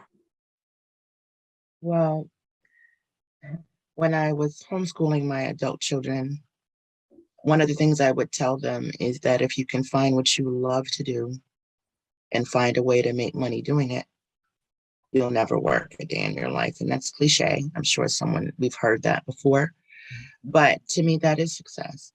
Doing something for a living that is something you would love to do. Me counseling, talking to women, helping with finances and things like that. That's something for many clients I was doing for free anyway. So the people who couldn't afford me that I cared about. So success to me is that and being in the best physical condition I can be in, being in the best mental condition I can be in, being in the best emotional condition that I can be in, and close family relationships with my friends. So relationships are serious. Success also, I guess, is multifaceted. For me, is being debt free, retiring comfortably, having a plan for as I age. There's a lot of longevity in my family, and my grandmother's like 102 when she passed. Everybody's like 90s, 180s, and I don't want to be a burden on my children. So knowing that I've made the plans that need to be made, that while they're raising their children, they don't have to worry about mom. They can come see me and not see about me. So I guess that's success, all wrapped up for me. That's success for a lifetime. That is incredible. Amber, how about you? With what all the ladies mentioned, I will say, as far as the financial part, because you have to admit a lot of people are concerned about that, at least in that aspect of it, be financially literate. I would say that for me, actually back around 2019, 2020, that was the time frame I decided in my mind, because along with what I was going through, I came to the realization I was not financially literate as I thought. And that was very important to me. And it's actually very important as far as our livelihoods. I would equate that as part of success, because you are going to do what you're going to do, and in the enjoyment of life, at least have that financial foundation that you need. As far as what you do you find the joy in it? Because if you're not finding the joy in what you're doing, and it's like a day by day by day by day, you're feeling kind of robotic and all of that, maybe that needs to be investigated. And like, okay, wait a minute, is this going to equate to the life I'm trying to live, or is this going to be where this is how things are going to be it your job, be it business, be it whatever the case may be?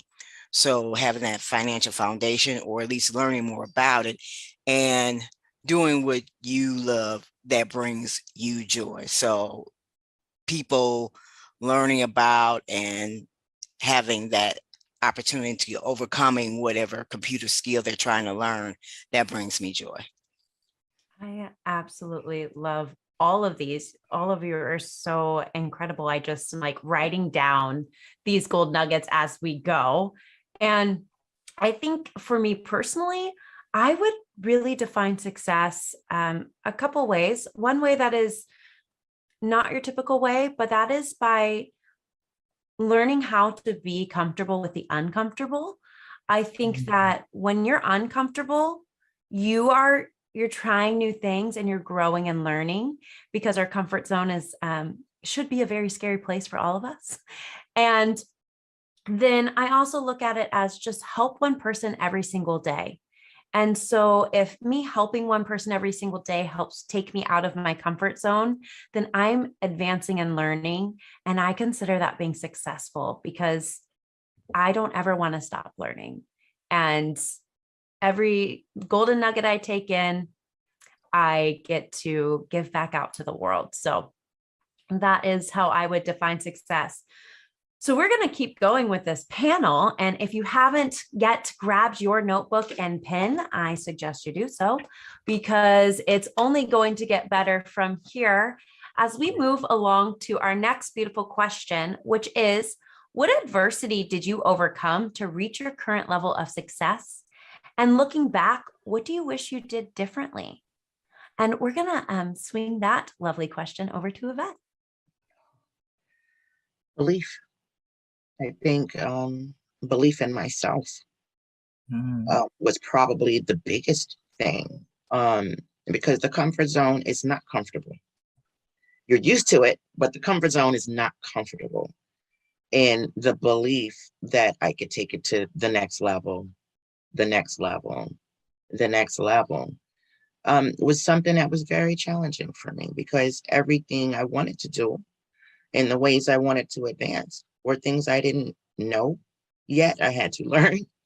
And things I had to implement that I just was not used to doing. So I think belief in myself was the biggest thing.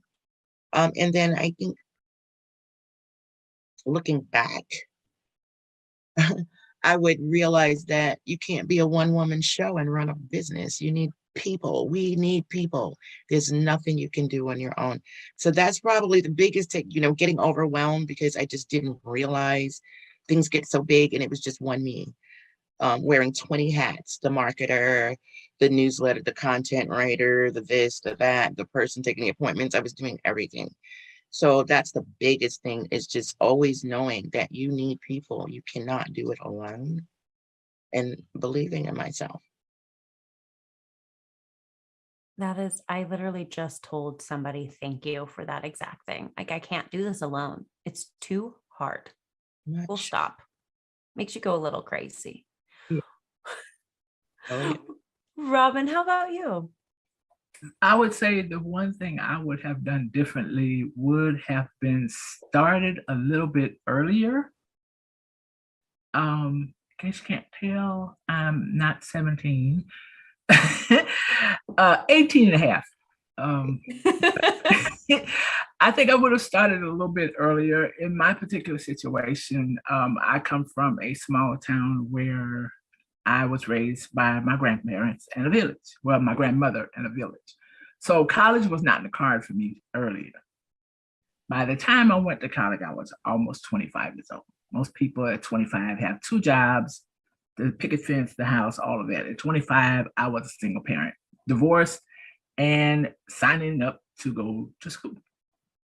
And I started at 18. Yes, it would have been different. But because my journey started late, I believe that what I went through from 25 to the age that I actually finished my first college degree was a benefit, because now I'm strong enough to teach my children.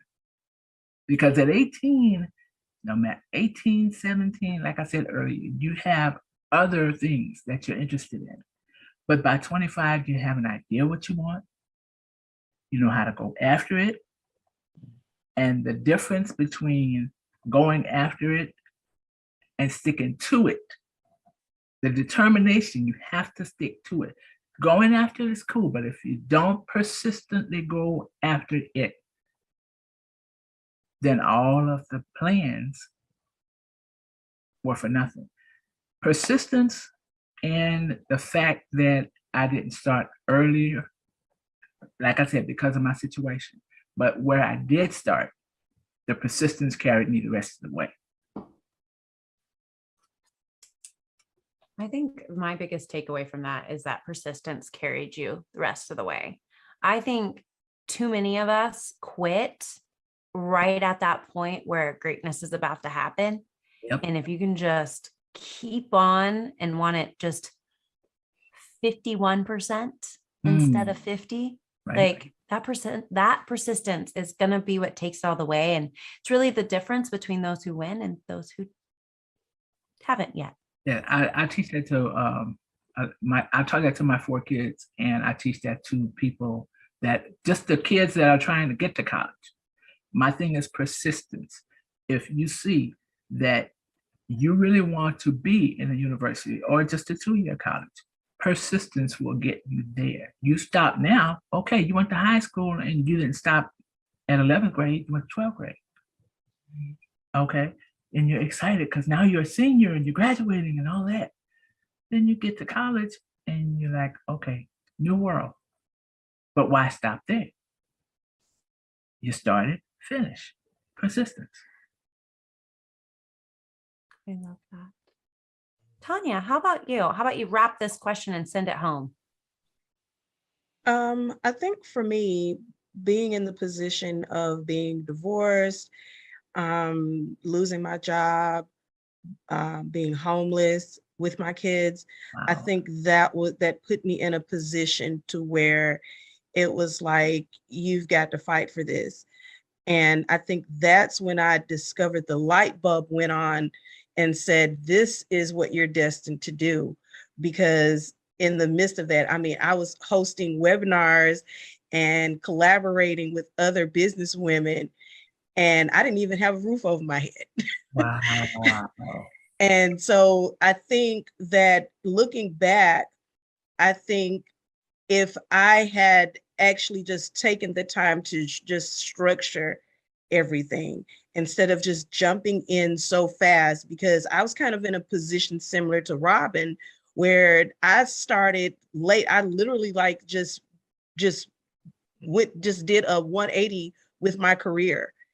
And it was like, okay, I'm coming back, full circle back to doing what I actually love to do instead of just doing something just to get by.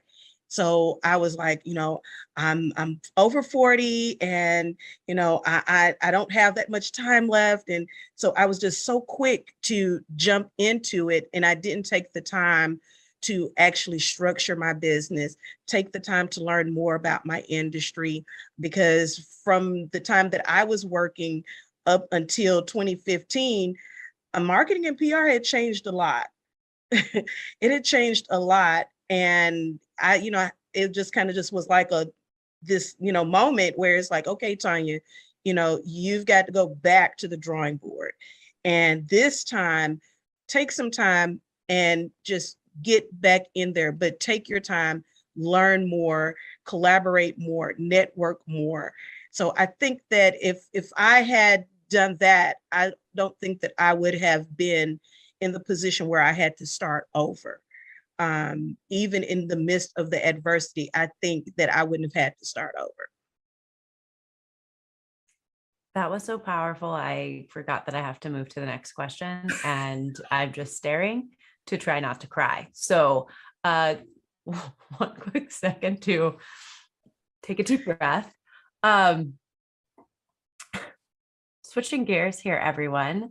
According to many articles out on the internet, many are in agreement that writing down goals, creating a strong belief system, and investing in yourself are keys to success. Do you agree, or do you have any you would add or take away from the list? And Amber, would love to hear your thoughts. My thinking as far as that is concerned, it doesn't hurt to write the goals because you want to see your accomplishments. You want to see how far you come. You want to actually witness the fact that after you've achieved something, after you accomplish something, you can go back. I remember when I wrote this down, and it was probably easy to attain. It probably was. I had to go through this, go through that, jump through this hurdle, jump through that hurdle. There was a time I did not think I was going to make it, period, to accomplish this goal, because this happened, that happened, whatever. But I accomplished it. I did it. I'm thankful. On to the next goal. And if you have to, be your best cheerleader. If nobody's cheering for you, at least cheer for you, because it is you that you want to be the best you, and it's you who is doing everything from writing. And with computers and technology, you can write, you can type, you can write it on and put it as part of your smartphone, have apps to do that and everything from there.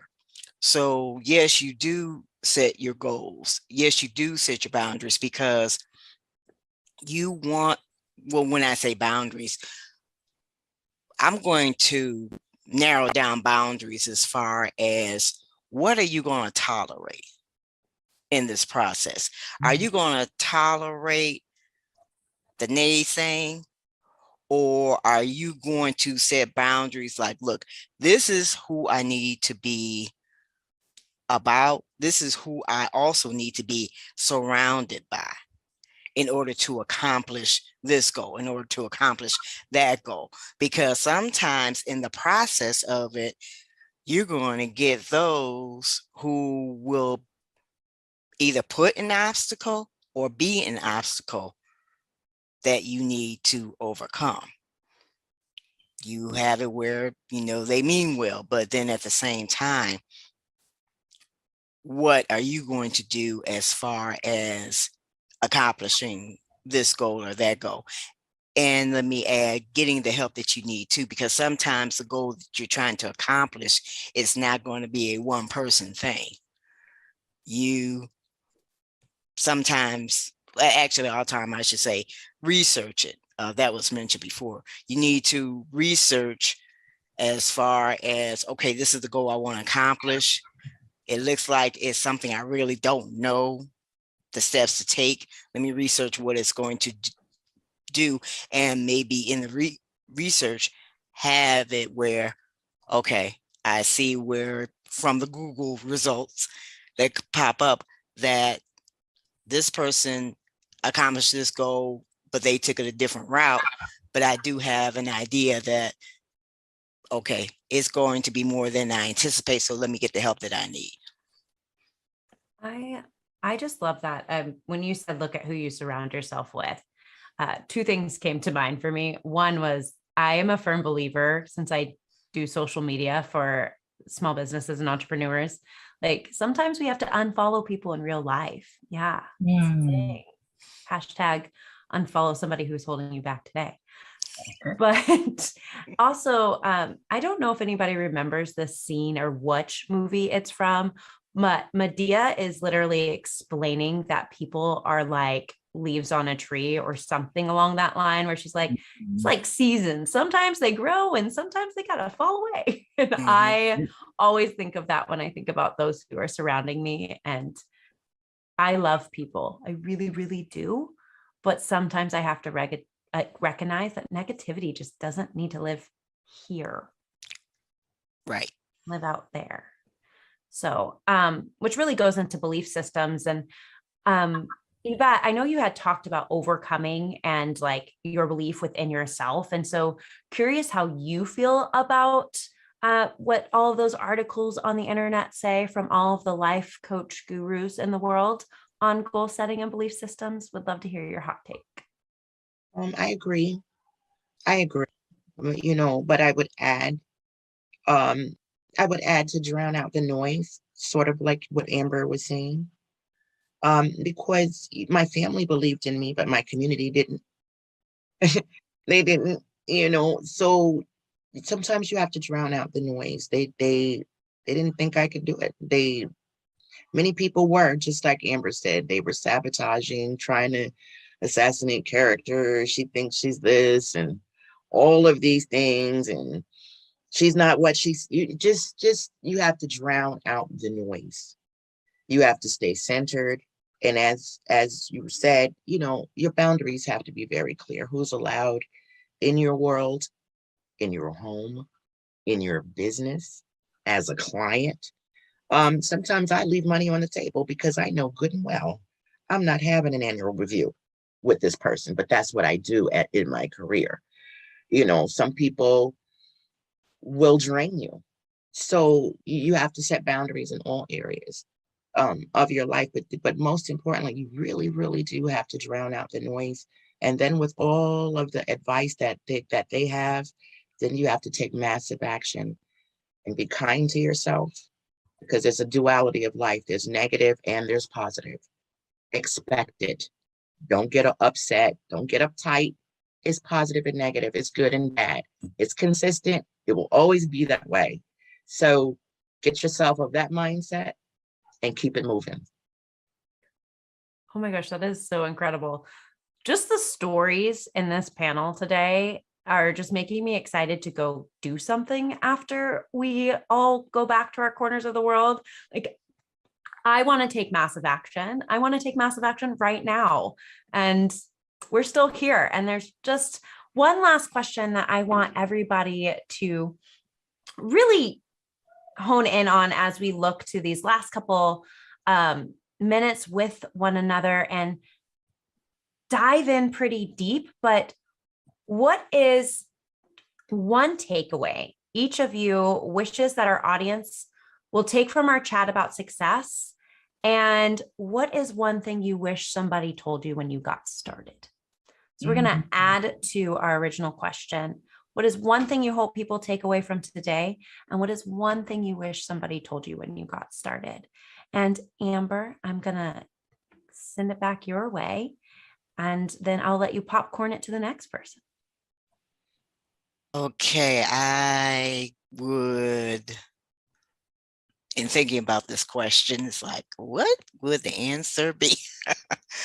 I would say, I wish someone earlier would had told me that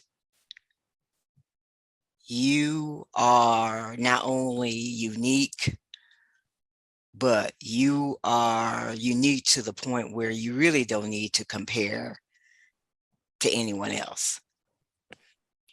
You may see people getting ahead in whatever that they're doing, and it's like, why isn't that me? Why didn't this happen for me during this time or that time or whatever? You don't know what a person had to go through to achieve what they achieved. So you have to wear the shoes that is best for you. You can't fit into every shoe, and you can't wear every size. You hone in and you embrace, and you also congratulate yourself on how unique you are, because it's best that you are an original and not a copy. That is just wow. Like, you are unique and you do not need to compare.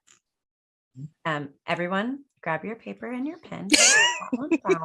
Okay, good job. Can we patent that statement, original, not a copy? Yeah, can we please? Like, if you put that on the internet, make sure you tag her.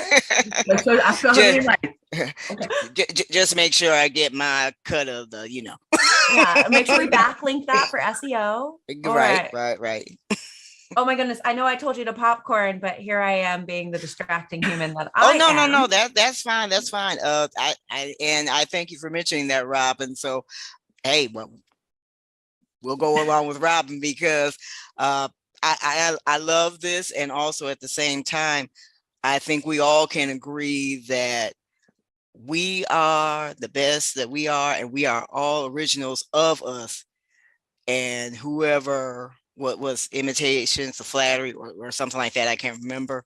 But if they're trying to copy what we're trying to do, like, oh, okay, there must be something going on. If a copy is trying to do what the original can do.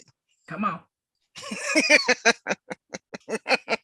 She's over here just dropping diamonds on us all. Okay. Watch out, y'all. Robin, how about you? Okay, I need a couple extra minutes, because she just like, she took the bomb out there. Everybody else is okay. The one thing I think I wish somebody would have told me when I started was that not only will you need to be persistent, you have to be. You have to be. Because as Amber said, there are so many copies that are watching you as an original, that if you're not persistent in where you're going, and you don't have a not necessarily a tunnel vision, but if you don't have a vision, period. You asked a question earlier about what vision, or writing down a vision. Mm-hmm. I listen to Steve Harvey quite a lot, not just for his funny side, but he does have a motivational side. And I heard him say something that I've been working on now for almost a year: 300 things that if you could, you would ask God for. I am actually at 150 and I've been working on this for a year. You may need somebody to tell you you're beautiful. You don't need anybody to show you that you are. Look in the mirror. Oh, wow. Okay. You may need somebody to say, okay, you're smart, you're intelligent, you're knowledgeable. You may need to hear that from somebody. But look in the mirror. You know you better than anybody else. Mic drop. Mic drop. If you want the cure to imposter syndrome, you know you better than anybody else. And had somebody told me, I'm with Amber. I understand that, yes, we have people that will say, okay, you're most likely to succeed, this, that, and the third. I was neither one of them, even though I graduated half a year early. I was neither one of them. Again, as I said, the mic drop. You need, we all like to be stroked and, told we're pretty. We need that as human beings. But you know you better than anybody else. And I would tell somebody today that not only do you know you better than anybody else, you know what you want before anybody else does.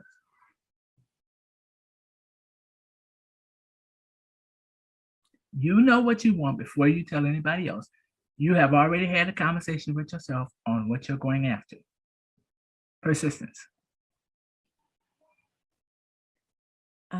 Well, now I feel like I need to go get a whiteboard marker and write it on the mirror and just stare at myself and read it. I literally have chills. I don't know if I'm scared to hear what my drop's telling you about. No, don't be scared. Don't be scared. You better. Tanya and Yvette is just gonna add some flavor to it. Just fuel to the fire of greatness. They're gonna add some fire. Epic. That's it. They're gonna add to the cake. Come on, bring the icing home, somebody. Oh yeah, we got to finish this cake. Oh my goodness. Okay, well, again, notebooks, people. And by the way, this is where I started. So here's where we're at on my notes. Oh my goodness. Okay. Robin, who are you popcorning it to? Because I'm still writing look in the mirror. Okay, Yvette. Well, I think one takeaway that I can take from listening to all of everyone who has shared so much valuable jewels. I call them mental vitamins. You take your mental vitamins when you hear those things that just resonate inside of you. And one of the things that I seems to be a trend is it's loving yourself. Love yourself enough. Love yourself enough to know that, as Sister Amber says, the substitute won't do. There's only one you need, love yourself enough to give yourself a chance. Love yourself enough to set the boundaries you need. It's all, everything everyone has said on here, it's just all loving yourself and believing yourself. And I think the encouragement that we would give other people, we need to give ourselves that same encouragement. And what I wish someone would have told me when I got started is the difference between being self-employed and running a business. I thought I was running a business and it was only me. And I became critically ill. And when I became critically ill, when I shut down, what I thought was my business shut down. So now I understand very clearly that if business runs, whether I shut down or not, that's a business. It keeps running. I really wish someone would have told me that, because I sure thought I had a business. I was in business and it was just me. That's a start. It's a necessary step in the process to get started, but that's not the end. Agree on that part. Any business has different aspects, as Yvette mentioned. I just wanted to quickly interject that burnout is no play in the park. I've experienced it myself. Being burned out. Woo-hoo. This era of self-care, as they call it. Oh, say what you want, but it is extremely necessary. Like Yvette said, And I believe she is also saying too, if you don't take care of you, how can you take care of anything and anybody else? Mm-hmm. Mm-hmm. Show of hands, how many of us have had burnout to the point of like collapse? Yes. Serious. We could probably spend a whole hour talking about how to avoid burnout. Burnout. Yep. Right. Right. Avoid it. It's a secret to success. Mm-hmm. I mean, so powerful to just love yourself. And literally, we could spend a whole hour just talking about what it felt like and what it looks like on the other side of burnout and why it's important to love you. Mm-hmm. Who cares if you're conceited? Worry about you. You can't help others if your cup isn't full. What are they going to drink from? An empty cup? Okay. Hey. another mental vitamin. There you go. There you go. You are all bringing it out of me. Like, I'm so grateful. Tanya. Bring it home, Tanya. Everything that you all have said has been amazing, amazing nuggets, gold nuggets. Only thing that I could probably just add to that is that investing in relationships is so important. It was mentioned earlier tonight that you can't do this journey by yourself. Even as a solopreneur, you still cannot do it by yourself. So investing in relationships, and I use the word invest because there's value in that. That's a resource. So you want to be successful, make sure that you invest in relationships. One of the things, oh my goodness, that I wish someone had told me on this journey was, so many different things, that failure is a part of the journey. Yes. And I think that that was something that created a stumbling block for me during the beginning, because I was so wrapped up and so afraid to fail and to fall. But if I had not failed, I wouldn't be in the position where I am right now, because I've learned so many things from failing. So it's like, now I know what not to do. You know, I know who I need to connect with. I know who I need to network with now. So I wish someone had said, girl, it's okay. It's okay if you fail, because guess what's going to happen? You're going to get energy. You're going to get resources. You're going to get support to get back up. And when you get back up, you're going to become better. So I wish that someone had said that to me, and I hadn't put so much pressure on myself to do it right the first time and to be perfect. Perfection is a disease. It is. It is. I'm seriously working on trying to cure myself of that. Okay. I would like to say, can I say something very quickly? Go for it. In regard to that. What you said is actually so powerful. And I think one of the things we have to do is, you know, someone told me a long time ago, the most successful people have had the most failures. They've had the most failures. And, you know, life is the classroom. Since we're born, life is the classroom, and it never stops. We pass some, we fail some, but we learn. We learn, and when we get up and we move on, we can implement new things. So, you know, that's just so powerful. Just accept the fact that success does not come without failure. You've got to fail.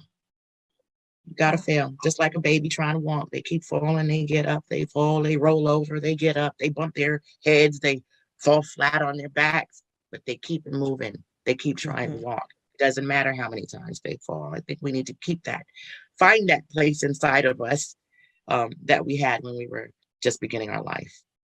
I mean, if you think about it, really think about babies for a second. They know walking's possible because they see people do it every single day all around them. We see successful businesses. We know they exist. So to Robin's point, be persistent, get back up. To Tanya's point, fail and fail fast. Yep. You know, like these are, and then give yourself some grace and forgiveness. Like Yvette said, like, love yourself, but not like, so you don't burn out. And as Amber said, you're an original, you're unique. Don't copy people, don't compare. I mean, these are just mind-blowing things that sometimes we don't think about in the context of folks have a story. And we all just sit there and look at how people won, you know, like look at, let's use Beyonce as today's example. Like we look at Beyonce and we're like, oh, wow. Like she sells out arenas. She does this incredible stuff. But what about Beyonce when she was 5? What about Beyonce back when No, No, No, No, No came out? Like, anybody remember that? Because she was not selling out Madison Square Garden. Okay. Right. She wasn't by herself either. Yeah, she wasn't by herself either. Right. So just thinking, like, we spend so much time in comparison analysis, and then we just end up saying, why am I not there? Well, you can't compare your chapter 1 to somebody's chapter 100. That's unfair to you. So unfair to you. And I mean, I'm guilty of it. I'm sure everybody's guilty of it at some point in time. We all went through middle school. It's when it reared its ugly head. Right. And so I just love what all of you ladies had to share today. I think it's incredible, impactful. And I really hope for those of you who are listening in on this, that you're taking away something that is helping shape your story and furthering it along. When I look back at what I wish somebody would have told me, I spent a lot of my life hearing how great I am, this, that, the other. And I know that's not everyone's story, but not once did somebody say, let me help you get to the next step. And so I wish I would have had somebody who was like willing to just reach out a hand and say, you are incredible. Let's show us how it can grow. That recently just happened to me and my mind was blown. I was like, you really think I'm worthy of that? I can do this. And so, you know, it was a relationship, and that relationship said, hey, I have somebody else who can help you. But it's taken me 3 decades to get to that point. And if I want anybody to take anything away from today, I want all of you to look yourself in the mirror, because Robin's was like my biggest like goosies. And yes, people can tell you you're beautiful. Yes, people can tell you you're excellent, but only you can make that happen. And so take massive imperfect action. Just take one step. Nobody's asking you to take 1,000,000 in 1 second. Take the first step to step into your success and keep it going, because you were successful before today and you're going to be successful after today. Right. Exactly. That's right. Man, we're just over Good here. stuff. I don't even know who I am today. So it's because of all these incredible women. Oh, you have 5 Absorbing. today. Absorbing. It's absorbing. It is. Absorbing. Yes. Ladies, I know we're wrapping this up, but I think it's super important. Every single woman on this call is a business owner. And so I want to know how folks can connect with you. If somebody's sitting there going, gosh, I wish I had somebody to write my content, or gosh, I wish I had somebody to help me like just move forward from PTSD, or gosh, I wish I knew how to get my kid to college, or goodness gracious, somebody help with this computer. How can people connect with you, Tanya? You can connect with me on my website at mjsvirtualservices.com. I'm also on Instagram, mjs_virtual. And you can also find me on Facebook at MJS Virtual Collaborative. I love it. Amber. They can reach me, yourcomputerneeds.net, and click on the contact link for Facebook, Instagram, Twitter, YouTube, and also LinkedIn.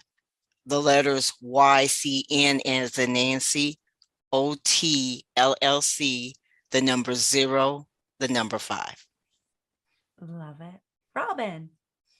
You can reach me at using my name at Facebook, Instagram. I am doing Robin 2019. You can reach me. The easiest and the quickest today would be thequeenmother2017@gmail.com, because that is my email address, and that is like my phone. I check my email quicker than I check my phone. So you can reach me at Facebook on my name, Robin Corbins. You can reach me at Instagram on Doing Robin 2019, and you can reach me email thequeenmother2017@gmail.com. I love that email. The Queen Mother. The Queen Mother. I love that email. I earned it. I have truly earned it. I have 4 now adult children and 1 brand spanking new 4-month-old granddaughter. So I feel like I have earned it. Yes, you have. Yes, you have. So that would be the quickest way to get in contact with me, other than I believe I have a LinkedIn page too. I don't use it a lot, but we need to talk, Amber. We need to talk about you and those computers, because my computer has seen better days. Okay, definitely will. Okay, so just remember the Queen Mother 2017. And we'll talk. Definitely will. Hit her up, Amber. Start typing that now. Nobody can forget the Queen Mother. Nobody. Your phone. Uh-oh. What's going on with the phone? My phone is my computer screen. Oh, I understand. Okay, that is my computer screen. Uh-huh. Okay, so yes. Call it, girl. We must talk. But ladies, thank you for the nuggets. I appreciate the time. I would definitely say, let me just throw a little something else in here. Those of you, now don't wait until your baby is 18 and contact me, because she needs to be in 9th grade getting her money together to go to college. Okay, and anybody else that has a teenager, do not wait until they get into their senior year to find that money, because believe it or not, it's too late. Too late. It's too late. That's another thing that could have been a nugget dropped earlier. I'm sure for a lot of parents, a lot of aunts and uncles and all from there. Because the fact that you start when their senior year starts, okay, like I said earlier, they're planning for prom, homecoming, the dance after homecoming, the party after the prom. They have no idea that the bill is coming in May. College starts in August. Mama, here's the bill. Mama. Mama. I miss mine, I tell you. I miss my daddy too. For me, it was mama, daddy. Right? Can you pay for this? I do understand, but there's a way to find money to get these kids in, even if it's just a 2-year school. They want to go to there's a lot of ways that it can be done. They can go from high school to let's just say get their associate's degree in the 4 years you're in high school. And there's a lot of ways around it, and it's free money everywhere. Free. Let me say it one more time. Free 99. Free 99. Free 99. Oh, I love it. Grow on trees. Free 99. Free 99. You pay nothing. Love it. Free 99. Yvette, how can we connect with you? Oh my goodness. You can connect with me at yvette.adams@threegenerations.org. My website is threegenerations.org. And you can find me on Facebook. My name is Yvette. You can find me on Facebook as Yvette Monique. I should change it to Adam to be consistent. And then our Facebook page is at post-trauma growth. So you can just put in there the @ sign and post-trauma growth, and 3 generations will pop up. I love it. Well, friends, if you would like to connect with yours truly, easiest ways to get me to answer you quickly would be follow me on Instagram and send me a DM at Gray with an A, digital MKTG. You will see a lovely picture of me in a hat. Usually I almost wore it today. I'm like the queen of hats because I wear many of them. And then you can also find me on LinkedIn under Rayland Logan. That is RELAND LOGAN. I am the only one, so you're not going to get lists of them. So if you really ever want to find me, Just type in Raylan Logan and I will be the only thing that shows up on the internet. So so happy and excited that we got to spend time with all of you. Please, please, please connect with any of these fabulous women that are on this panel. We make things happen, and they had such incredible stories to share. And in case you need a real quick wrap up on, we're curious what I wrote down today, we have You Are Unique and You Don't Need to Compare from Amber. Robin, look in the mirror. You know you better than anyone else. Yvette, catch those mental vitamins every single day, but this will be a heavy dose of them. And love yourself, don't burn out. And Tanya, invest in relationships and fail forward fast. Yeah. So thank you so much for sharing, ladies. You truly are incredible. I hope you hear that time and time again. And if not, please follow Robin's advice and go look in the mirror. And everybody, remember to fill your cup, because you can't help anybody with it. All righty, everyone. We'll talk to you soon. Thank you, Raylan. Bye, Good night, ladies. Bye-bye.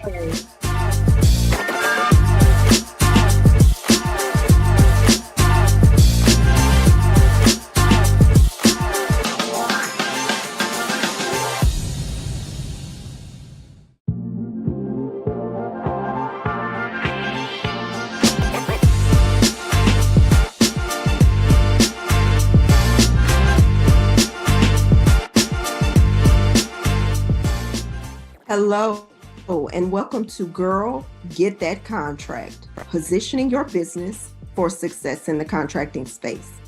I'm Dr. B. Adamson, and I'm excited to be here today to teach you how to position your business for growth in contracting. First, we're going to discuss agency and corporation identification. What do I mean by that? I mean, where do you want to do business? People on the West Coast often say, I want to concentrate on the West Coast. Conversely, some will say the East Coast for me. Others may say Midwest, and yet others may say, I am ready to go where the money is.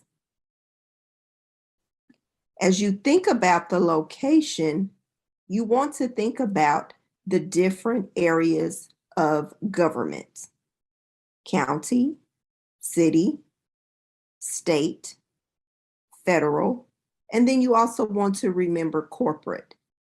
As you build your business model, you want to remember those things. Where do you want to do business, and at what level do you want to work with the government? Keep in mind, there are entity requirements. Depending on the entity as well as the project, there may be requirements that a business must meet. For example, specific number of years experience, bonding. They may require that you have a local office. They may require that you have security clearance or cyber insurance. We know a lot of ransom is being asked for folks that are getting information through data breaches. So now agencies and corporations alike are asking and requiring cyber insurance of those that are contracting with them. Entity types. What am I asking? Who do you want to work with? On the county level, it may be the Human Services Department, the county assessor, a transit system, the ME's office. The city may be the housing authority, mayor's office, school districts, fire department, parks and rec. On the state level, the county assessor, the Workforce Commission, Health and Human Services. Federally, Department of Commerce, FEMA, DOJ, CIA. Understand that this is not an all-inclusive list. It It's here to give you an idea of companies or agencies. It's to give you an idea of agencies you may be interested in working with. This is not an all-inclusive list, but I encourage you as you develop your business model to make a list of those agencies you're interested in working with. Let's not forget the corporations, airlines, casinos, Let's not forget the corporations, the airlines, the hospitals, hotels, and theme parks are just some of those corporations you may be interested in working with. What is your niche? As a Black CEO, your minority status is an important thing to think about. A lot of business owners say, I'm not interested, it takes too long, they're asking for too much paperwork, I really don't want them in my business.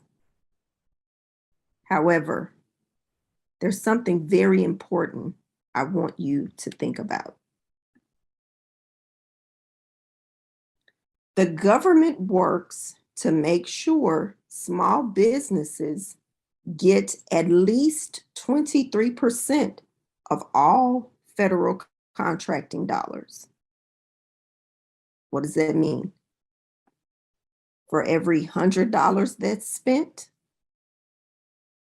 they seek to give 23 of those to a minority-owned company. Again, of every $100 that's spent, their goal is 23 of those go to a minority-owned company. You have to be certified. Yes, you can look at me and say, oh, she's a Black woman. However, that's not enough. They require all businesses that want this certification to go through and apply so that a neutral third party confirms, yes, this company is minority owned. It has to be 51% owned by the minority. I stress the importance of this because if we as certified minorities are not at the table, this money is going to go to someone else. The government is not going to say, oh, we can't find anyone to help with janitorial or construction or office supplies or PS&E work. So we're just not going to need it anymore. Absolutely not. They'll give it to somebody that's there. But their goal is 23%. But if we're not at the table, they can't give it to us. So I encourage you, if you are not certified, to fill out the application for that certification. Primes need certified minority firms to meet their contracting obligations. Also, there are some contracts set aside for specific minority-owned businesses.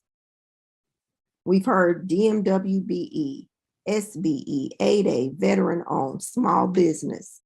We've heard those things.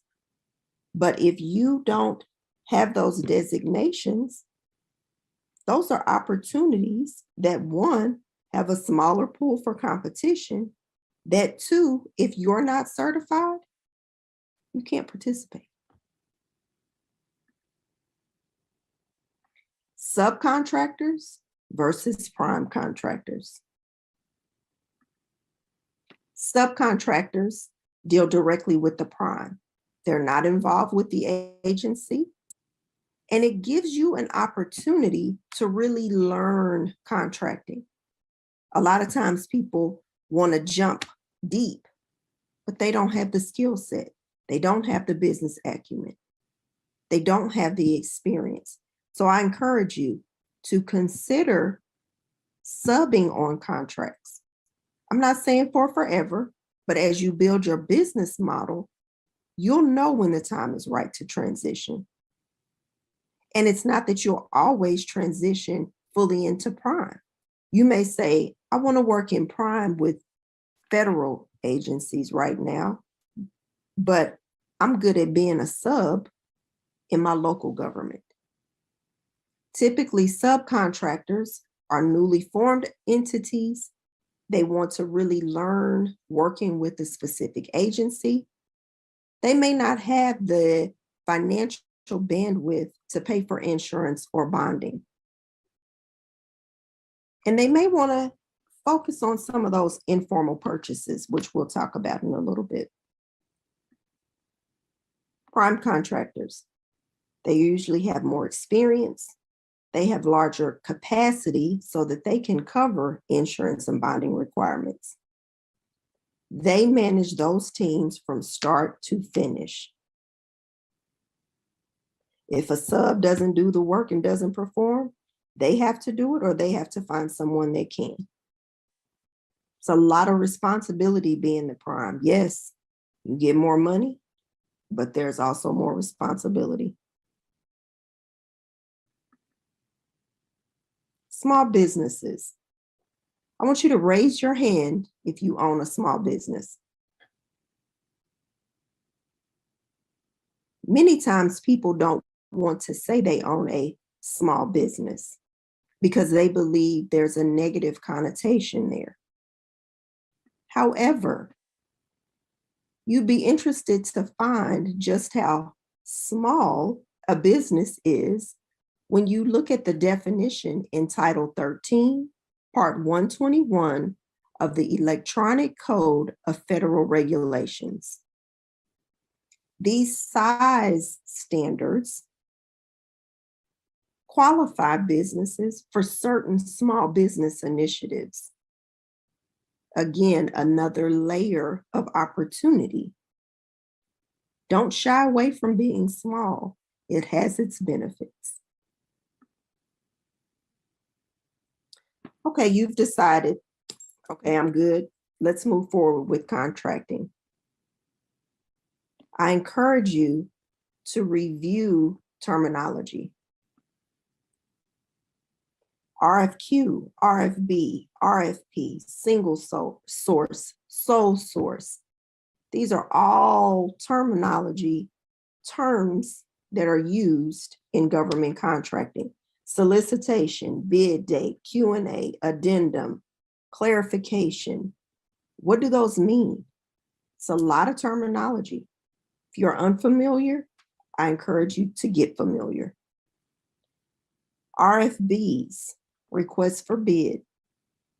You've often heard it referred to as low bid. They're looking for who can do it the cheapest, who can deliver it the cheapest. Do not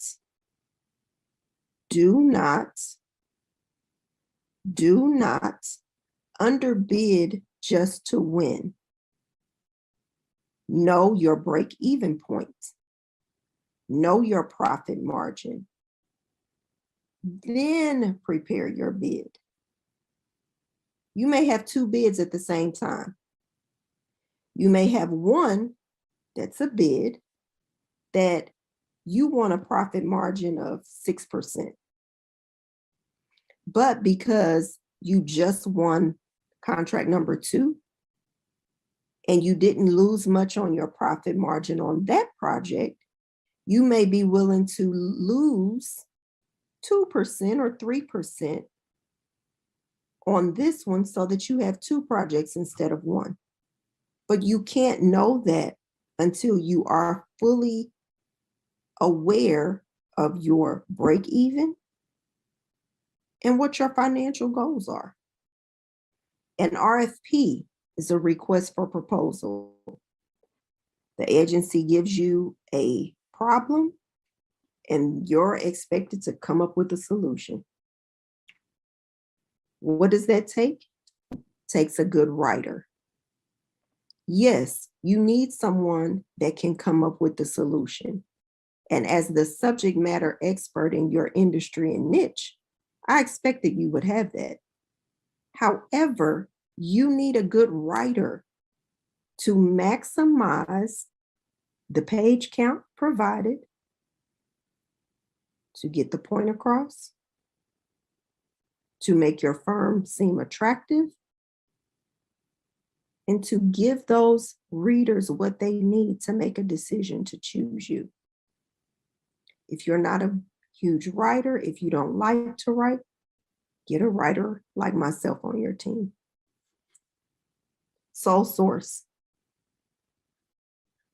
That means that there's only one person that can do the job or provide the good. Think of a patent. Contract types. There are all types. You should be familiar enough with the different types and know what you can and cannot negotiate on as it relates to your business. I want you to remember that an IDIQ is not a guarantee of money. It is a guaranteed commitment. Example, you have a moving company and you have a contract with the school district to do their moves throughout the next 3 years. They've committed to calling you when they need something moved. They have not committed to calling you X amount of times throughout the contract. So yes, you'll see an IDIQ. I encourage you not to build your complete contracting model on IDIQs. You want to vary and diversify your contract base. Informal versus formal. What is it? The quick thing to remember is an informal isn't advertised. Each agency has a monetary threshold that determines what's informal and what's formal. It may be 10,000, maybe 30,000, maybe 50, maybe 75. In your research, as you're developing your business model, as you're identifying which agencies you want to work with, you'll find that information out. An example of an informal, you're a coach, you have experience in education, specifically, you were a principal for 4 years. An agency, being a school district, calls you and says, oh, we see that you coach principals. We've got 12, we're a small district, but we've got 12 principals we'd like you to work with. We've got some administrative goals, we've got some professional development we'd like you to work with them on, and just to coach them to be better within our districts. Now you've done your research and you know that their informal threshold is 50,000. They told you they have 12 principals. So get your calculator out. You know that on average, 50,000 divided by 12, it's about $4,000. But you know your break even may be 2,500. So you said, okay, my break even is 2,500. I'm only going to charge 3,200 per principal for this 1-year contract. So you're at 38,400. They may say, oh, great. We're going to draft up a contract, get you to sign it. We can get you started. You think about that.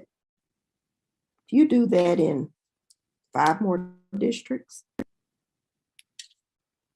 that's almost $200,000 to do something that you've already mastered, something you already have experience in. Look for those opportunities that allow you to use what you've already mastered to increase your bottom line. Formal projects are larger in value. They usually have a longer term. And here goes that word again, subcontracting. They have subcontracting requirements. There's also, again, insurance and bonding required in many instances. Okay, you ready to roll up those sleeves? Ready to get a little work done? Ready to move forward? I hope your answer is yes. Letting schedule. What is that? What is a letting schedule? This shows the days that bids are scheduled to be open. It allows you to strategize which opportunities you want to follow and subsequently bid on as a prime, or partner with a prime and be a sub on their team. Letting schedules are often used by the Department of Transportation. Contract specialist. This is the point of contact for the opportunity. Now, I said contract specialist. It could be a purchasing agent. It could be a purchasing manager. It could be a purchasing specialist. The title is not the important thing. The important thing is that this is the point of contact for a specific opportunity. They will provide answers to clarifying questions. They may host outreach events or public meetings related to that project. You'll want to keep that person in mind and keep their contact information handy. Project forecast. Some agencies provide a forecast. It's consistently updated, sometimes daily, sometimes monthly, sometimes quarterly, and then annually. You use this in conjunction with your business strategy. You look at what they're planning on doing. It could be a capital improvement project. It could be adding sites. It could be anything related to what they need. You look at what they need and how you can help them. You bring that together to build your strategy and what projects you want to follow to know when they're coming out so that you can either bid as a prime or get on a team of a prime as a sub. A lot of agencies are using contracting portals now. So if you are anxious about using the computer, if you don't want to spend time in front of a computer, if you want to hire someone else to look at this information for you, that's fine. However, keep your contact information current, your email, your telephone number. Whoever you have listed there, they should be the individuals that you are working with. If it's not you, somebody on your team that's going to respond. You may receive emails as invitations to bid. You may receive invitations to be on teams. If you don't respond, you'll miss out on an opportunity. Keep your website fresh. Keep your capability statement fresh and on your website. Some agencies require that you submit your bid or proposal through that same portal. Educate yourself or your employee or your consultant to do that. You want to, when you take the time to prepare a bid or prepare a proposal, you don't want to wait till the last minute to submit.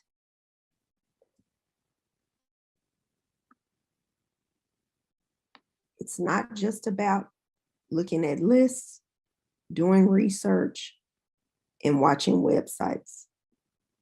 It's about building relationships. When I work with my clients, I tell them that we're playing the relationship long game. This is not an expectation that I sit down with the prime today, we have a Starbucks coffee, and tomorrow you send me this agreement that says from now until forever, you are forever going to be my sub for every contract that I have. It's not realistic. Primes need subs. Subs need primes. It's a joint partnership. Every opportunity that comes your way as a sub or as a prime might not be a good fit. Follow your business model. Know what your plan is. Move forward with that plan. There may be opportunities that come to you that you were unaware of, that you may adjust your business strategy, and that's fine. But know that building these relationships is for the long haul. It's not just what a prime can give to you as a sub, but also what you can give the prime as a sub. Your knowledge, your tools, the things that your company may have built in relation to IT, the experiences you've had, your network of folks. Because while you may be one minority certified business, generally, you associate with others that are as well. A prime may say they need a minority-owned firm in a specific area. You may know who that person is. Share that information. But remember, every relationship will not result in a contracting opportunity.